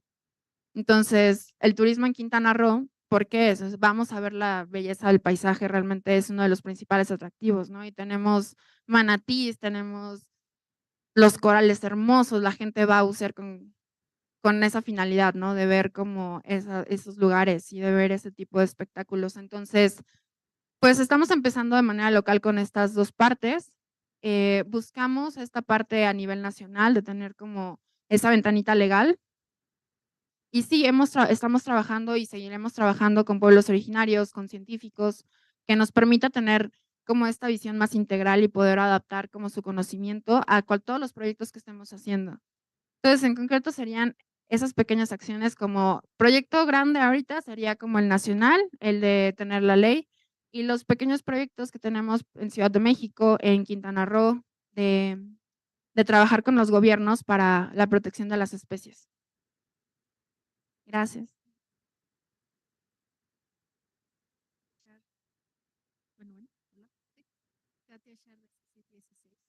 Bueno, realmente no es contigo, por eso quise quedar al final. Es como una reflexión que me podría durar 2 horas sin reales o más. Pero yo quisiera compartir pues todo lo que pasa por mi mente, ¿no? Primero, ¿sí puedo? Ok, bueno, primeramente, pues voltear a ver la sala, ¿no? Es una sala muy pequeña para un evento tan maravilloso y nos surge irnos, ¿no? Nosotros cuando llegamos le dijimos a la persona que nos trajo, venimos de Pachuca, ahí te avisamos. Te avisamos. Y a los papás de los chicos también les dijimos, les avisamos. Entonces, bueno, pues ya desde ahí es triste, ¿no? Ahorita lo que acabas de decir al final estuvo bien padre y triste, ¿no? Estamos viendo si nos organizamos con los gobiernos y ahí dices, wow, ¿no? Pero bueno, ahorita una frase, que tengo muchas ideas en mi cabeza, que me vino a la mente es la conciencia, que no todos tenemos, la conciencia y el conocimiento no es más grande que la comodidad, la avaricia, la corrupción, mi descendencia, el pensar que soy inmortal o muchas cosas, ¿no? Entonces, yo creo que desde ahí pues tenemos un problema muy severo, ¿no? Y ahorita que habló la chica, se me olvidó su nombre, de las bolitas, pues a mí me vienen, yo hago muchos mapas mentales, ¿no? Y entonces yo veo el planeta así en general y veo a todos los que están aquí, todos los que vimos y todos haciendo perlitas, ¿no? Perlitas. Pero por este lado viene el tsunami, viene el iceberg y mis perlitas van a querer tratar de aventar eso, que mientras yo hago perlitas que además generan una contaminación tremenda en su proceso general, pues esto se sigue permitiendo, ¿no? Y yo tengo que ponerme de acuerdo con el gobierno, a ver si el gobierno decide o le tiene un poco de conciencia para ver si hacemos algo. O sea, realmente esto es muy, muy, muy grave, ¿no? Entonces, por ejemplo, las escuelas, otro ejemplo, ¿no? El valor del mes, y están los chiquitos hermosos de primaria con el valor del mes, ¿no? Y yo, porque yo soy maestra desde hace muchísimos años, y yo me cuestiono y digo, bueno, ¿y qué pasa después de la ceremonia cívica? ¿Dónde queda el valor del mes? Y el valor del mes queda en que la escuela, en Pachuca y todas las escuelas casi tienen campos de fútbol, riegan los campos a las 3 de la tarde, ¿no? Y los niños dicen, mamá, pero es que ¿por qué están regando ahorita? Ah, pues porque ellos hacen lo que se les da su gana. Y el valor del mes no existe, ¿no? Y llevan un sistema muy caro, porque es un colegio particular, donde a los papás los obligan a comprar un batch de libros cada trimestre, que los maestros no usan porque no los necesitan o porque son demasiados. Pero como la escuela necesita los recursos o quiere ser más rico porque los llevan a Europa cada año, pues yo vendo todos esos libros que trimestre tras trimestre se van a la basura. Y así podría yo seguir haciendo una reflexión tremenda, ¿no? Yo tengo un papá que es ambientalista a nivel nacional, luego se los mencionaré. Hoy va a cumplir 70 años, ha sido reconocido, tiene muchos reconocimientos y yo lo veo cansado, agotado, sigue en este rollo y me digo, ¿y dónde está toda su vida? ¿No? O sea, ¿qué ha pasado?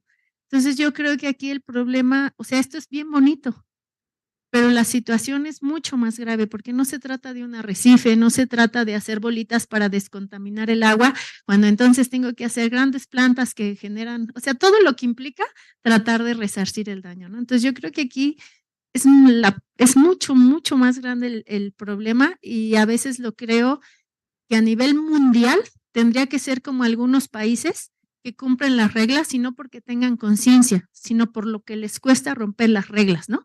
Bajar el pie de la banqueta, pasarse un alto. Entonces, desgraciadamente, yo creo que hasta que a nivel mundial la cuestión no esté tremenda, ¿no? La gente se enoja porque le tandean el agua. Digo, si te la tandean, la cuidas y te alcanza, ¿no? Entonces, pero las zonas ricas no se las puedes quitar porque pagan mucho mantenimiento. Y bueno, podría yo seguir hablando, ¿no? Pero yo sí creo que esto es mucho más grande. Y esto va para a usted. Algo que me brincó mucho con tu presentación en la mañana esto de pop está muy padre. Y algo comentaste, palabras diferentes, es si vienen aquí del comité ambiental, pues como ahí pásenselo a ver si hacen algo. Y a mí si mis ojos se me hicieron así, porque a veces yo digo, esto es el poli, de verdad, y ahorita que me hagan mi gente, pero a veces me da tristeza decir que este es el Politécnico, porque yo digo, si esto es el Politécnico y hay gente tan grande como usted y todo el equipo, pues yo creo que el comité ambiental debería de estar empapado, bañado, sudando, escurriendo en cada uno de los institutos y no venir a ver si lo llevamos y a ver si les interesa. Entonces, esto tendría que estar pues plantel por plantel y qué está pasando adentro de nuestros planteles, ¿no? Por ejemplo, aquí en el nuestro, bueno, ya comentamos que es una zona muy árida, ¿no? Y entonces lo están arreglando muy bonito para que se vea muy lindo, pero se están cargando toda la flora nativa. Entonces, una maestra que tiene que ver con el rollo puso en el chat, por favor, dejen de estar cortando las florecitas, por decir algo, porque entonces las abejas ya no tienen que comer. Pero cosas de ese estilo, tan pequeñitas, mi pregunta es, ¿y dónde están las cabezas? Poniendo atención en lo importante, y perdón que me corran, pero no parándote el cuello en la foto, en el hicimos y no hicimos. A mí no me importa si sacamos la foto de 3 personas, que nos llevamos hoy de aquí. Ya voy a dejar de hablar porque voy a hablar mucho más. Pero bueno, el mensaje es que si empezamos que conmigo, ¿no? Pero es todo, ¿no? ¿Cuánto cuesta un pantalón deslavado? Hacer un pantalón deslavado, ¿no? Entonces, esto va mucho más, mucho más. Entonces, yo creo que sí, a nivel global, pues nos tienen que pasar cosas muy drásticas para que algo pase.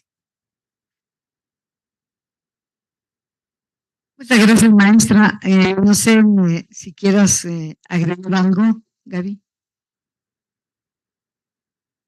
Porque yo voy a hacer un comentario final justamente en esta situación de la que menciona la profesora, que sí es algo que los que nos dedicamos a esto a veces decimos, ¿y de verdad valdrá la pena que trabaje 14 horas por día?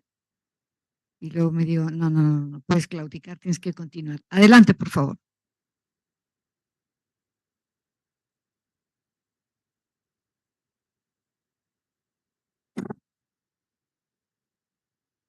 No se escucha tu micrófono.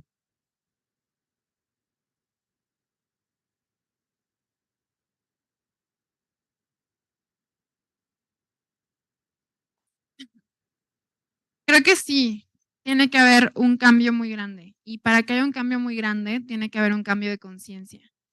Hay una economista que se llama Vandana Shiva, que me gusta mucho, porque es una persona que no solamente habla de economía como normalmente lo escuchamos, ¿no? En el tema de que números y recursos y todo, sino que habla de que si no tenemos un cambio de conciencia, un cambio de paradigma de cómo vemos las cosas, en realidad no va a pasar nada. Y hay veces en las que sí te desanimas muchísimo porque dices, ¿de qué sirve que haga esto si, no sé, estamos luchando porque este coralito, este cuadrito aquí no se contamine, pero sabemos que acá atrás yo me compré, no sé, me compré un café, se me olvidó mi termo y ya con ese vasito, lo que protegí aquí lo estoy perjudicando en muchísimos litros, en contaminación acá, ¿no? Entonces, es un poco complejo incluso ver la coherencia en ti mismo, ¿no? Cuando lo piensas así es algo muy complejo, pero también te pones a pensar, si todos pensamos igual y nos damos por vencidos, entonces, ¿qué va a pasar? ¿No? Digo, obviamente pelear contra una bola gigante, pues se siente como que nunca vas a ganar. Pero también creo que son acciones que aunque sean pequeñas vas dejando semillas, incluso semillas en la conciencia y en el cambio de paradigma. Alguien tal vez te escucha, alguien tal vez de pronto vio algo que hiciste y puede que cambie un hábito pequeño. Y entonces tal vez sean 10 personas y a lo mejor esa persona le diga a 3 más y esas 3 más a otras más. Y tal vez haya un cambio más grande del que esperamos, ¿no? Porque en realidad sí depende mucho de nosotros. Creemos como, no, es que yo cómo voy a poder contra una compañía gigante o contra un gobierno. Pues tú no, pero si de pronto tú y se juntan unos cuantos y unos cuantos más y de pronto hay un cambio grande de conciencia, porque justo es eso, ¿no? Que hagas ruido, que quede aunque sea algo y que la gente reflexione, que diga, ok, ¿qué estoy haciendo? Ok, ¿qué está pasando? Porque al final de cuentas, pues no puedes hacer como no puedes ser como tú solo un cambio fenomenal, ¿no? Como organizaciones y demás, lo único que podemos hacer es juntarnos y tratar de que este cambio y de que este cambio de paradigma de conciencia llegue a otros, que llegue lo más lejos que se pueda para que la bolita sea más grande y mínimo pueda haber, no sé, contrarrestar un poquito de lo que la bola gigante hace, ¿no? Pero creo que justo es importante no dejarlo de hacer, aunque se vea muy desalentador el panorama.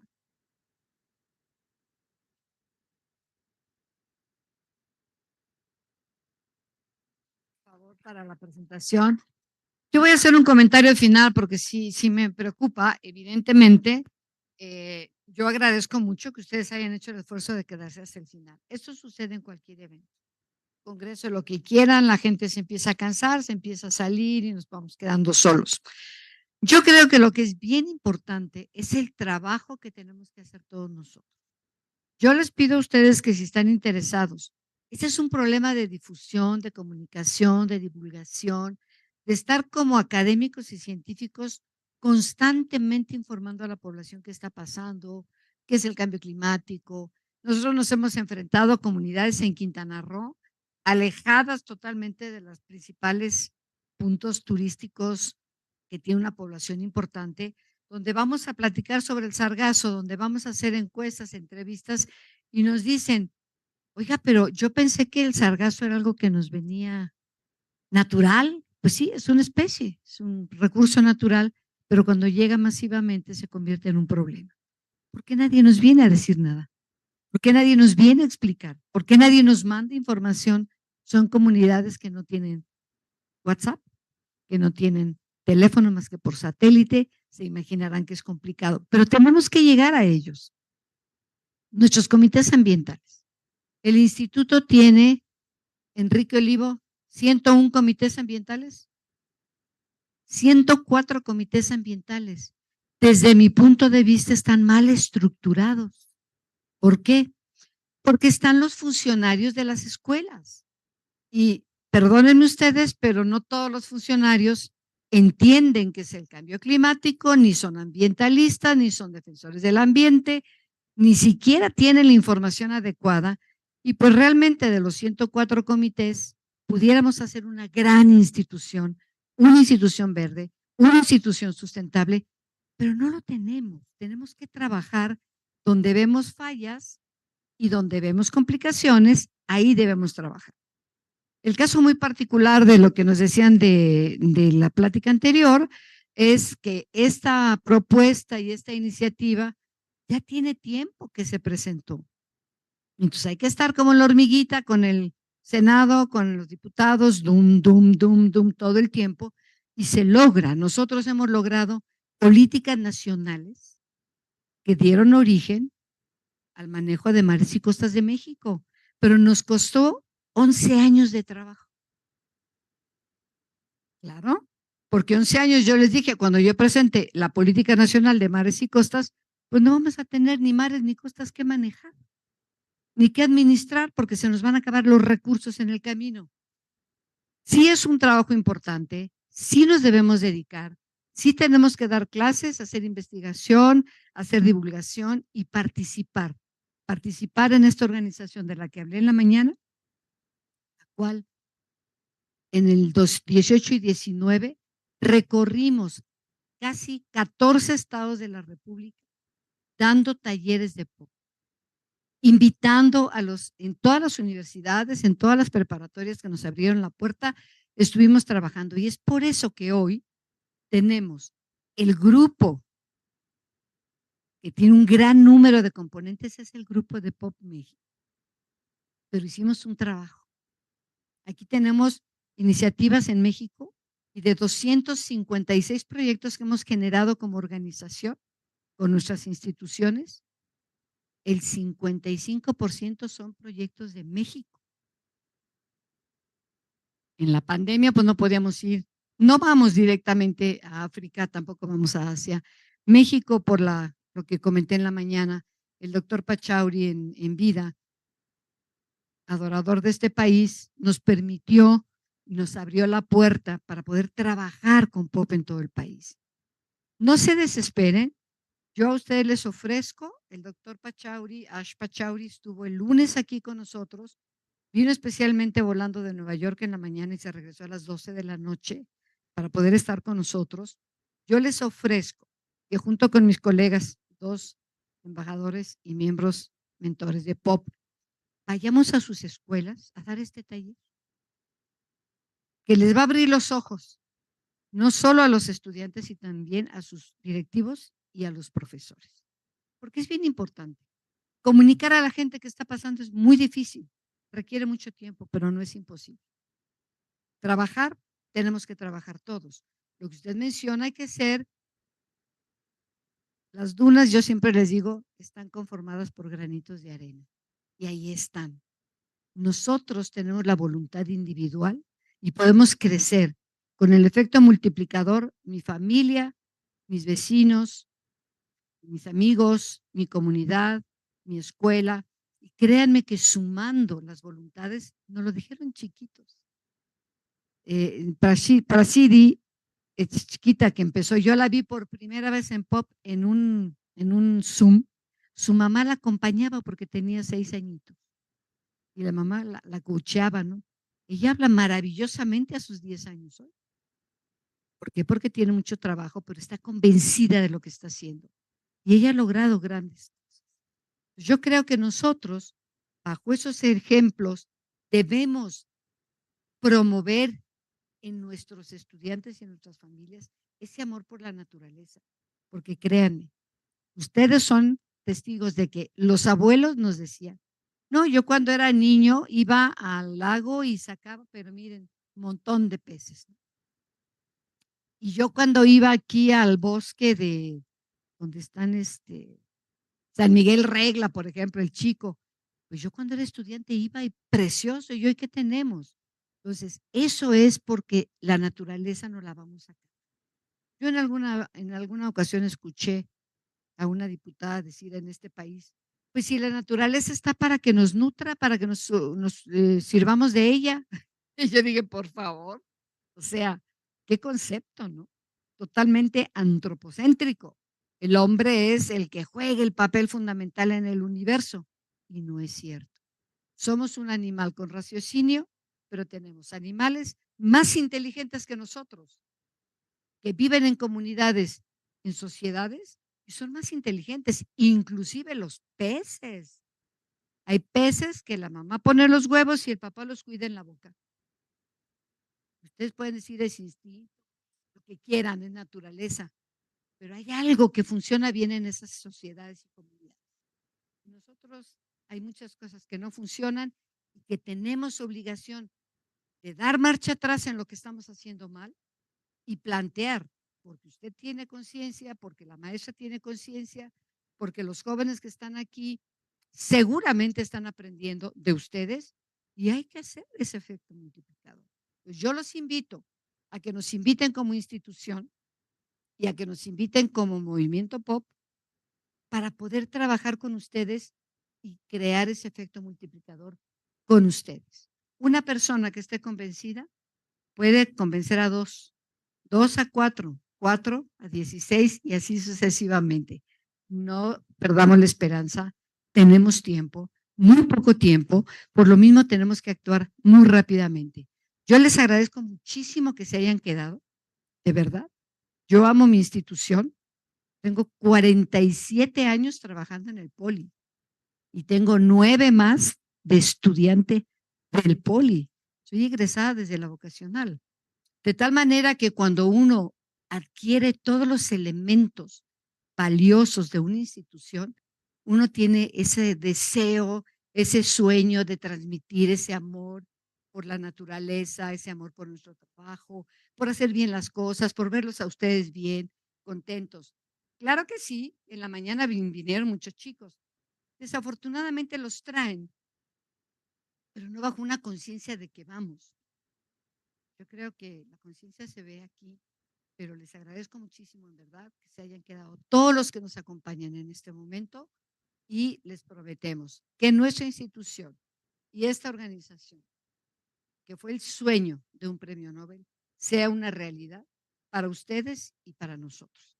Muchas gracias y los esperamos en verdad, comuníquense con nosotros, podemos apoyarles, podemos ayudarles. Puebla ya nos pidió también que vayamos con ellos y ahí vamos a estar. Vamos a estar porque es nuestra obligación, es nuestro sentir.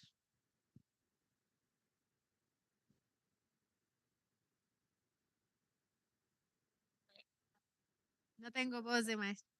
Pero, por ejemplo, desgraciadamente hablando del sistema, ¿no? O sea, es triste, por ejemplo, yo felizmente ahorita iría y les diría, ay, mira, va, tenemos una población de 3,000 alumnos, ¿no? 2,000 alumnos. Tenemos una área común. Entonces, ¿qué pasa cuando van estos eventos tan grandes? Primero hay maestros que se enfadan porque les quitan al grupo para este tipo de cosas, cosa que es tremenda, ¿no? Tremenda, tremenda, tremenda, porque les importa más el álgebra que la educación ambiental, ¿no? Digo, ah, caray, ¿no?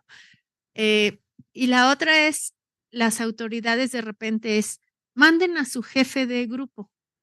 A mí de nada me sirve que tengas a 30 niños que no va a pasar de allí. O sea, esto, por eso digo, a veces está padre invitarlos, pero ¿qué va a pasar? Pues, al final es la foto, vinieron y el reconocimiento, pero ¿qué pasó, no? Entonces, yo creo que esto va más allá en planes y programas de estudio y que seamos congruentes con lo que estamos haciendo otra vez, ¿no? Porque entonces solamente queda en la clasecita, en el momento, o sea, como que hay más, ¿no? ¿Qué vendo en mi cafetería? O sea, hacen una cantidad de cosas, pero bueno, nosotros lo vamos a proponer, pero sí, y luego ¿qué pasa? Llegan los 50 niños, están en el celular porque el audio es malo, porque no les están invitando, o sea, conéctate aquí, esto es importante. Están allí sentados, pero están 3, ¿no? Entonces yo creo que es un trabajo de verdad tremendo, tremendo para que de verdad llegue pop, hacer pop, hacer pop en donde tiene que hacer pop, ¿no?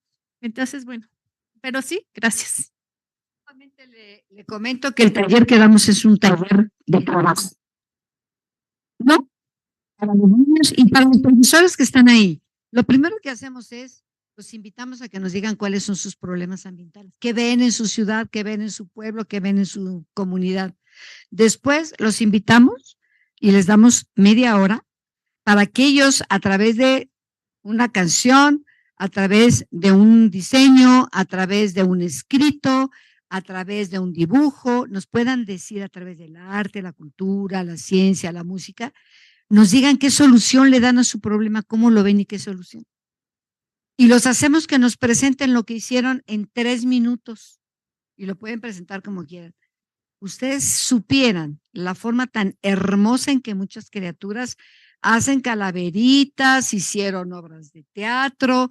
Me tocó ver, por ejemplo, en Zacatecas, un grupo de universitarios que van a presentar sus 3 minutos de cómo vieron el problema y entraron como un hato de ganado, mugiendo todos los estudiantes, porque su problema es la ganadería, ¿no? Y bueno, eso a mí me impactó muchísimo. Entonces, no vamos a darles un taller, no les vamos a decir esto y aquello, los vamos a hacer trabajar, que ellos desarrollen, que ellos definan sus problemas y que definan también cómo los van a solucionar y que nos den en 3 minutos. Se pueden morir de la risa de las cosas que hacen los plebes.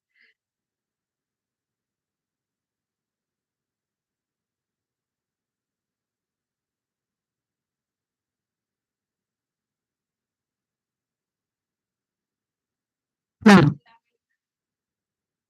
Claro. Ahí por eso los tenemos que llevar, porque ahí les damos, obviamente, cuenta, ¿cuántos litros de agua requieres para una hamburguesa de 100 gramos? Nadie se lo imagina. ¿Cuántos litros de agua ocupamos para generar una camiseta? No una camisa, una camiseta. ¿Cuántos para un jeans? ¿No? ¿Cuánta energía utilizo si voy a una tienda y en lugar de usar la escalera, ¿no? Hay una foto muy hermosa, suben por la escalera eléctrica y dice uno, pero por Dios, eso se lo dejas a una persona discapacitada y una escalera que no funcione permanentemente. Son ejemplos que ellos van asimilando. Y la razón es, ¿cuántos litros de agua voy a utilizar en la regadera si me baño 10 minutos cantando y haciendo? Son ejemplos reales, son ejemplos de la vida real que ellos tienen que recibir y que forman parte de un taller en el cual trabajamos con niños desde jardín de niños hasta gente de los posgrados. No se me desesperen, por favor, tengan fe que nosotros la hemos tenido todo este tiempo y esa es la razón por la cual hemos llegado a 123 países. Me queda claro. Muchísimas gracias a todos los que están en línea, por favor, también, y que nos han acompañado todos toda esta mañana. Les agradecemos. Mañana tenemos un tema súper importante que es el de saberes ancestrales. Cómo esas comunidades originarias han actuado frente a la naturaleza y han conservado sus territorios sanos, hermosos, pero bueno, tratan el agua como para pedirle permiso para hacer algo, ¿no?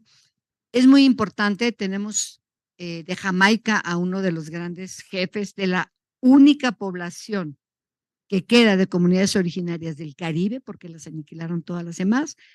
Y si ustedes se pueden conectar, conéctense por favor desde el primer participante mañana con una imagen y una forma de hablar impresionante. Las comunidades originarias son sabias.